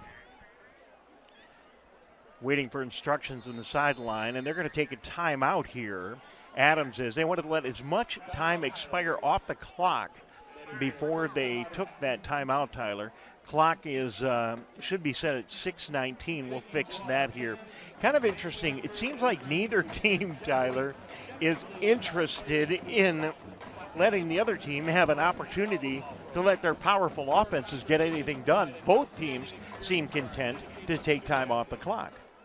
Yeah, they want to limit the amount of time they're having these other teams on the field, knowing how strong these offenses are and how these little plays that end up being big, getting those first downs, give that momentum. And for West Bloomfield, as Rochester Adams inches closer to that 50-yard line, you get more and more concerned about what they're able to do, because when they've been in positive yardage tonight, Dave, they've made plays, they've gotten up the field, and they've gotten in the end zone. So for West Bloomfield, the biggest thing here, obviously, don't allow more first downs, but really focus on preventing the Highlanders from crossing the midfield line. And that timeout was really just to give Parker Pico a quick chance to get the cobwebs out. He's back on the field now as quarterback, although they may not be able to make the substitution for at least one play, and that is the call, because he officially went down with an injury, so he's got to be off at least for a play, and that's exactly what's going to happen. Checking into the game now is Tillotson as quarterback, and he'll come in and take the snap. 1st and 10 now for Adams. 21-10. Tillotson hands the ball off, and a loss in the backfield, and the ball is down. Lakers say they got the ball. Officials say no, it's down. And that's what happens when you don't have your starting quarterback, Tyler. It's a mess. Now that just looked like a good jump from the D-line. Jonathan Gabriel getting back there. Brandon Davis-Swain on the other side, too. Really, it's Montel Johnson and Jonathan Gabriel who are the key guys there, getting at the ball carrier, getting at Sukar and hitting him hard. All right, Parker Pico is back at quarterback, 2nd down and 12. Ball on the 32-yard line, 6:19 to go in the third quarter. Pico fades back, under pressure, got a man downfield, incomplete.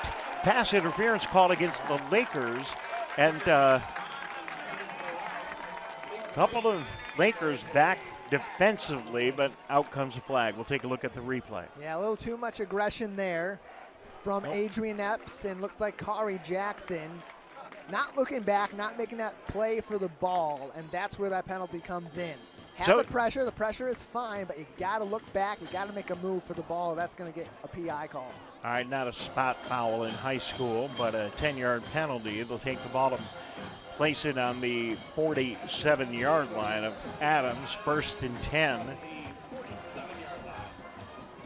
Clock at 5:30 here in the third quarter. Adams runs the ball up the center. Nice break for Adams. And they drive the ball all the way up to the 32-yard line of West Bloomfield. I thought I saw a flag, and I did, down around the 50-yard line. We'll wait and see what the penalty is here. Yeah, I mean, this is just a really nice run. Good blocking up the field. Nice way sticking with the ball there and just continuing to drive for whatever space you can get. Looks like the penalty is going to be against the Lakers. They're coming over to Adams to see if they want to take it, and they do. They'll tack some more yards on here at the end of the play. Another 15-yard penalty against the Lakers to continue to give Adams all kinds of yards on penalties. Didn't see what that one was, but more of the same here in the third quarter, Tyler. Adams now move the ball with a little help from the Lakers. They get the ball to the 19-yard line of West Bloomfield. They're in the red zone. Penalty flag there, and I'm not sure if West Bloomfield jumped. There seemed to be a lot of distraction on the defensive line there, but we'll wait for the call. It looks like they're going to march us off against Adams, and this is going to be a 5-yard penalty against Adams. they were not quite set. All that distraction and movement on the Lakers probably threw the offensive line off a little bit, Tyler. Yeah, it's the balance of having a lot of motion, a lot of misdirection. Sometimes it throws that defense off as they're getting themselves set, and sometimes get the wrong cue and cross some wires on your offensive front. So 1st and 15, ball to the 25. Adams tries to run it up the middle. Not much happening there. Good job and a nice stop by the Laker defense. No gain, maybe even a loss of a yard there. Montel there, Brandon Davis, Swain the Punisher, a key tackler. Kari Jackson, Xavier Davis also there, driving Humbert back on that play. 2nd down. And we'll call it 14. Ball to the 23-yard line of West Bloomfield. 4:50 to go in the 3rd quarter. Pico, hands off. They run it inside. Nice gain there of about 5 or 6 yards. That time the ball carried by Humbert. That's kind of been the tale tonight for this running game. You get outside the edge, get to the sideline, a couple of little blocks, some physicality, you're able to make some plays, you go up the gut. Every few plays, you're going to get that big jump. But most of the time, Lakers are able to swallow that up. But Rochester Adams is going to take that. They're going to be able to make those plays on this option offense. 3rd down and 7. West Bloomfield, 16. Pico, pass, complete, 1st down, Yeah. just close to a first. I think they're going to give them a 1st down. That one thrown to Prescorn. Yeah, really nice pass to Prescorn. Again, a bullet from Parker Pico. Able to put that ball, his accuracy excellent, and really just able to manipulate that ball into different areas. Jameer Pentrin thought he had it, thought he knocked it out at least, but not going to be the case. 1st and 10, 1st and goal. Lakers with a nice job on defense. No gain on the Humbert run to the right side. Yeah, and a big jump by Jonathan Gabriel and Montel Johnson from the 2nd level coming in, linebacker, to make that tackle. Double team the ball carrier, get to him and force him back. So the place of ball on the 10-yard line or so. It's going to be 2nd down and goal. Lots of time ticking off. We've only got 2.5 minutes or so, 3 minutes or so left in the 3rd quarter. Long sustained drive for Adams. Pico sweeps left, trying to get around the outside of the Lakers. He does and gets in for a touchdown for Adams. Pico able to just speed around and make the turn into the end zone, Tyler. Yeah, gets around the edges there and is able to get just enough of a jump off those couple of nice blocks on Brandon Davis Swain, and get in with speed as Kari Jackson's getting in on him there, kind of leans forward and makes that last little jump, a little bit of a hurdle, not much, but a little bit of one to get across the corner and into the pylon. So they set up for the extra point. Adams does. Kick is up and it is good. So Adams 28, Lakers 10. We'll take a break. We'll be back in a moment. You're listening to Laker football on 89.3 Lakes FM and Civic Center TV. Plan a day out, enjoy an exquisite dinner, or soak in the atmosphere at Orchard Mall in the heart of West Bloomfield. Between Maple and Orchard Lake Road, capture the moment at Frameable Faces. Wrap up your back-to-school shopping at Guys and Gals, or get presents for your pet at Premier Pet Supply, and so much more. Visit the Orchard Mall in West Bloomfield, and consider visiting November 26th for their Small Business Saturday. Orchard Mall in West Bloomfield. Welcome back, Laker football here at 89.3 Lakes FM, lakesfm.com. 28-10, 2:20 to go in the 3rd quarter. And certainly Adams exerting themselves, doing a great job in their own red zone defensively with a blocked field goal. And then they come back the length of the field, taking all kinds of time off the clock and put 7 up themselves. Now they got a 28-10 lead against West Bloomfield.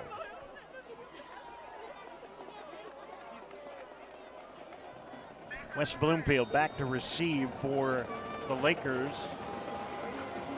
A couple of receivers standing on the 10-yard line. And again, this is going to go into the end zone, not returnable.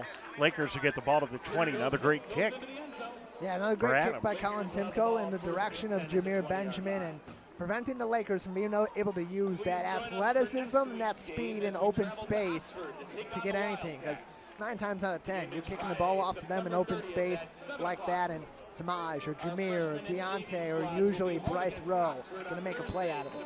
So, Tyler, the strategy for the Lakers changes a little bit here. It's not score and take time off the clock.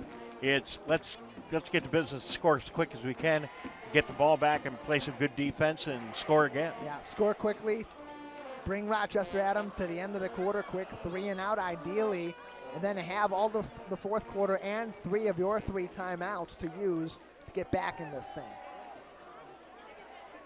Nance, quarterback, wants to throw the ball. He's got Samaj up at the top at the 30-yard line. He's going to cut across the field, likely break free. Samaj at the 40, Samaj at the 50, still on his feet, down to the 42-yard line. Gets an extra 10 yards right there.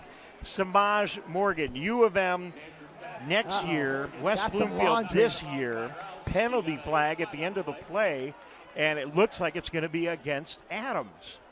But we'll wait and see.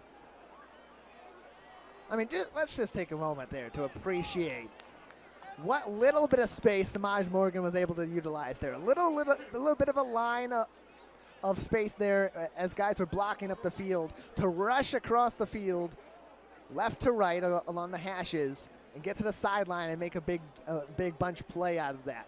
That's so much just Samaj's athleticism coming into play and turning what was going to be a nice little sizable gain into a big bunch play that gets the Lakers into positive territory.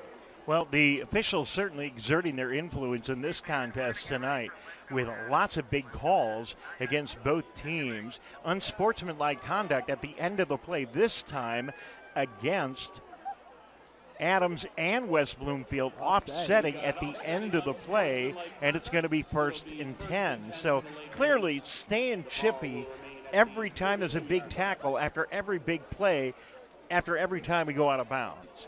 Lakers nonetheless get the ball on the 42-yard line after a big play by Samaj Morgan.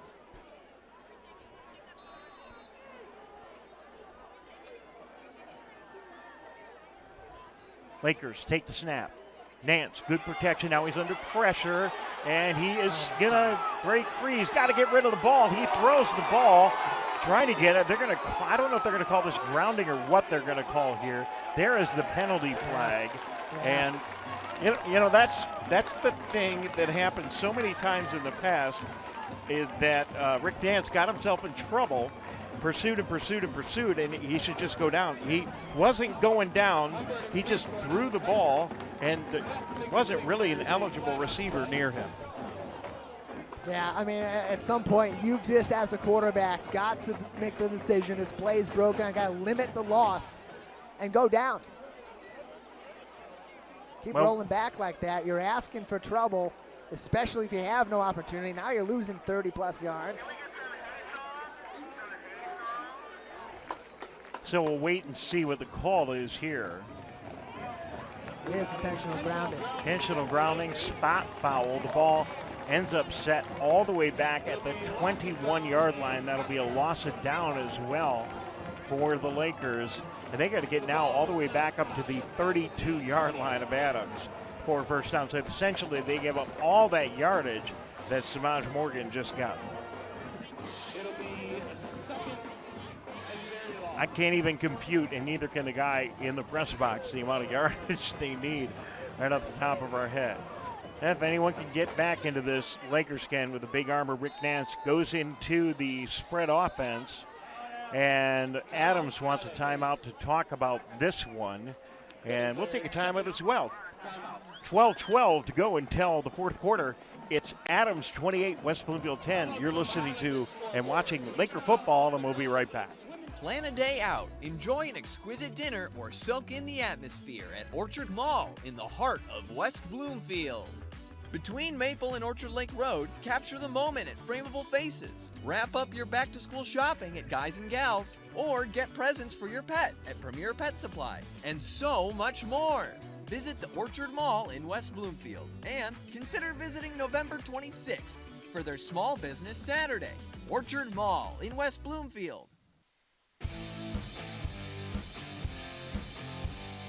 Welcome back to Laker football on 89.3 Lakes FM, lakesfm.com. Second down and 10, 20, 30, 40, just under 50 yards to go, if my math is correct, Tyler. Yeah, thereabouts. Got to get to the 33-yard line of Rochester Adams, and you're back behind your own 33. All right, Lakers in the spread, as you would expect. Rick Nance, going to face some pressure here. Got a man in motion. Comes the snap. Good protection by the O-line. Got lots of time.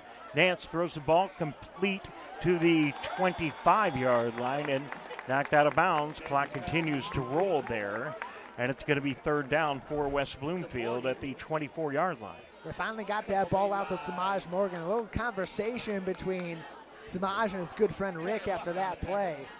I think the communication, the opportunity Samaj thought he may have had there, had that ball gotten to him a little bit earlier. 1:50 to go in the third quarter. Lakers getting instruction from the bench. Samaj in the slot. DeAndre Hill right side. Lakers in the spread. Snap to the quarterback. Big rush. Samaj Morgan gets the ball to the 30, still on his feet, up to the 40, out of bounds at the 40-yard line. And a great pass by Nance under pressure. A nice move, too, by Samaj Morgan. Get a little bit of extra yardage, get to the sideline, leave a little bit of extra clock on there for Adams, who will get this ball after fourth down. So West Bloomfield with the ball fourth down. You'd think they're gotta punt this, Tyler. I mean, Absolutely. You're not gonna go here with 4th and 40. Adams is gonna get the ball back. A little bit of time left here in the third quarter. And still the Lakers have time to get it together and get back in this game, but they're gonna have to be sharp and get some breaks. That's not Samaj on the kick. Looks like it's Krauthammer. It's Krauthammer. Kick is up.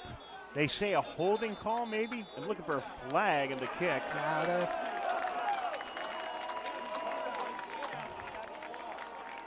Not quite sure. I don't know if you picked it up, Tyler, what happened.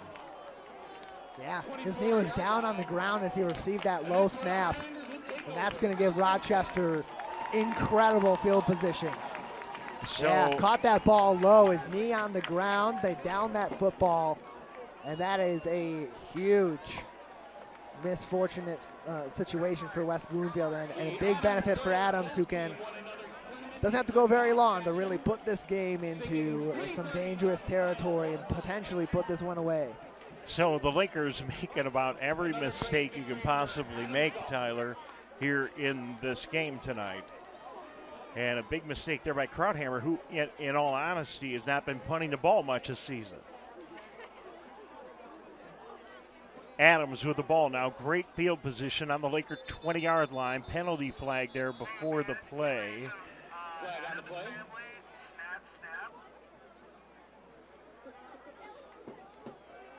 There'll be a 5-yard walk-off against Adams on that one.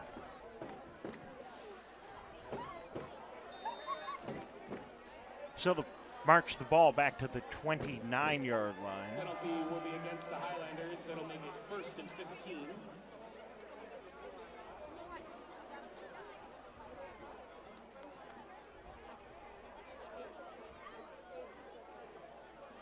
Pico runs the ball, good for a couple of yards there, but not much doing, and a nice tackle by Kari Jackson. Yeah, Kari Jackson there, Adrian Epps also there for additional support, along with Rock Harris to make that stop, limit that forward progress, and keep Rochester Adams back in more field goal territory. Try to manage how many points Rochester Adams can put on the board if they're able to make an attempt at the end zone or the uprights.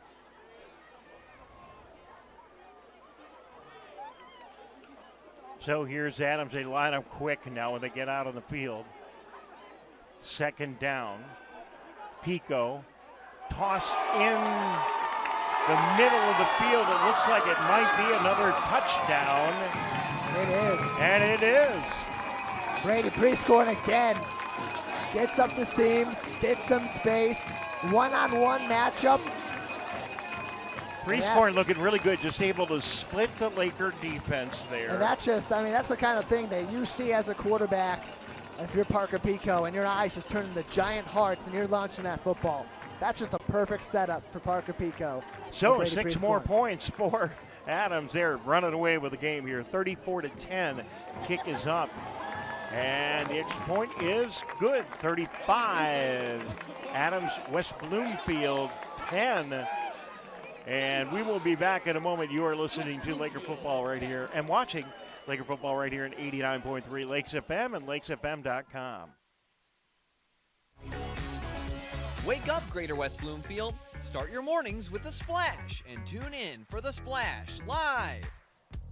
Get acquainted with people, places, and activities that are live, local, and for you. First thing in the morning, weekdays at 9:30 a.m. on our Civic Center TV YouTube page, or watch us live at Civic Center TV or on Facebook. The Splash Live, Greater West Bloomfield's live update show.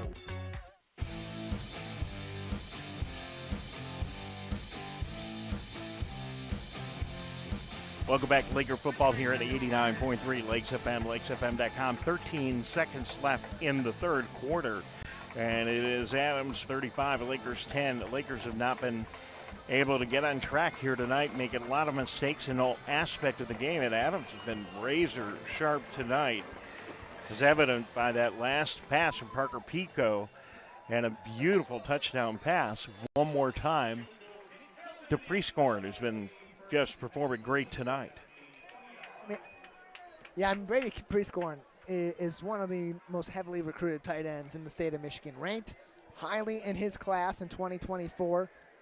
Number 70 overall recruit in his class with 24/7 Sports. Number 72 by Rivals, where he's ranked the number 2 tight end in the country, or in the state.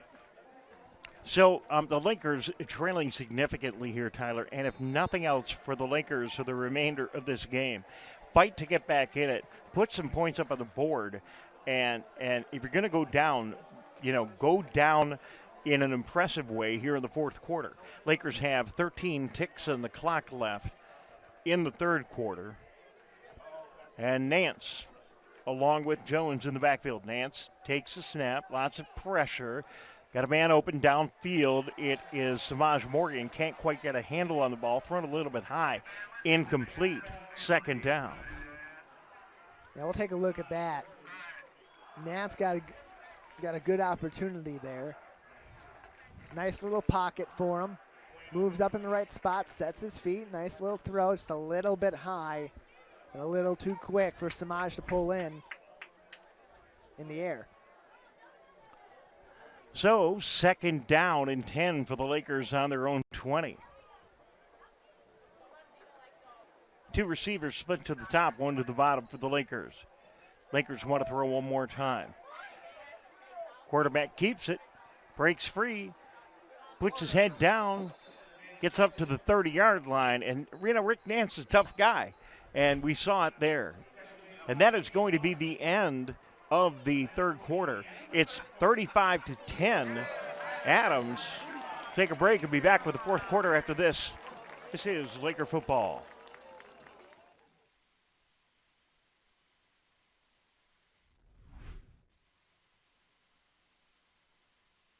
If your pet could tell you where you should shop for him or her, it'd be a place run by pet lovers. With hard-to-find food, toys, and gifts, with pet-friendly people and services, and great advice from people who really know pets, it'd be a place where his friends hang out, even that old guy, where there's a surprise around every corner. If your pets could tell you, they'd recommend Premier Pet Supply. But pets can't talk. Or can they? Premier Pet Supply, the place pets love.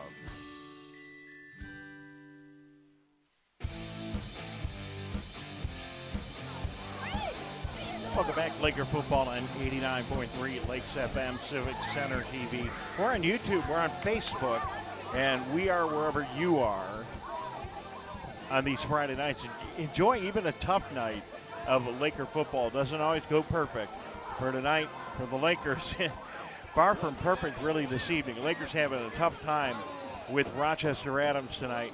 Some of the challenges self-inflicted, and Rochester Adams actually a good team. You can't come in and play mistakes on the road against a good team. Now you got to be able to at least match them and play competitive and bring it to a point where whoever makes that last little jump gets ahead. It's what happened a couple weeks ago here in their game against Clarkston. Very even game. Clarkston made that last little bit of a jump and took the W tonight. West Bloomfield just hasn't been able to answer Rochester Adams, and of course those penalties are a huge factor. Lakers in the spread. Nance throws downfield. Ball is tipped at the line of scrimmage. Incomplete.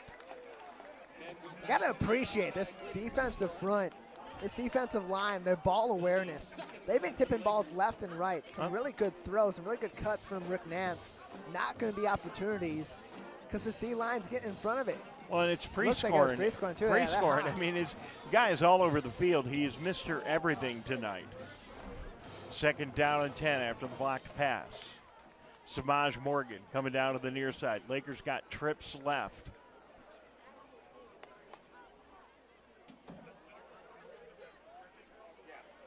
Pressure in the backfield. Nance just takes off. They try. Adams to get the ball on the tackle. Nance holds on well. Advances the ball 7 yards. Gets the ball to the 37-yard line, setting up 3rd down and 3 for the Lakers.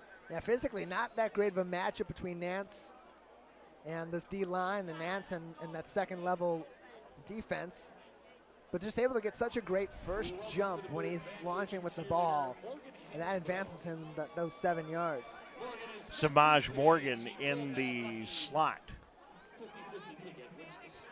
DeAndre Hill up top. Nance takes a snap. Jaws runs it up the middle, gets a really nice hole. Gets the 1st down and about 3 or 4 more yards. In addition, 1st down at the 48-yard line of West Bloomfield with 11:04 to go in the game. Yeah, kind of manipulates that block as Hassan Murray, the nose tackle, is surging on him. Here he goes, gets through, and Jones just makes that right move at the right time to give Brody Picour the benefit of that space in that block and make a play out of it. Jones in the backfield for the Lakers along with the quarterback Nance. Nance steps up into the pocket. He's going to go down at the line of scrimmage. He'll call it a sack maybe, but a gain of about a half a yard. Coverage sack at the very least there. Yeah, Hassan Murray again, the nose tackle. Really battling it out there with Dallin Henry. Spin moves out of it and just makes a nice athletic play. Grabs that jersey. A legal play. And uses that jersey to pull on that and get to Rick's legs. And finally pull the quarterback down. 2nd down and 10 for the Lakers. Nance looking downfield, directing his receivers. Still got time. Throws the ball up high in the direction of Samaj Morgan. He gets the ball contained but cannot hold on to it at the 15-yard line. And an unusual quasi drop. That would have been a tough catch for anybody. Look how much time Nance is getting in the backfield, even when they know he's got to throw. Yeah, and they're bringing the pressure. Yeah, and Walton made a really nice block, but just great coverage, too. Sticking with the defender, making a football move, getting at it. Jake Sukar. Yeah, Sukar really got nice his hand in there, Tyler, and I think that's why he broke up the pass. That's exactly what happened. Got his hand right at the spot. As Samaj is getting his hand on the top of that football, Sukar's coming in and punching it out from the middle. That's not going to be catchable, even for the best of the best like Samaj Morgan. So it's going to be 3rd and 10 for the Lakers.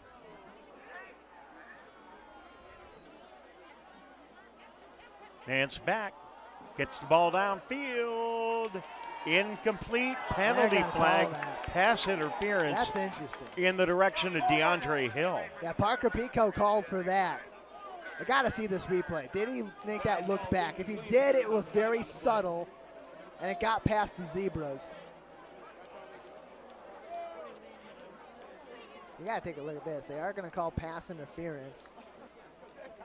Okay, we're not going to get the replay, but that was a tough call. Yeah, it's a tough call to make. It looked like there was a look back from Parker Pico, but it was very, very subtle. It may just have been an ever so slight turn without a move of his head. If that's the case, the pressure that was on Samaj Morgan, that's the way that this crew of Zebras have been calling PI tonight. So it's going to be 1st and 10 for the Lakers after the pass interference call. Ball to the 41-yard line of Adams. Clock, the Lakers' biggest opponent now. 9:56 to go in the contest. 35-10 Adams. Nance looking downfield. Throws downfield. Samaj.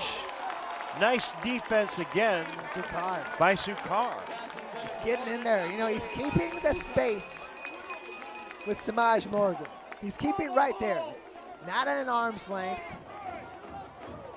Yeah, you know, they're calling for a hold out there, and, you know, he is kind of, looks like Dallin Henry, a little bit of a grab on the jersey. But again, credit to Sukar. Getting in there at the last second, sticking with Morgan, and as that ball's coming in range, he's going for the ball, not necessarily for an interception, but for a physical play to stop the ball from getting into his hands. So 2nd down and 10 after the long incomplete pass. Everybody knows that Nance wants to connect up with Samaj, put some points on the board quick. Nance back again, got time, throws the ball downfield again. This time it is going to be a Laker touchdown to Pippen. Pippen comes up with it, 2 men on him, and he's able to come up with the touchdown. And just gets that little bit of a pocket to put that ball in. Well-placed ball for West Bloomfield and a great pass from Rick Nance. Take a look at this. Moves up the pocket. Fearless. And just throws that in the end zone. Nice little pickup by Deontay Pippen. They're looking for that ball in the air. They're looking for an athletic play to knock that away in favor of Sukar. And just a really well-thrown ball. So 9:50 to go in the third quarter, 35-16. Lakers get on the board for the first time, I think, in the second half. Yep, setting up now for the extra point. It looks like they're setting up for 2, Dave. All right, they are. They're going for 2, and it's going to be Jones taking the snap. No, maybe Nance. It is Nance. Samaj in motion. Nance in the corner. Extra point is good for the Lakers. Really nice pass by Nance, thrown in the direction of Kenneth Jones. Let's watch it again. Yeah, they initially sent Samaj out to the right side in the boundary. He's got some space. That could have been a quick pass. They focus on that side. It's one-on-one. It's just Rick versus DeMarcus Rouse. Low pass, but that's an athletic play by the Grand Valley State commit, Kenneth Jones III. All right, well, listen, it ain't over till somebody sings, and I'm hearing a lot of singing, but it ain't over yet.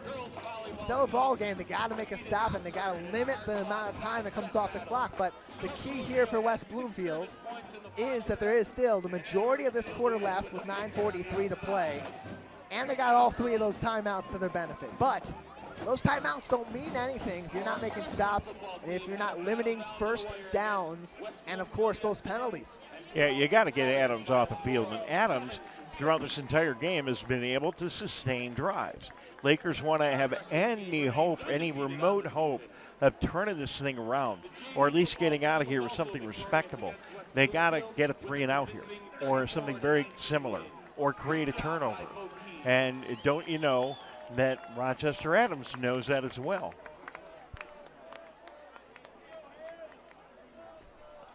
Back to receive for Adams is Parker Pica.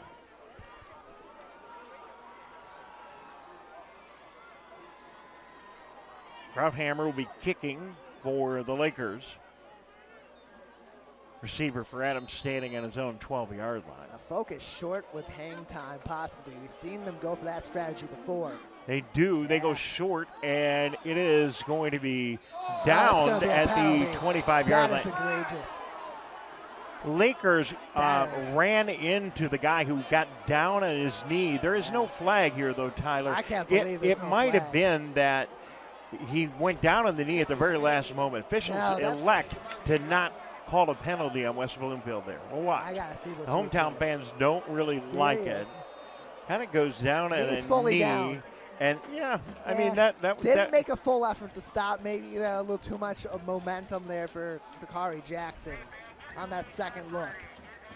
It's a tough call to make, and, you know, they go with the era of this is going to be a little bit too much momentum. He's trying to slow down. He kind of just ran into him rather than roughing. Adams' coaching staff is talking up the officiating crew there a little bit, not real happy. Nonetheless, Tony Petrino ran out about the 30-yard line. Now a penalty flag comes out really late. Let's see what this is about.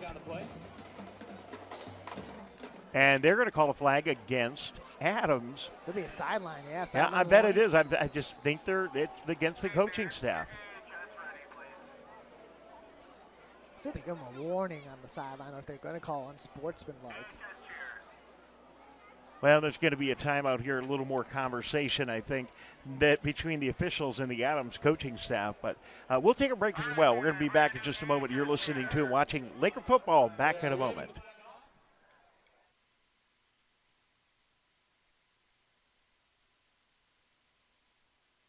Fire Prevention Week is just around the corner. Join volunteer, part-time, and on-call firefighters at this year's Fire Open House. Catch up on your fire safety knowledge with live demonstrations and hands-on activities. Chat with local businesses and resources about fire prevention, see some familiar faces, fight future fires, and make some new friends. The West Bloomfield Fire Open House, October 2nd from noon to 3 p.m.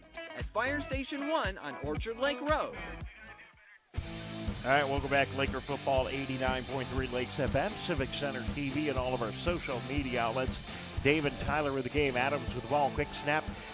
And the quarterback gets the ball, takes it across the 30 and now to the 42-yard line. Gain of about 5 or 6, setting up second down and 4. Pico able to get outside the edges. That they loaded up. They stack up the strong side there. Shift those blockers inside. They're really opening up some space for Parker Pico here to get whatever he can, and he gets a really nice gain on first down.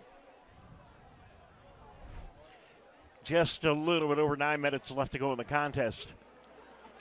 Adams gets first downs. It's real problems for West Bloomfield trying to get back in this one.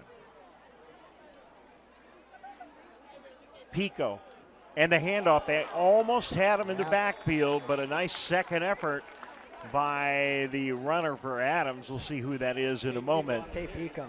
That was Tate Pico, and he gets a gain of about 3 or 4, setting up third and short, third at about 1.5 yards. That's that second effort. He stopped there, but he's still kind of chopping, gets that forward progress, a little bit of an opportunity, and turns that into positive yards. Really nice effort from Tate Pico, getting that second chance and using it to his advantage to give his team a third and short. All right, big play here for the Lakers on third down. Adams try to move the ball across the sticks. Here they go. Adams caught in the backfield. They are not going to get the first down. Loss of 1 yard or 2. You get a little push, but not enough. And they're going to be 1 yard short. They'll spot the ball on the 40-yard line. Call it the 45-yard line. 1 yard short. Fourth down here. And we'll see if Adams decides to go. Yeah, we've seen that kind of wrestling match before. Rochester Adams won it the last time, got that extra push. Lakers this time, that linebacking core, not going to let that happen as you see Montel Johnson surge in to that strong side Adams A-gap. is going here, Tyler. Oh, of course, you got to go for it here. Well, they go and get it. Huge for Adams. They don't get it. Big momentum for the Lakers. That's not a big loss, however, for Rochester Adams if it doesn't go their way. Quarterback Pico stopped. He is not going to get the first down. Big job of the Laker defense. Lakers are going to take over on downs. Kari Jackson gets in there. Big play there. Looking around the strong side edge, gets beside Murray and makes a nice tackle. Let's take a look at it. Yeah, Montel Johnson breaks contain, and that just gives enough of an opening for Kari Jackson to get through that B gap, get low, and get to the quarterback. Really well executed by the linebacker core. Well, if the Lakers don't get out of here with a victory, they have at least got the crowd's attention here in the fourth quarter. and at least made an adjustment to be like, hey, this is what we got to do to really compete with these championship contenders. OAA Red Championship and State Championship. This is the lesson. You can't let off the gas. You can't let these teams get any advantage. And if you can come out with at least that lesson, it's not a great consolation prize, but it's one at least. Samaj Morgan split to the left. Pippin up top. Nance back, looking for somebody, getting a lot of time. Throws the ball downfield. Caught by and dropped by Samaj Morgan at the 28-yard line. It's really tough to be catching those balls in the air, especially as they're kind of really got a lot of spin on them. And they're kind of going upward almost as you are. Crowd shouting overrated now. Yeah, they're picking kind up of a hot Samaj. take here. Trash Talk Tuesday was 3 days ago. I don't know that I would be doing that if I were the fans. Hey, you know what? I guess you kind of got to, you're going to U of M, you got to expect that. 2nd down and 10. I'm sure Samaj heard it. Let that be motivation, young man. 2nd and 10, Samaj takes off. Nance going to throw in that direction to Samaj. Caught at the 20 and brought down right there. But a big first down and a big gain for the Lakers. And now it's time to be stoic. That's exactly what he's doing. Don't react. Don't taunt that overrated chant from a play ago. Show them why you got all the eyes on you, Samaj. So ball on the 22-yard line. 35-18. Lakers try to get in the end zone. Trips right. Samaj left. Nance, screen pass to Pippin at the 30, at the 20, gets around to the outside, knocked out of bounds at the 18-yard line. Not a bad play. Pick up a couple of yards and stop the clock. Yeah, move up the field, get a little bit of a chunk play, a few yards, moving that ball, limiting the time to come off the clock. Well-executed screen pass play, and Pippin's been excellent with that, getting up the field and getting good yardage and getting out of bounds. He's having a really good game. Trips left, Samaj right. Jaws in motion. Nance keeps it now, and he is out of bounds, gets maybe a yard, and that is about it. Yeah, that second level, providing that support for the Rochester Adams defense, and shuts that play down. Really nice opportunity for Rick, and he would have got it. If that defensive front didn't really push him to that sideline, put more pressure on him, and force him to take just a little 1-yarder. 3rd and 4 now. Ball on the 17-yard. Lakers in the Adams red zone. Nance drops the ball, keeps it. Got to get the first down. He does, and more. Down to the 10-yard line. Still moving forward. And brought down at about the 7-yard line. Good for a first down and a little bit more. Put Ralph Rogers in the backfield. Brody Picour next to you as well. Sorry, Jaws next to you. Kind of runs into Tate Pico, opens up an opportunity, and Nance takes it around the edge. And then it's all toughness. It's all toughness in the face of physicality for that man, Rick Nance. 1st and goal. Lakers and Jaws runs it right up the middle. Not a whole lot of room there. Gets maybe a couple of yards, and that's it. Clock is ticking. Just about 6 minutes left. It's really all academic. Lakers playing for pride here, Tyler. Yeah, you got to get in the end zone. Give yourself some points to move forward on. Learn some of these lessons the hard way. But still, that being said, you can still make some nice stops. You got all 3 timeouts. You get in the end zone here. You get a 2-point conversion. You make it really interesting. Nance takes it in. Ooh, almost got to the end zone. Stop. He has stopped, and another great hit and another great play by Prescorn. Yeah, we'll see the end of this play here. Just focusing stop on that goal line. That is a huge stop. Underrated play, too. 3rd down Nance goal. has all the space. He's just right there. And Tate Pico gets low. Penalty here. We'll wait for the call. Looks like movement by the Lakers. Likely a procedure call. And it is. That's going to set them back a couple yards. DeAndre Hill not agreeing with that. But that's the call nonetheless. So still 3rd down. They'll bring the ball back to the 7-yard line. 5:18 to go in the contest. 35-18 Adams.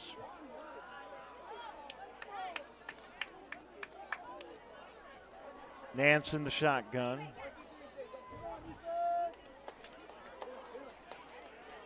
Under pressure, trying to break free. Now throws the ball to the end zone and tipped.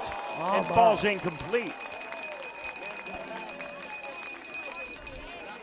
Let's take a look at this. Nance under tons of pressure there. Couple seconds to contain. It was really him moving out of that pocket that set up that rush from the defensive line. Has to make a quick pass, and getting right involved with that was Dino Waters. And he almost got that interception. I tell you what, though, that Nance, he almost got the interception, but Nance under so much pressure to even see while he's scrambling Samaj and be able to get the ball in that direction. I know, kind of threw up a blooper, but, Samaj goes and gets those in a lot of games. That's just amazing, really, considering, he's still needs some more development, but not bad. So the Adams crew here and all the fans trying to motivate their team to get a stop here. Another penalty or a timeout. Lakers take a timeout. Keep it right here. Yeah, Lakers want to discuss this. This is huge for them because if you're able to get in the end zone, makes it 24-35. Go for two. It's 26-35. It's a 9-point game, and not exactly a whole lot of time left in the ball game to make something happen. You got to make a stop. You got to utilize those timeouts to limit the amount of time that comes off the clock, and then you got to get back down the field, score again, and get an onside kick. That's a huge order to make to try to get back in this game. It's not impossible. It's not impossible. We've seen the Lakers be able to make those kinds of moves before. Lakers have a quick strike offense. I don't think we've seen them attempt an onside kick this year. Don't know how capable they are doing that, but I think they're going to kick the ball away if they get their touchdown here and put their defense on the field. Of course. They've got some time. They can make some stops that would limit the amount that would come off the clock without the risk of giving great field position to Rochester Adams. So Lakers in the spread here, trying to get in the end zone on 4th down. Lots of pressure. Here comes the blitz. Nance looking, throws in the end zone, and blocked throwing it right in the direction of Pippen. He was open, but nice job by the defense. Yeah, Dewan Greer for Rochester Adams got right up in front of him. Jumped out in front of the ball, got his hands on it. Hey, would have loved a reception there, an interception, if you're Rochester Adams, to really seal the deal with emphasis. But hey, you're knocking that ball down. You're preventing 6 points. It's a nice defensive play, no matter how you slice it. Well, the interception really inconsequential because the ball is turned over to Adams right now. And they get the ball on the 7-yard line as opposed to the 20 if it was intercepted. That would have been a little nicer. Doesn't really matter a whole lot here. Lakers don't get on the board here, and they've got to come up with another defensive stand. 4:44 to go in the contest. Parker Pico barking out instructions. Takes the snap. Runs left. Gets a hold. Breaks free. Still in his feet at the 20. At the 25. Knocked out of bounds at the 35-yard line, and a real nice gain for the quarterback. He got out of the shadow of his own end zone. Advance and get another first down. Take some more time off the clock. Yeah, again, using the edges to his advantage. Really nice shifting block from Tanner Buck.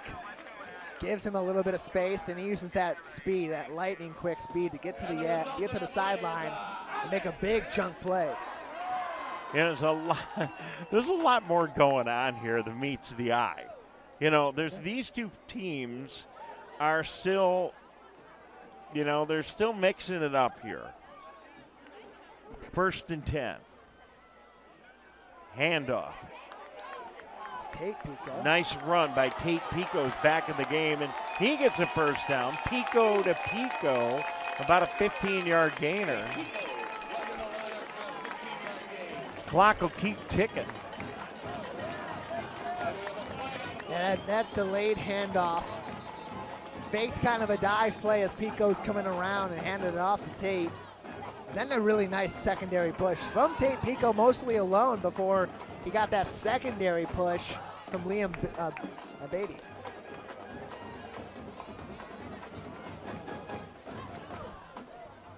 Some sort of penalty called on Rochester Adams, going to set him back. That's unsportsmanlike. It's a personal foul. That'll set him back quite a bit, but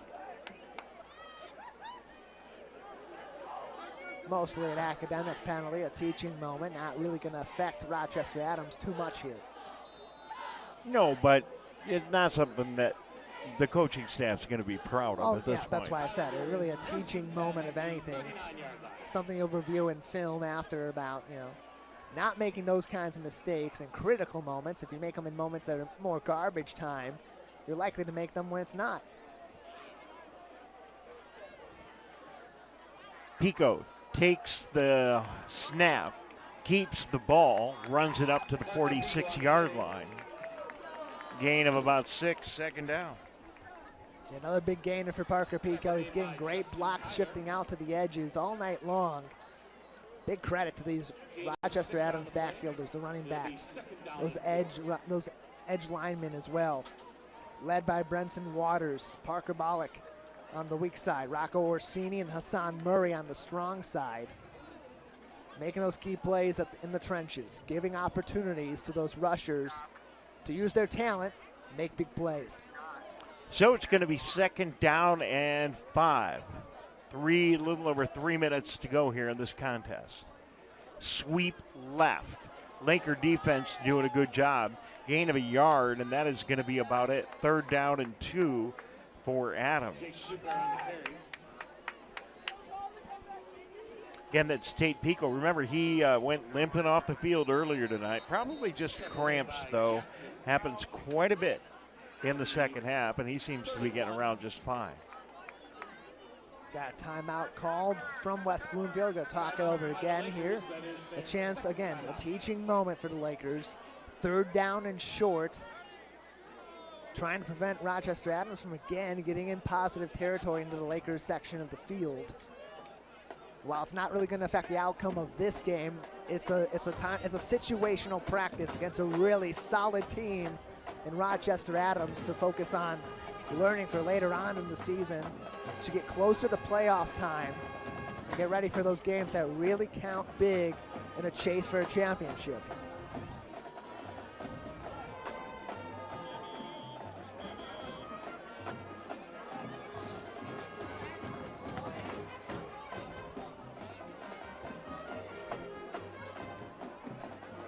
So third down and short now. Ball on the 47-yard line of Adams. 35-18. Lakers jump here, and that's going to be a first down and a hard count there by Adams. Yeah, Jonathan Gabriel a little bit excited there, and he noticed it immediately. The second he came off the line, that body language changed. He knew he made a mistake and definitely frustrated by that as Adams gets him on the hard count. Once again, we'd like to thank our major sponsors, Augusta Mortgage Services. So first and 10 now, ball on the 47 of the Lakers. Pico caught in the backfield, tackled, and crunched. Is that what you said? Yeah, punished by Brandon Davis Swain. The Punisher gets out there, gets on top of the quarterback. And that'll be the Lakers taking a timeout. That is their third and final timeout. So you hear that is the final timeout for the Lakers. We'll update our scoreboard as well, make sure we get everything correct here. And, frustrating for the Lakers, not because they lost, but frustrating the way they lost tonight. And it really, sets up an interesting scenario. West Bloomfield loses to Adams. Adams loses to Clarkston. Have to see how the rest of our seasons go. The biggest factor is if these teams play each other again, where are they going to play? And this leans the likelihood much greater degree that it would be here rather than in West Bloomfield. Adams already now, after this game, through the thick of their schedule, much like West Bloomfield, the likelihood of another loss not as heavy as it would have been before this week. Same deal for West Bloomfield, but that favors the advantage of the team that comes out with a dub tonight, and that's going to be the Highlanders. So gain of about a yard on that, and it's going to be third down after that Tate Pico carry. I think both teams are ready to go home, Tyler. Everybody looks tired down there on the field. Adams looking forward to celebrating. West Bloomfield couldn't be more frustrated.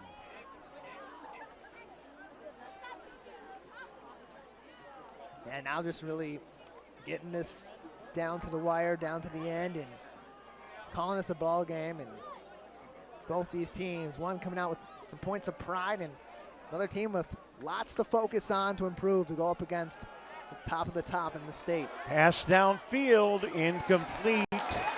Penalty flag, pass interference called. I think it was Samaj down there. We'll check and see. Yeah, flag definitely down. Gonna be a PI, maybe on Adrian Epps. Epps, yeah. Yeah, it looked like Epps down there. Some discussion with Parker Pico as he's making the call, the head referee. Pico still hard at work, getting his guys ready for future ball, setting up against different formations and different situations. And you know, it's a great learning opportunity when you're going up against another excellent team. Two really good teams here in West Bloomfield and Rochester Adams, as now Parker Pico taking this in the victory formation. All right, and he will take the knee at the 34-yard line. They can run the clock right out here for the rest of the evening now. And Tyler, really an interesting evening. Rochester Adams clearly asserts themselves. Not just the Lakers' mistakes, but Adams doing a really nice job being able to move the ball all night long and get done what they needed to get done to knock off the Lakers for a third straight time. They seem to have their number, and the mistakes that the Lakers made tonight, they haven't been making against other teams. So part of that is, you know, what is Adams doing to provoke the Lakers, and, you know, what can the Lakers take out of that and learn and you know, try and come back, you know. I think of the Pistons and the Boston Celtics, you know. It took so long. The Lakers and the Clarkston Wolves. Yeah, the Lakers. You know, they've had that kind of white whale you got to overcome in the past. It's been Clarkston. Clarkston won a state title. Clarkston came back after their state title, continued to beat the Lakers. Eventually they got over that hump. At some point, this Laker team's going to need to get over that hump and be able to defeat Rochester Adams and play competitive football. But you can't discredit the game that Tony Petrino coached, that Parker Pico led, that Brady Prescorn played in the receiving corps, and this huge victory after that heartbreaker here 2 weeks ago. The Rochester Adams lost to one rival, takes down the other. Well, it's going to be a final in 11 seconds, but teams both walk off. They'll shake hands and come back and likely fight another day. Final score tonight, Adams 35, Lakers 18. We'll be back to put a cherry on it in just a minute. You're listening to and watching Laker football. Back in a moment. Wake up, Greater West Bloomfield. Start your mornings with The Splash. Get your stuff. Tune in for The Splash Live. Get acquainted with people, places, Need and help? activities that are live, local, and for you. First thing in the morning, weekdays at 9:30 a.m. on our Civic Center TV YouTube page, or watch us live at Civic Center TV or on Facebook. The Splash Live, Greater West Bloomfield's live update show. If your pet could tell you where you should shop for him or her, it'd be a place run by pet lovers. With hard-to-find food, toys, and gifts, with pet-friendly people and services, and great advice from people who really know pets, it'd be a place where his friends hang out, even that old guy, where there's a surprise around every corner. If your pets could tell you, they'd recommend Premier Pet Supply. But pets can't talk. Or can they? Premier Pet Supply, the place pets love. Fire Prevention Week is just around the corner. Join volunteer, part-time, and on-call firefighters at this year's Fire Open House. Catch up on your fire safety knowledge with live demonstrations and hands-on activities. Chat with local businesses and resources about fire prevention, see some familiar faces, fight future fires, and make some new friends. The West Bloomfield Fire Open House, October 2nd from noon to 3 p.m. at Fire Station 1 on Orchard Lake Road. Hey Laker fans, do you know a friend or neighbor that volunteers in Greater West Bloomfield? We would love to help you recognize them at the 51st Annual Michigan Week Awards. Countless members of the communities of Orchard Lake, Keego Harbor, Sylvan Lake, and West Bloomfield give their time and talent daily without regard for recognition. You can help recognize these individuals and organizations at our awards breakfast next year on May 12, 2023. Nominate your neighbor or organization starting January 28, 2023. Go to michiganweek.org for details. Welcome back to Laker football here on 89.3 Lakes FM, lakesfm.com. A tough night for your West Bloomfield Lakers if you're a Laker fan. Lakers fall tonight to Rochester Adams 35-18, and they couldn't be more thrilled here in Rochester Adams. Adams had a big night tonight. The band, the fanfare, the pre-game festivities, a very talented foe in West Bloomfield, all coming in here tonight, and just didn't work out really well for the Lakers. They came in confident, but quickly found that Adams could be very disruptive on both sides of the ball. And then the Lakers making a lot of those mistakes that we haven't seen all season long, many of them that, unfortunately been a part of the past. A lot of penalties after the whistle that just kept coming up and coming up and coming up throughout the evening, and that was really a problem for the Lakers tonight. And that wasn't the only problem, but that was certainly a contributing factor to the penalties tonight, the mistakes, the lack of discipline tonight kind of creeped in as the night went on. Certainly didn't start that way, but it evolved into that, unfortunately, and the Lakers fall 18-35. Now, how the impact of this is really going to shape out, I don't really know, and we're going to have to study this. It's interesting. So one of the keys here is if both of these teams win out, and that is a huge if. Lakers have a lot of, very tough games ahead of them, and Adams has got to play all their games as well. But if both of these teams are able to win out, then what happens here is going to be very interesting. We'll talk about that more in just a minute. We're going to take a quick break. We'll be back, and we're going to get down to Tyler Keefe, who is standing by with the Lakers on the field. That and more coming up in a moment. You're listening to Laker Football on 89.3 Lakes FM at lakesfm.com. Wake up, Greater West Bloomfield. Start your mornings with The Splash and tune in for The Splash Live. Get acquainted with people, places, and activities that are live, local, and for you. First thing in the morning, weekdays at 9:30 a.m. on our Civic Center TV YouTube page, or watch us live at Civic Center TV or on Facebook. The Splash Live, Greater West Bloomfield's live update show. If your pet could tell you where you should shop for him or her, it'd be a place run by pet lovers. With hard-to-find food, toys, and gifts, with pet-friendly people and services, and great advice from people who really know pets, it'd be a place where his friends hang out, even that old guy, where there's a surprise around every corner. If your pets could tell you, they'd recommend Premier Pet Supply. But pets can't talk. Or can they? Premier Pet Supply, the place pets love. Fire Prevention Week is just around the corner. Join volunteer, part-time, and on-call firefighters at this year's Fire Open House. Catch up on your fire safety knowledge with live demonstrations and hands-on activities. Chat with local businesses and resources about fire prevention, see some familiar faces, fight future fires, and make some new friends. The West Bloomfield Fire Open House, October 2nd from noon to 3 p.m. at Fire Station 1 on Orchard Lake Road.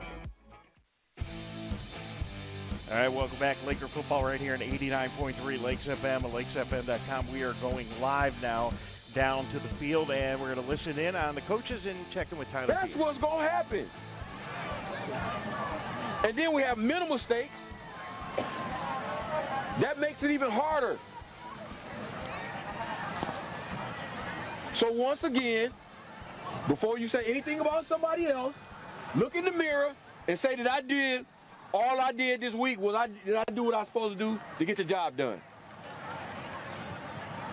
Because right now we didn't. I got a lot more to say, but we'll take care of that next. All right, Tyler, just stay right there, Tyler. You don't need to run away. Just stay right there and let's see what's going on down there, okay? You're live, Tyler. Go ahead. Yeah, so Coach Dickerson is in the huddle there, and so is other coaches talking to this team about what is going on and kind of the discipline. Really, the preparation is what they're talking about. Keeping that discipline high, not talking about these other teams, but really thinking about what they're doing, what they've got to do better, what they have to improve on. I'll get back in the huddle there without interrupting their scrum in just a moment. It's all this little stuff that starts to come out. So now we're in a situation we can't fake the funk no more. We're not that sweet. We're not that sweet when we think we can come out here and get our ass whooped. You understand what I'm saying? So I hope this was a wake-up call. Like Coach Grice said, we've never been undefeated. But I know when we come out and lose a game, we change our attitude. Another thing is, we didn't have the stuff inside of us to hold each other accountable and pick each other up. Why? Because we curse each other out every day. How you gonna tell that man, let's go, brother, when you cuss his ass out every day in practice? You talk bad to each other. We gotta fix this, man, across the board.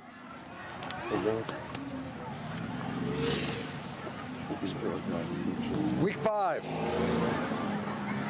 Told you guys I've been doing this a long time. Week 5 is an important week. First, I want to apologize.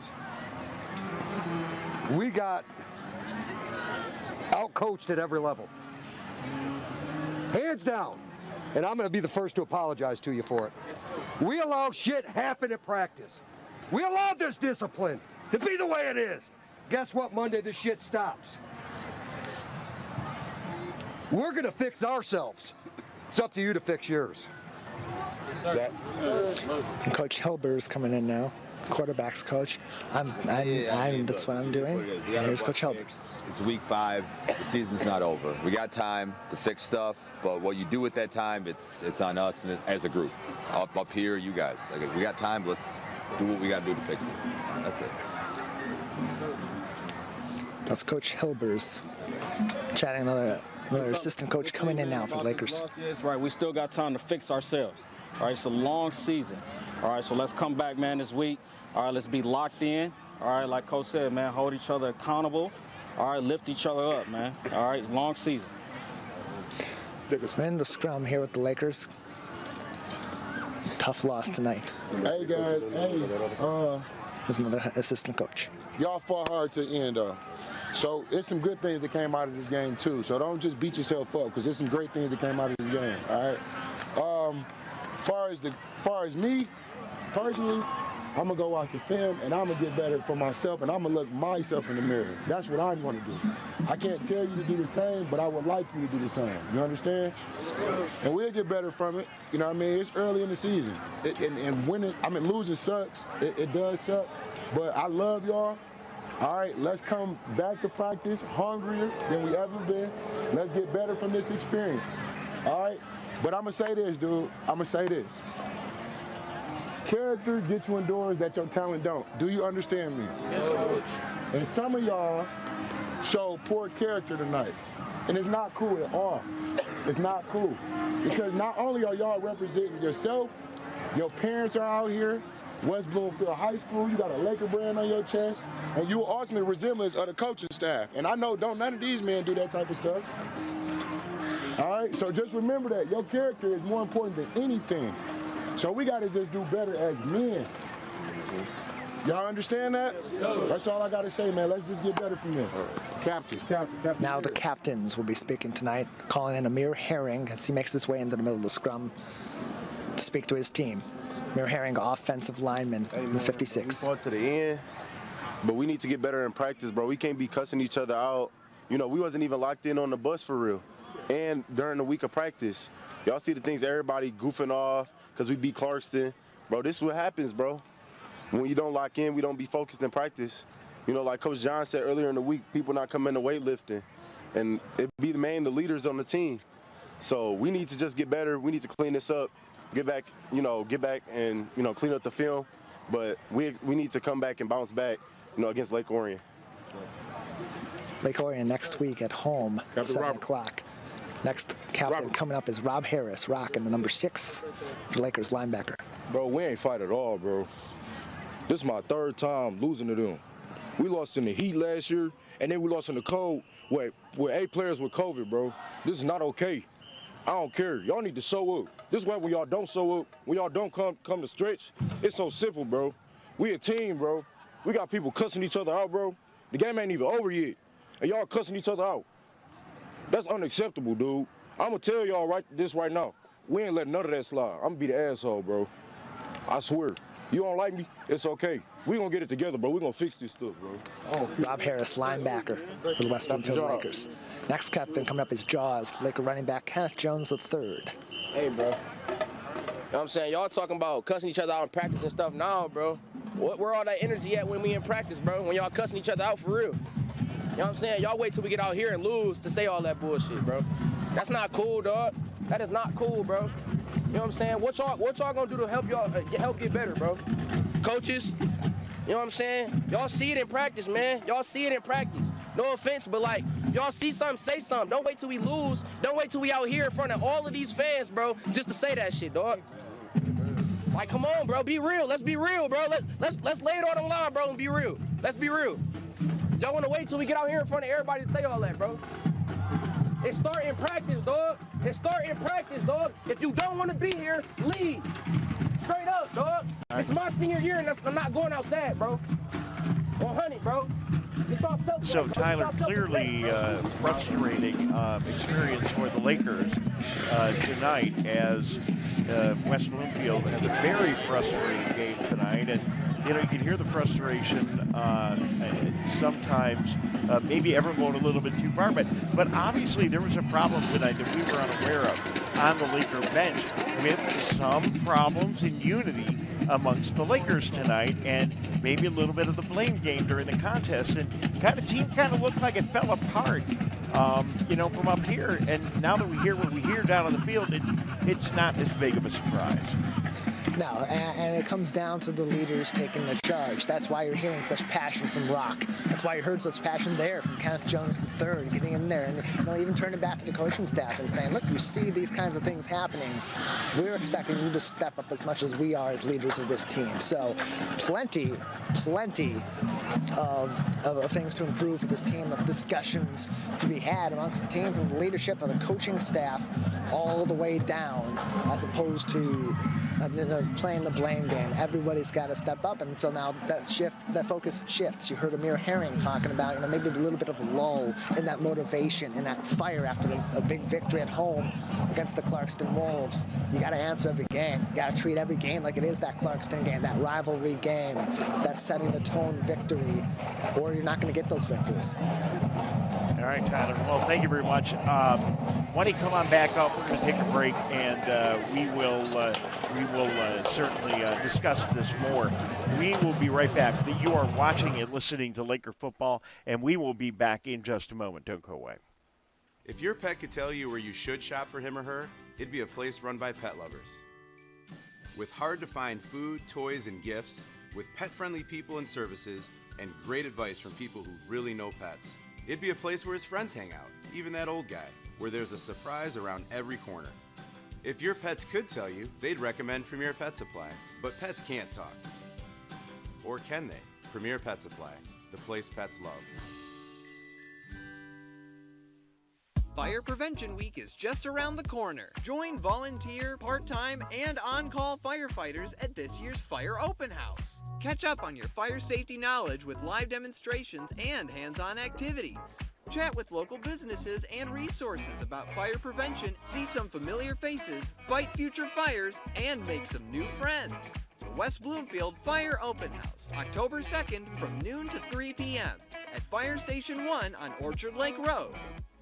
Hey Laker fans, do you know a friend or neighbor that volunteers in Greater West Bloomfield? We would love to help you recognize them at the 51st Annual Michigan Week Awards. Countless members of the communities of Orchard Lake, Keego Harbor, Sylvan Lake, and West Bloomfield give their time and talent daily without regard for recognition. You can help recognize these individuals and organizations at our awards breakfast next year on May 12, 2023. Nominate your neighbor or organization starting January 28, 2023. Go to michiganweek.org for details.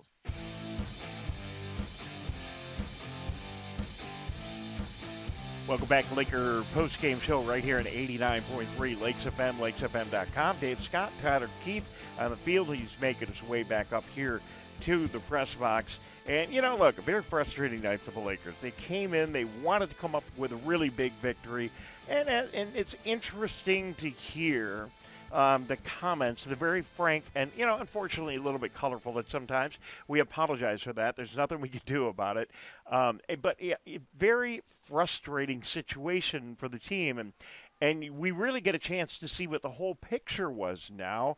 And the Lakers seem very frustrated that they didn't have the best practice. They came out with a very big victory over Clarkston last week.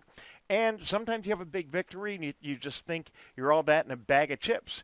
And the Lakers really had a very crude awakening tonight as they come into Rochester Adams, a team ready, a team that also is highly motivated to win tonight, and very, very much prepared. Lakers weren't prepared. They didn't have a really good week of practice. You have a bad week of practice that translates oftentimes into a bad week on the field, and that's exactly what happened to the Lakers. So I'm going to take a break. Well, Tyler's here. He can just headset up, and we can discuss this with him a little bit more, and we're not going to stay here with you too long tonight, but these post-game conversations, Tyler, are extremely enlightening.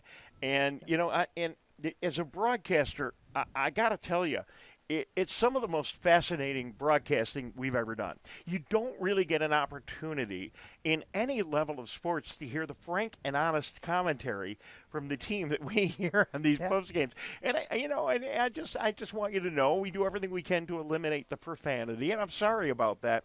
But I ask you to put that aside for a second and just understand what we really got there. It was really quite fascinating. Lakers revealed to us they had a very bad week in practice. They certainly came up with a week where they were maybe a little overconfident after the Clarkston game. It didn't go really well. They didn't have a good week of practice, and that, as we said a minute ago, usually materializes into a game that doesn't go really well. And then the big thing that we didn't know up here, and we never would have known, is that things started to break down on the sideline between the players. And as things weren't going well, rather than support each other, they were critical of each other. And they manifested that by saying, well, there was a lot of swearing at each other, on the sidelines. Well, I'm the coach. At this point, I call time. I'm not saying the coach did anything wrong. I wasn't down there. Right. But at that point, you've got to get control of your team. And they learned something very important about themselves. If they're going to be a great team, they just can't be talented football players. They got to be a team, and they got to learn from this. And this, I'm just going to say this is maybe a little bit weird, but this is kind of like a Hard Knocks moment for all of us right here. We're really getting an unusually deep inside look at a high school football team that I don't think you get anywhere else that we get from that. And I hope we don't lose the ability to hear these things. I hope they clean them up a little bit, but I hope we don't lose the ability to hear them. But that is the real story. And I just wanted to cut it off because I don't want to expose any more of what we already know. We'll continue to expose this team to this broadcast, let everybody, including all of their opponents, hear this. So, but that is what I think really happened tonight. Lakers were overconfident, didn't have a great week of practice, didn't have a good night on the sidelines, and it rolled off into the field in a big way with penalty, and even if they played a perfect game, which they didn't, that would have destroyed their opportunity to win. Adams is sitting here chalking it up, saying, okay, you guys keep having your problems on your sidelines, and we're going to take every advantage of it, and they probably did everything they could to even make it worse for them. Really great learning experience if the Lakers decide to take that learning experience and run with it. Yeah, it's not all negative to hear all that from the team and to see that rift that was there this week, because that's just this week. Right. It's going to be different in the future. They're going to learn from this. And really, for the younger guys on the team, it's good to have a moment like this. Because you see the more veteran players, the Amir Herrings, the Kenneth Jones IIIs, stepping up, Rob Harris, and calling out those guys and saying, this is not individuals, this is all of us together, not being able to pull this together and make something out of this game. Having issues on the field, having issues interpersonally, we all got to clean that up or we're all going to have a bad game. And then you hear some extremely classy leaders in the coaching staff saying, look, we don't want, we are representing our school, our parents, our family, and the community. And, we have to step up as men and represent this community in a more favorable way. And they just have to do that. It's part of the responsibility. You're going to be a number one program. You're going to be ranked in the state. You're going to be sending guys off to Michigan State, University of Michigan, to do all the other things a big program has. The whole thing falls apart if you're not respectful of that and you treat that special and you are very careful with the way you guide that. And their coaching staff will straighten these young men out. And I think this is an enormous learning experience and will really benefit them. And I think it was great that we had an opportunity to share a little bit of it, and I hope that is a positive addition. Yeah, these guys, these players, they love their coaches. They love their assistant coaches. They respect their coaches. They're going to listen to the lessons that these coaches have for them about preparation, about the way they treat their teammates. They don't have practices on the weekends. They talk to each other. They go over the film from this week. They talk about the basics of the game plan for next week. They do all that virtually. They're going to have these discussions. What we heard on the field is the beginning of those discussions. They're going to have those internally, and they're going to work this out. And I just want to leave the audience with one thing.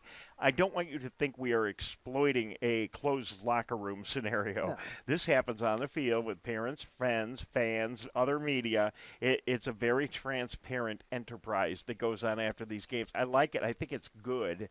Hopefully it will be helpful for this team tonight and march them forward. So let's move on in our own positive way. Lakers 3-1. Let's just talk about the mechanics of this quickly, and then let's get out of here. Been a long day. Clarkston beats Adams. Adams beats us.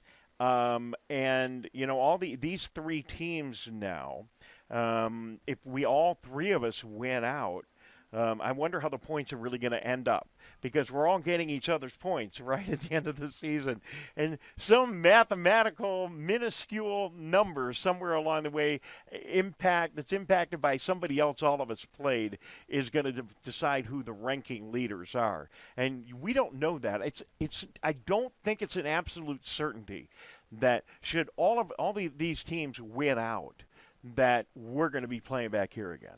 And really, from a pure football standpoint, it sure would be nice to play 3 postseason games in West Bloomfield. Hard to do that when you have any losses in your record, but it can happen, and we'll be optimistic about that. Next week, we got a big game back in West Bloomfield. Let's quickly talk about it before we go away. Yeah, next week coming in, Lake Orion, a team that's kind of in a rebuilding mode under their new head coach, who's also their legendary former head coach, Chris Bell, a championship winner in and of himself as well in the past. And so that's going to be a big bounce-back game for the Lakers at home, homecoming. It's a big week again for the Lakers, and a way for them to come back out and really show what they are after a loss. It's one thing to come back and play another game after a win and play with confidence and be upbeat and come out and play another tough game. But after a tough loss like this, an emotional loss like this, that's where you really test the character of a team and the ability of a team to bounce back under adversity and play really good football. All right, well, we wish everybody the best of luck in the team. Tough loss for the Lakers tonight. They lose to Rochester Adams 18-35. There are 3 teams now that are atop the OAA Red, all of them with 1 loss, and all of us heading into the playoffs.